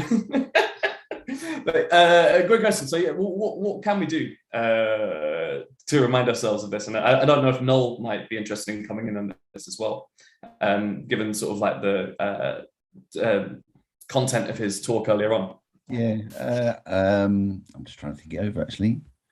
But I think, you know, it's about, you know, being politically involved, isn't it? I mean, that's the difference, isn't it? So that to me is like when I go to things like D&AD and there's a thing about people are talking about, you know, they've done a brand that's kind of more ecologically whatever, you know, I mean, obviously you make the criticism that essentially, you know, something like D&AD is really about just pushing more and more stuff being sold, and actually there's a huge problem in design and in the way that advertising uses it and stuff like that. And obviously the criticism back is, you know, well, you know, what can you do? You need to earn money, like people were saying earlier. And the answer to that is, you know, that you've got to be politically involved to try and change it, isn't it? You know, so that seems to me and that's when, you know, my heroes, I mean, some of my heroes, you know, people like John Hartfield and people like that in the 20s and 30s. I mean, people forget now that those people were, you know, revolutionaries, and they had often been fighting, you know, in the war, and they were trying to work out how to stop it happening again, but with their design skills, you know. It was kind of, in a sense, a very different, you know, German Dada and stuff that people talk about. There is an influence on graphic design. Obviously, it's a big part of it. It's not some side thing, you know, the constructivist stuff and all that sort of, from that era, in a way that that's the foundations of design in many ways, isn't it? It's only the sort of the American commercialism that comes in after World War II. So yeah, so that's me, is the thing, is that, you know, you've got to be, if you understand the problem, you've obviously got to be politically organized or doing something in some way to overcome it, because we all know that we're living in a world that's, I mean, I can't believe the mess that the world is becoming, you know what I mean? If I was 20 years ago when we were protesting in Genoa and it felt like we were, you know, things were going well, you know, like it felt like kind of we were actually starting to really get somewhere. if you'd have told me that it'd be like this now, I think I would have cried. But yeah, so we've got to do stuff, haven't we? You know, that's the thing. You know. I dig it. It's also it's lovely seeing everyone we've just been joined by birthday boy Tyler Evans as well on the panel. So it's really nice seeing like everyone kind of like flock in. It's like the end of Endgame where like everyone shows up. So it's great. We've got a couple more questions. I'll read them out, and please, like I said, like no airs or graces from any of the panelists here. Just jump in. There are no manners on the left. You won't annoy me. So from Krista Hunsiker, what role do you envision video and streaming to have in the space for design, especially the left, which is more skewed towards the youth, where TV and print are becoming less and less viable? I mean, that's potentially like a sort of question in itself as to whether they are, but even Facebook or Twitter ads for politics falling out of fashion, but TikTok, Twitch, YouTube streaming becoming a lot more popular. I might be sort of like deferring to one of our guests in the States or sort of North America, either Megan, Ben, or Tyler, if you want to come in on this, because I think you're probably all leaps and bounds ahead of where Britain is in terms of sort of like video content and using sort of platforms like TikTok and Twitch in a bit of a more innovative way. Like I don't think you're going to see Barry Gardner streaming on Twitch anytime soon. Yeah, I'm sure some of you have seen Jagmeet's like quite active on TikTok, and he did a couple Twitch streams. And personally, I think this is a generational thing for me. I'm not too up to date with Twitch. I am on TikTok, but I don't know exactly like what it is doing in terms of, other than like putting him out there and like putting his face out there. And I think that's very useful. And I think he's able to interact with such a wider audience by using these platforms. I don't really have like a very solid answer to that, but I do think that it is helping him interact with young people more and more. And that's probably the best part of it. People have access to him to ask questions that they wouldn't otherwise get to ask, and interact with him in a way that probably feels intimate for them and more personal as well. So maybe it's like more of a relationship building thing for his audience. I might come in here about the digital stuff, if that's all right, quickly, because I think it's really interesting when we talk about like the digital design and like politics, especially in digital design. But print is still like such a massive thing, and I think that we sometimes forget, especially as we're all sitting here on Zoom on our computers with like our smartphones, that actually like if we only focus on that, we miss out hundreds of people that don't have access to those things. And I think I've used this example before, which is at the start of the pandemic, when people were all in their houses trying to find help and support, it was leaflets that were going through their doors by like local groups on street groups, maybe like constituency groups, that really got through to people. And actually like all the apps that suddenly popped up like offering help were never going to reach the people that desperately needed that help. And it's not like an ageist thing, it's more of just we have to remember that not everyone has a smartphone or even knows necessarily where to look for these things. So I think that as long as put loads of effort into like live streaming, video, TikTok, Twitch, all of that stuff, but you can't just forget that print is such a big viable part like of what is needed for any sort of political campaigning. But. Yeah, I think that could be quite a sensory thing to it as well. Sort of like if we take the the three main purposes of like any piece of like political communication is like, firstly, we want to arrest the attention of whoever is on the receiving end of it.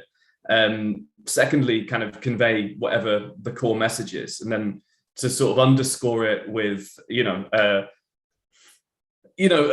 conveying the legitimacy, the integrity of the party or whatever other organization you're kind of communicating on behalf of, right? And, feel free to disagree for anyone whether those aren't the three things. So I think it's easy to get lost sometimes with, sort of like the brand guidelines or whatnot about whether you're actually achieving those three things. I think it's also very easy to try and, pour a big 2-liter bottle of Coke into like a small pint glass when you're given 6 pages of like a Google Doc or something like that to fit onto a 2-sided A5 leaflet. But when you get into the print, you can really sort of think about sort of like the more sensory touch points that people have with it.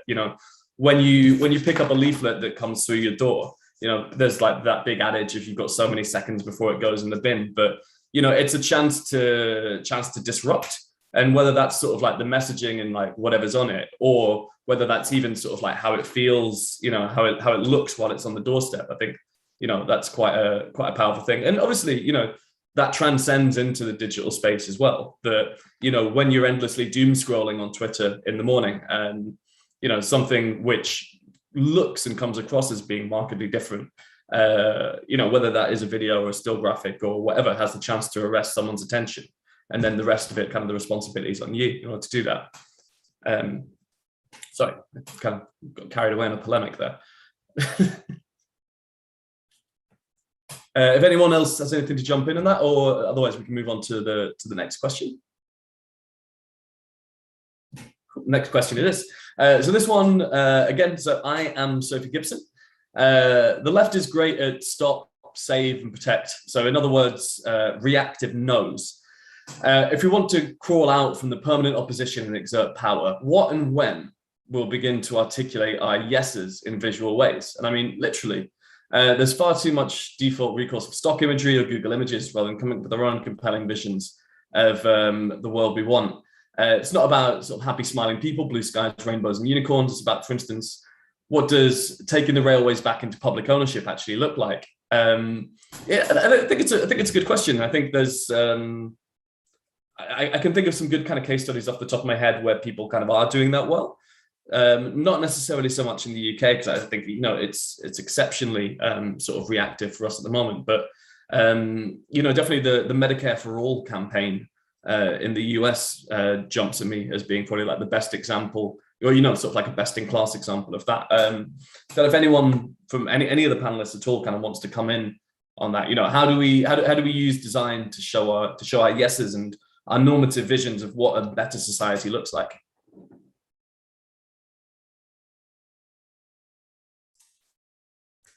I would say that design, graphic design, as important as it is and as worthy of investment, it's going to always have limits with its ability to express that vision, right? And so I think this is where video and film and storytelling really comes in to play, and where the notion of the line between sort of design, big D design, and the sort of ad makers and the video producers needs to be really blurred, and the wall sort of taken down between those departments, because I think that the two need to work in tandem with each other. You know, you want to, if you're going to tell a story about what the future can be and what a vision for a better world can be, it's got to be something that people feel, you know, and you know, that as much as it's a buzzword in the agency space and probably in-house too, storytelling is, you know, that's the through line that connects to people's hearts, not just heads. And it's something that can't just be done in kind of a one-off ad, but needs to be pervasive. And so I've always felt that in the same way that there are brand guides for design, there need to be brand guides for the kind of messaging and video side of things. So much of the US, you know, the kind of ads are just sort of really reactive. You know, it's like, so-and-so said this thing, you know, and we're going to put this on the air and highlight that. But I've always felt that literally working on changing the narrative and changing the paradigm so that it's not just left, center, right, but it is about what the future can and should be, is where the investment needs to happen. That's getting super blue sky, but I think that, like, you know, it's a multimedia endeavor to be able to tell that story. I think we saw a really good example of the yeses with AOC's 2018 campaign. That kind of like aspirational optimism, I think at the time wasn't what people were used to seeing, and I think that's why it created so many waves within political design, and why it's still being duplicated to this day, like almost quite just like blatantly copied, which is, I think, great and wonderful, because obviously it works. It's doing that job of creating that rose-colored future for everyone. So yeah, I think that's a really good example of how it's been done successfully. It's an interesting. Sorry, I just knocked a ruler on the floor. It's an interesting question on tone.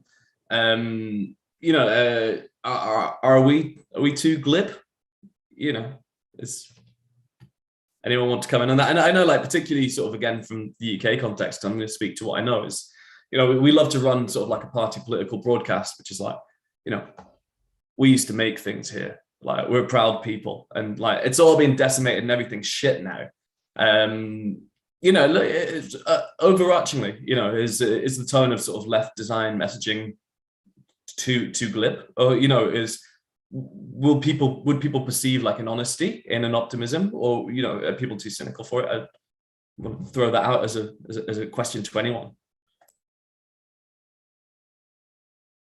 I mean, I suppose I could talk about the sort of stuff that Labour did a couple of years ago with their sort of campaign videos, but I suppose it's also getting, if you're going to do something really positive and future happy, you need to, I don't know, it needs to not come across too sort of pie in the sky. And I think that, like, a lot of people, especially in the UK, are living in situations where watching a video of a politician walking around a really nice street talking about how business can bloom and like everything can work out really well is just a bit too unbelievable at this point.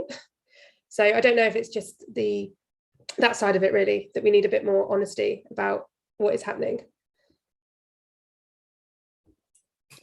Beautiful note of optimism. We've got a question in here from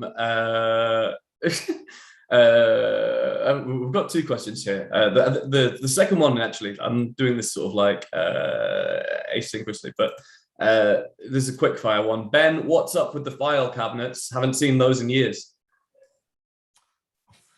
Did not expect that question. The honest answer is I'm in the attic office of my new home right now. We bought this home from a lawyer who had file cabinets in here, so I haven't had the chance to replace them. So that's the honest answer. It's a good vibe. I like them. We're bringing it back. And then sort of like the slightly longer one from Pablo O'Hara. Hi, I've really enjoyed today, so thanks for everyone organising and attending. It's focused a lot on specific parties and candidates, especially Labour, which makes sense given who has organised it, but I'm coming from a slightly different angle in that I run a campaigns agency which works with progressive politicians and political parties on the left, not just Labour. In order to beat the right-wing candidates and parties, especially in the UK, it's often the Liberal Democrats that are in the best place to beat the Tories in a number of seats. Now, I'm curious if anyone has any thoughts on how design can play a part in cross-party campaign design, progressive alliances, etc. Anyone like to jump in? Possibly like quite a Britain-centric question from the phrasing. So looking towards you, Chelsea. Yeah, sorry, I just don't want to come in with like negative again. So I'm trying to like think of something positive. Yeah, I suppose we kind of saw some direction of like cross sort of party working with Labour and Green slightly at some points. I can't speak on Labour and the Liberal Democrats working together. I suppose they're kind of similar at the moment, I suppose, in some of their views. So like you might be seeing more of a sort of amalgamation of stuff. So I'm just reading that question to try and give an answer. I don't know. I think that maybe if we took it away from the actual political parties, and maybe if you as a designer want to look at volunteering your time, you could look at how a cross-party sort of alliance could work. It's not really necessarily my bag, to be honest. Yeah, probably not a bag either. I guess the thing that kind of jumps immediately to mind with that would be, you know, if getting involved in sort of single issue campaigns, you know, where, you know, where the goal of the campaign could be owned by parties from sort of, a multitude of colours potentially. You know, if you're in an area where hospital waiting times are particularly bad, kind of, you know, getting involved in a grassroots campaign against that, or, you know, if being particularly badly affected by school closures or something. You know, I think I'd be erring towards trying to put design time into sort of more of those single issue campaigns if that was sort of my objective here.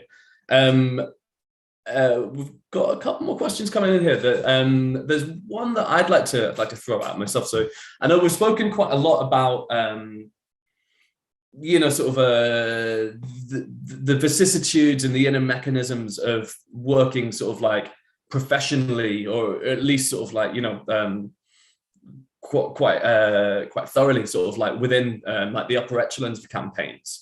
Obviously, like everyone who's in this chat started off as like a starry-eyed young idealist at some point. And I'm conscious that we've probably had, you know, sort of like out of like the 500 or so people who've signed up here, we probably have a fair number of whom are, you know, sort of younger people who are keen to, you know, to use their skills in order to, you know, make the world a better place, like hopefully more successfully than some of us have, like, and you know, they're the future generation. So what advice would anyone give to sort of young budding creatives about how to sort of either hone their skills or get involved in sort of campaigns? Yeah, if there are anyone like to kind of come in on that with the advice to the next generation.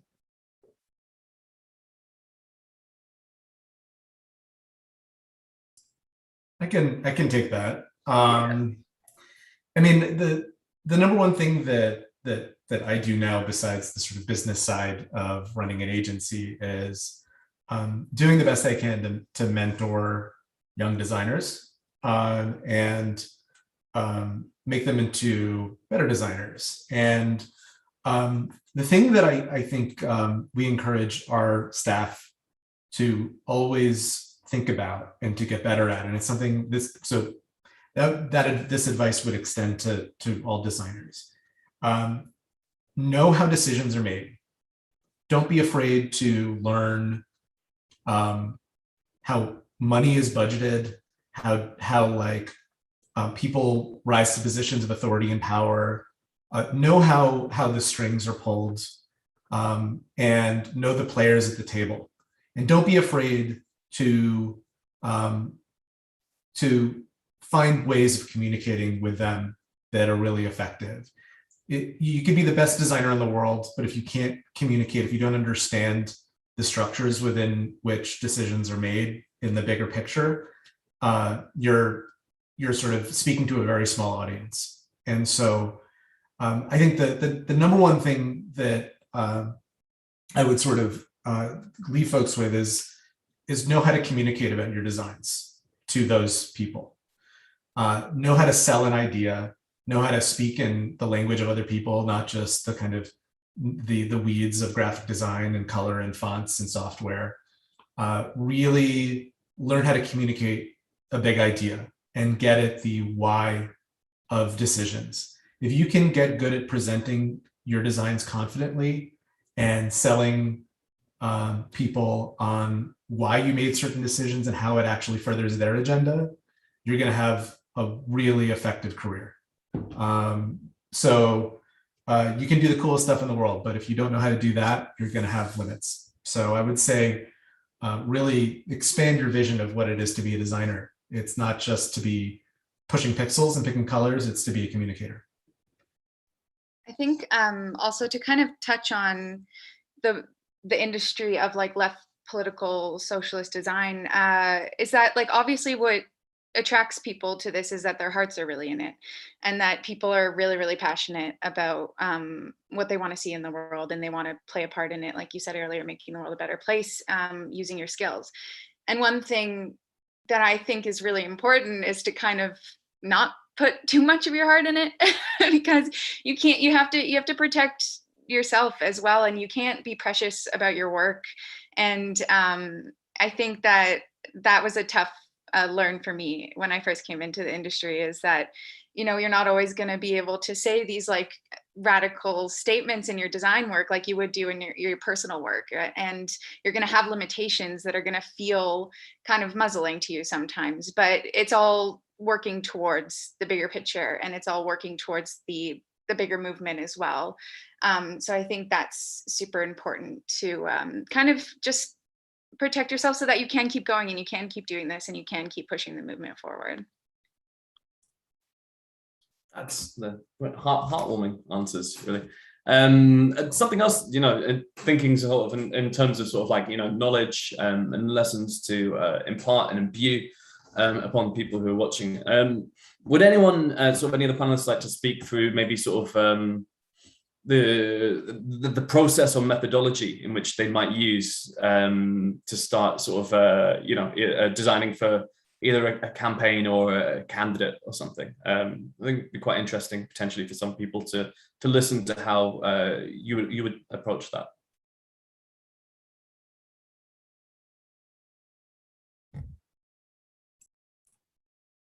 I'm going to start saying names otherwise. I can talk about it. That's just such a big question. It's like kind of huge. Yeah.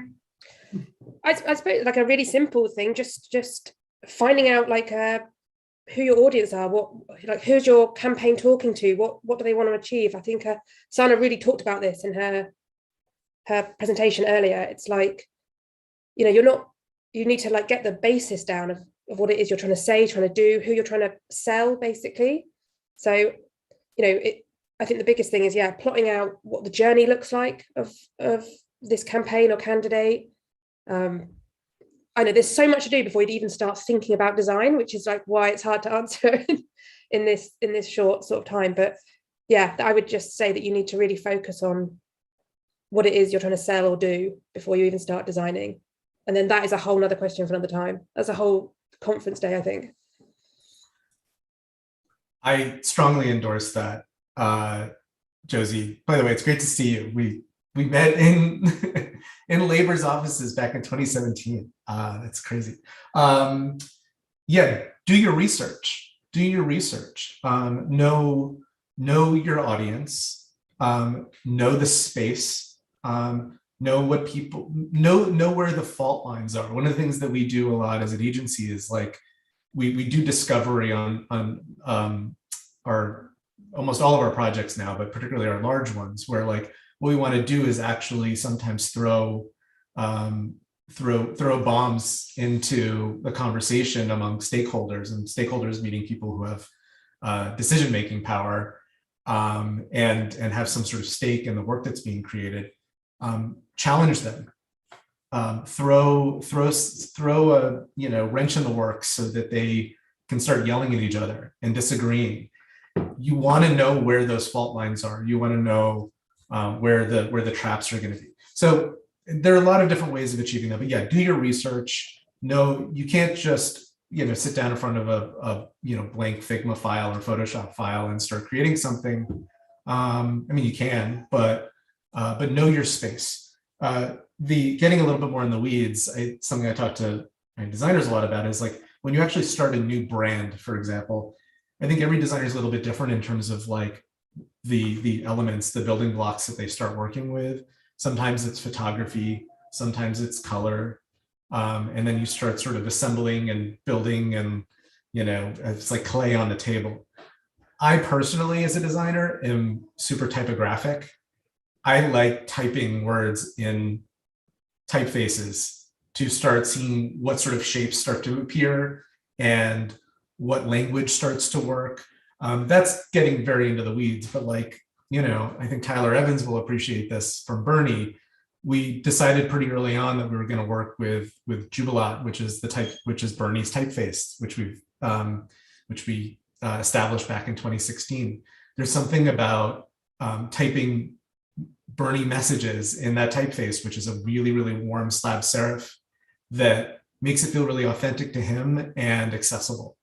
And so that's the kind of avenue through which I oftentimes come at a lot of design, is just through type. I guess maybe sort of one question which sort of segues on from that, to kind of start to, at least sort of like wave our foot around in the weeds of sort of the process. Where do you get inspiration from? Megan, if you'd like to comment on that. I get I think I find a lot of inspiration, obviously, within my community, but also like looking at the competition and kind of looking at what the right or, you know, kind of right are doing, and why that's working really well for them, and what we can do to position ourselves in a better spot or a louder spot. Yeah, I think inspiration wise also, like getting out of kind of looking at the same things and looking at only political campaign work and doing your research is kind of been useful for me anyway. And like actually getting out, walking around and looking at things that are on the ground in the community has been really helpful. Right now I'm in New York actually, and it's just been insanely inspirational walking around the city, of course. But yeah, this is going to be, I'm going to take a lot of pictures while I'm here and definitely bring them back to my team too. Anyone else wants to jump in on that? Yeah, I think old stuff, I suppose, it's like it's good. Like fortunate when you run a bookshop. Yeah, exactly. Books, guys, great. But I think it's like, obviously I imagine what we do now, we find inspiration through the internet, which is like I definitely do, because it's just there and it's a resource. Actually trying to, you know, look for elsewhere, you know, looking at like if people have got collections that date back, which is great, like what Kevin has done with looking at all the old sort of Labour posters from like the past 100 years has been incredible. And like you can see the inspiration that has had a lot on political design in the last couple of years. Like it's really, really helpful. So yeah, it can be anything. I've got boxes of like old bits of paper and like tickets, and I have to get rid of it at some point, but it's like it is everywhere. It's just like continuously collecting stuff that, you know, excites you and stuff. Yeah, I'm literally sat at my normal work desk, and I've got my drawer of stuff in front of me, and it's like, you know, it's like that looks cool, and it's like I've got my like that's a bag full of like my wife's old Girl Scout patches, and then like but yeah, it's, you know, I think it's cool to collect stuff, and then yeah, one day we will have to get rid of the boxes, but I don't know, Ben, if you have anything to add, you know, if you've got filing cases full of knickknacks behind you. These are totally empty, believe it or not. They will eventually be filled with things. We literally moved a month ago, so, you know, give me some time. I would say, you know, every campaign or project is different, right? But I totally agree with Josie's note about looking to the past. There's a you know, legacy of design and art that represents the human experience, that helps you understand sort of what the sort of visual vernacular of certain issues is over time. Don't throw that out, don't ignore that. So looking at art and looking at how artists have approached certain issues, that's really learning that can be very, very powerful. For whatever reason, there were a number of shows in different galleries that I had sort of gone to with my wife, who works in the museum space, before we actually worked on Kamala Harris's campaign. There was a lot of focus on, there were a lot of shows for whatever reason. I went to one in Boston, one in Brooklyn, that was activist art, particularly you know, Black women artists from the 70s and 80s. And there was a lot of art that I just sort of snapped pictures of. I've got a zillion photos in my phone of just things that I save for later. It ended up being somewhat coincidentally that in working with Kamala Harris, I could refer back to a lot of those snaps and even sample colors out of old artwork. And so don't be afraid to look to the past. I think that could be, you know, the future is nothing without the past, you know, put that on my gravestone or something. But I think that there's really something there. I think there's a without sounding too pretentious, there's a good Jean-Luc Godard quote on that, which is, you know, it's not where you take things from, it's where you take them to, right? You know, like nothing's original. So steal away. Nothing is original. It's all been done before. It's all a matter of how you synthesize new ideas out of what's been done before. Totally agree with that. I know we're moving into the last sort of 10 minutes or so now. So if anyone has any sort of like burning questions for our panel of experts, feel free to throw them in now. We've got a couple of quick fire ones that I'll just throw out now. One's from Gabrielle. Does anyone have an ideal job or campaign they'd like to work on?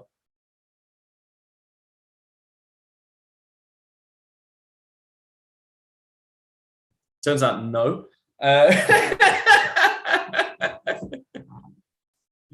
I've literally been looking at that question, trying to think of something. How bad is that?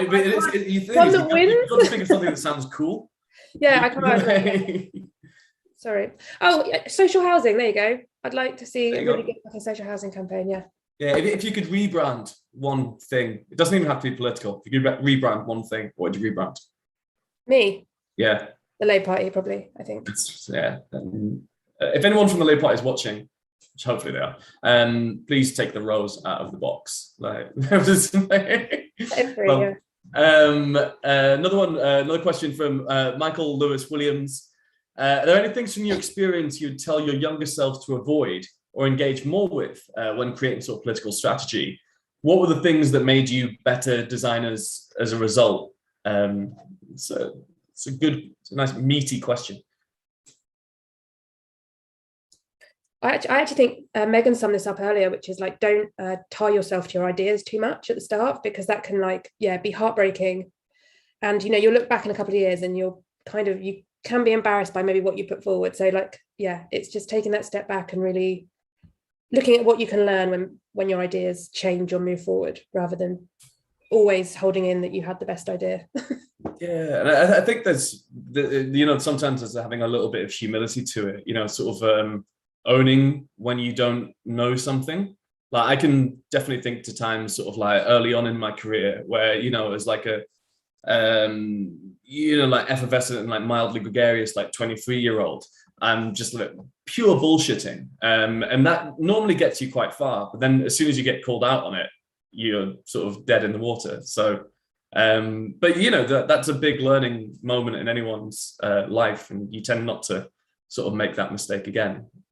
I don't know if anyone else has anything to come in with on that before we go for another question.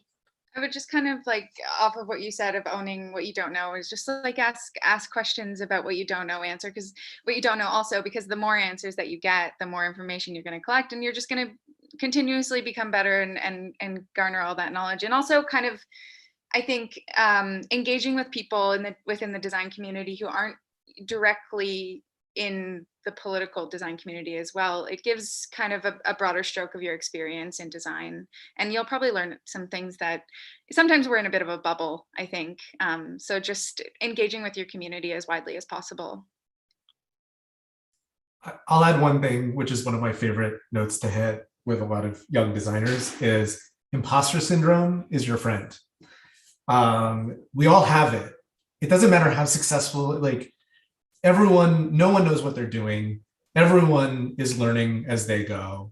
And that's an important thing to kind of understand. But if you feel like you're an imposter, you're probably going to be embrace that, because that's what fuels really passionate, hard work and so as much as that can sort of feel painful and feel like torture as a designer, we tend to get in our heads a lot. I certainly did as a younger designer, but embrace that, because everyone feels it, and that's your heart in your head saying, I want to be better.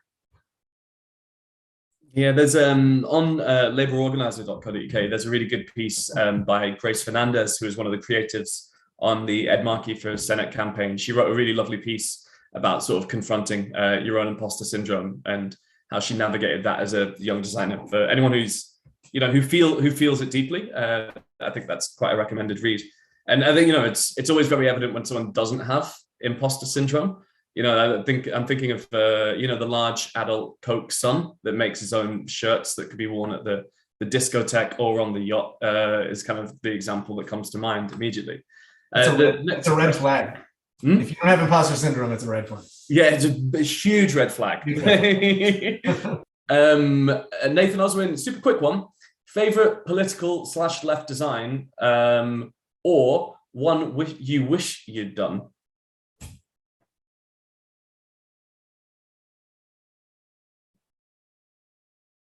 This is like when someone's like, "Oh, who's your favorite band?" and you're like, "I've never heard of a band." Like, name a band. Like,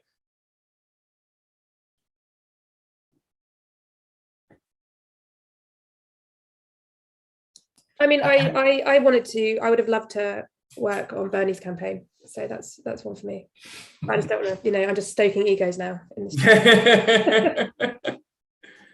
I think also the opportunities in the older design that Josie and Ben were talking about, and how fresh it was back then, and how much space there was for innovation, and not getting kind of like pinholed into doing the same thing over and over again, and kind of being at the pinnacle moment of labor movement design would be really awesome. yeah, there's one which is personal favorite. Anyone that follows LPGD on any of the socials will have known it deeply, but it's the old Labour's Got Life and Soul print from back in the 60s. And, to me, like, it always just kind of like stood out as something which is so antagonistic to what you expect a piece of political advertising to look like, from like sort of like the reggae color palette to even, like the tone of the messaging. Like, very rarely, like, will anyone, particularly in the UK Labour Party, tell you that they've got sort of life or soul. You'd be forgiven for thinking that, like, looking at like the House of Commons benches. So that's one that kind of sticks out to me. Ben, I don't know if you've got one to come in on there, and then I think we'll do one more question before we wrap it.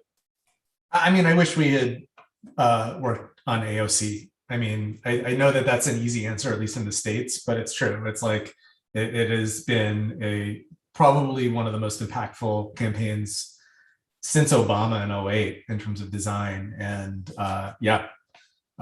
so kudos to them.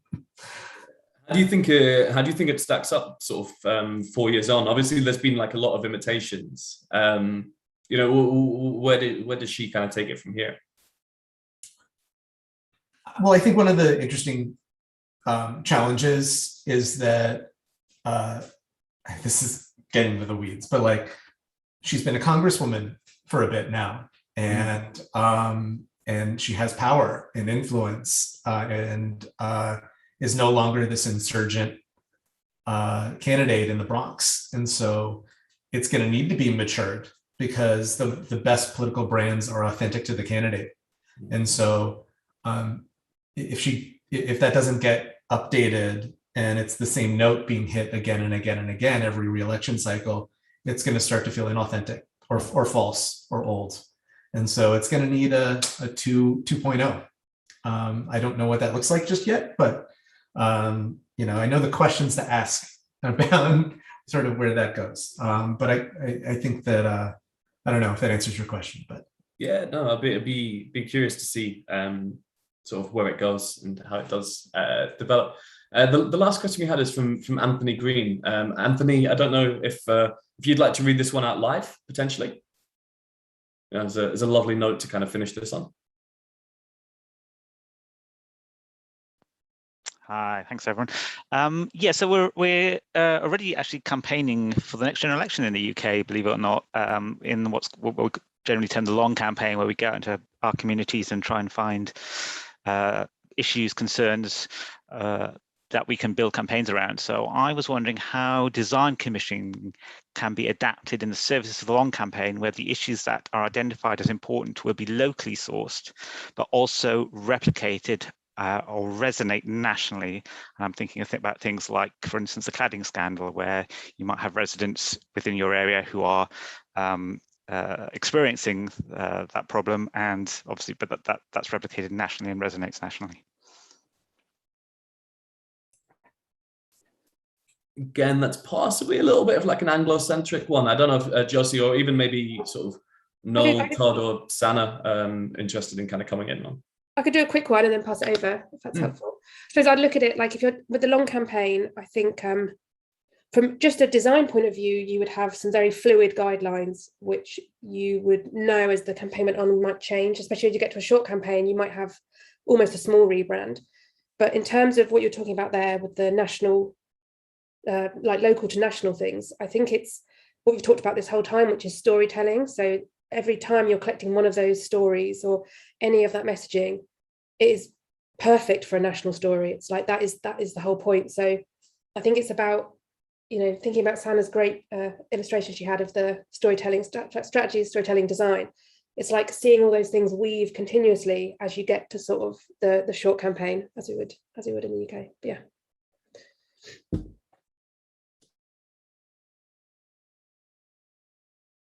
On to Sanna.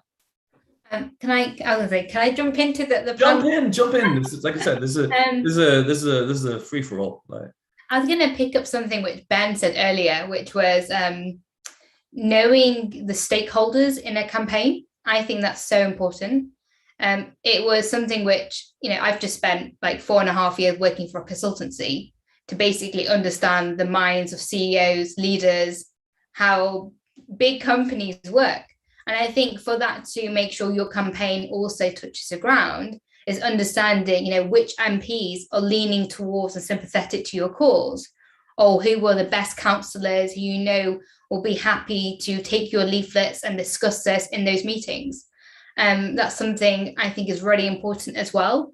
The design is a material you can give them to support them in their work, but knowing who those stakeholders are, for me, is a vital pinpoint of really making your campaign work, is figuring out who those leaders are as well. So that's just my added extra I wanted to throw in.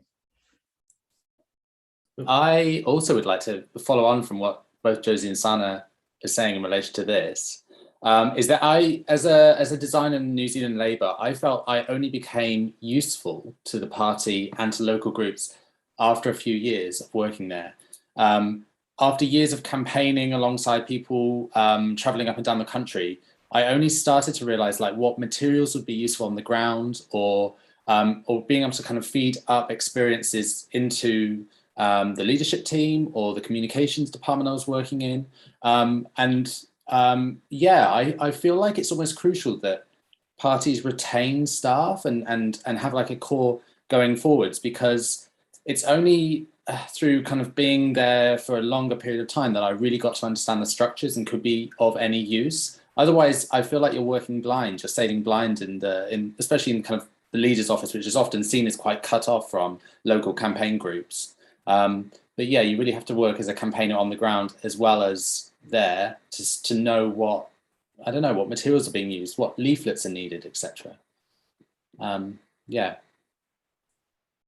Ben, did I see your jazz hands go up there?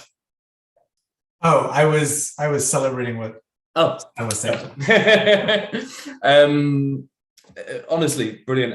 I think we're now sort of 2 minutes over the time, but I'd like to sort of, before doing like one last whip round to the panelists for any final thoughts, I'd just like to thank everyone so much for the time, generosity, enthusiasm that they've given today. That includes both the panelists and to the audience as well. Like to say thank you to everyone who's put in so much work in order to getting today to happen. Huge thank you to Christian, who's been running LDF Help, making sure that everything happens so seamlessly, which has been brilliant. Thank you to Labour Together, who so kindly donated their Zoom login so that we could have an event with 500 participants on it, and not like a 45-minute time limit or something. But genuinely, thank you. It's amazing, sort of the response that we've had to today. Originally, our target was to get 150 people registered, and then the stretch target was 300. We hit the stretch target pretty damn quickly. We've got people signed up all from Iraq to Indonesia, which is just so thoroughly unexpected, particularly for an event which is so as Anglo-centric as it is. Really interested in ideas about how we sort of keep momentum going from sort of an event like this. I think the ability to have kind of cross-pollination between progressive designers, on all sort of corners of the flat earth is like fantastic.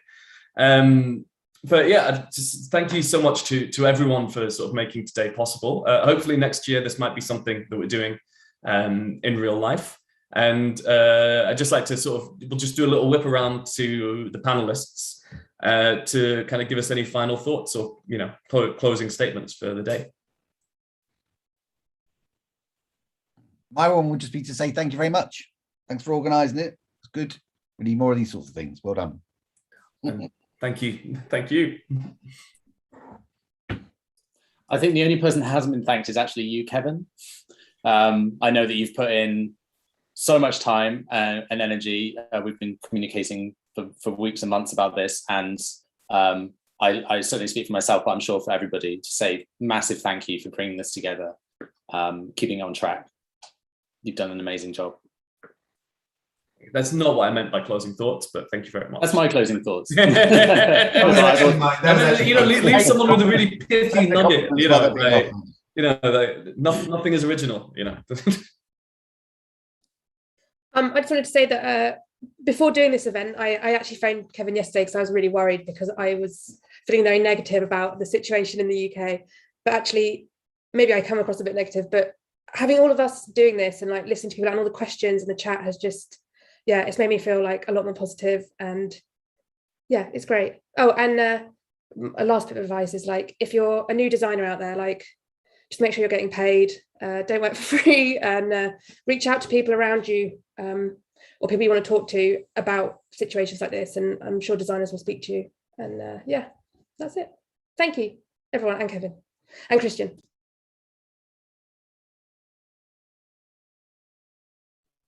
Yeah, I just wanted to say thank you as well. And I guess, unfortunately, like the best designs in this type of movement come out of moments of power struggles and strife. And in the past 2 years, we've had a lot of that.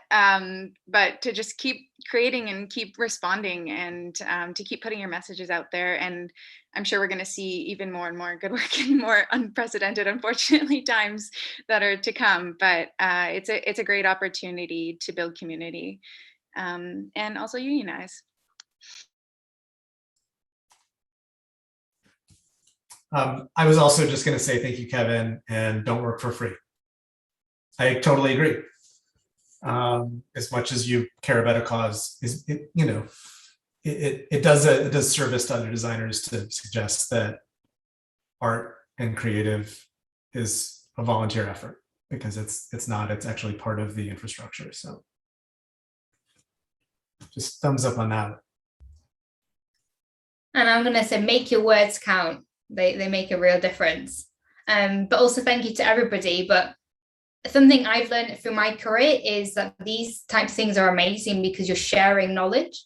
A lot of the times I find designers who work quite insular. So for me, this is fantastic because I have so many questions I wanted to ask you guys, which we'll do afterwards. But definitely sharing is caring is as well really helpful. And thank you again, Kevin and Christian, for doing this. Yeah, it's that Tyler. I don't know if you're actually there or whether you're at your child's 8th birthday party. So you're forgiven if you don't want to come in with a final thought. Hello. No, I'm here. I don't have a final thought. I'm just lurking while he plays Nintendo. He's detoxing from his morning donuts at the moment. So yeah, I don't have a thought. I'm sorry. Just for me, I'll give some American advice. Unionize your campaign immediately. And when the campaign is over, join your DSA. And that's all I got. There you go. Sage advice. Again, thank you so much to everyone. This has been lovely. It's great to see something that so many people have put so much energy into coming to fruition. And we could keep going on the thank yous for a little while, but we're 8 minutes over already. Everyone's rearing, if you're in Britain, everyone's rearing to go for your Saturday nights. If you're in America, everyone's rearing to probably have lunch. And if you're sort of anywhere east of Britain, you're probably rearing to go to bed. So thank you so much to everyone. This is not the end of it. I believe this is the start of something. Everyone who has been a panelist today are all very nice, sort of gregarious people. If you have any questions that you didn't get a chance to answer today, look them up on social media. We've been tagging them on the Labour Design account and everything, so they're really easy to track down. Add them on LinkedIn, ask them to give you professional endorsements, even if you've never met them, because their words will carry so much weight. But yeah, thank you to everyone. This is normally when someone would probably sing us out with the Internationale, but I don't know if any of the panelists have a good singing voice. So in the event that we don't, thank you, everyone. You did, Kev. I have a terrible voice. This is also where I say that I can't remember the words for the Internationale. But we'll call it on that one. Thank you so much for everyone, and again, a big hand to Christian for running all of the tech in the background today. Thanks, guys.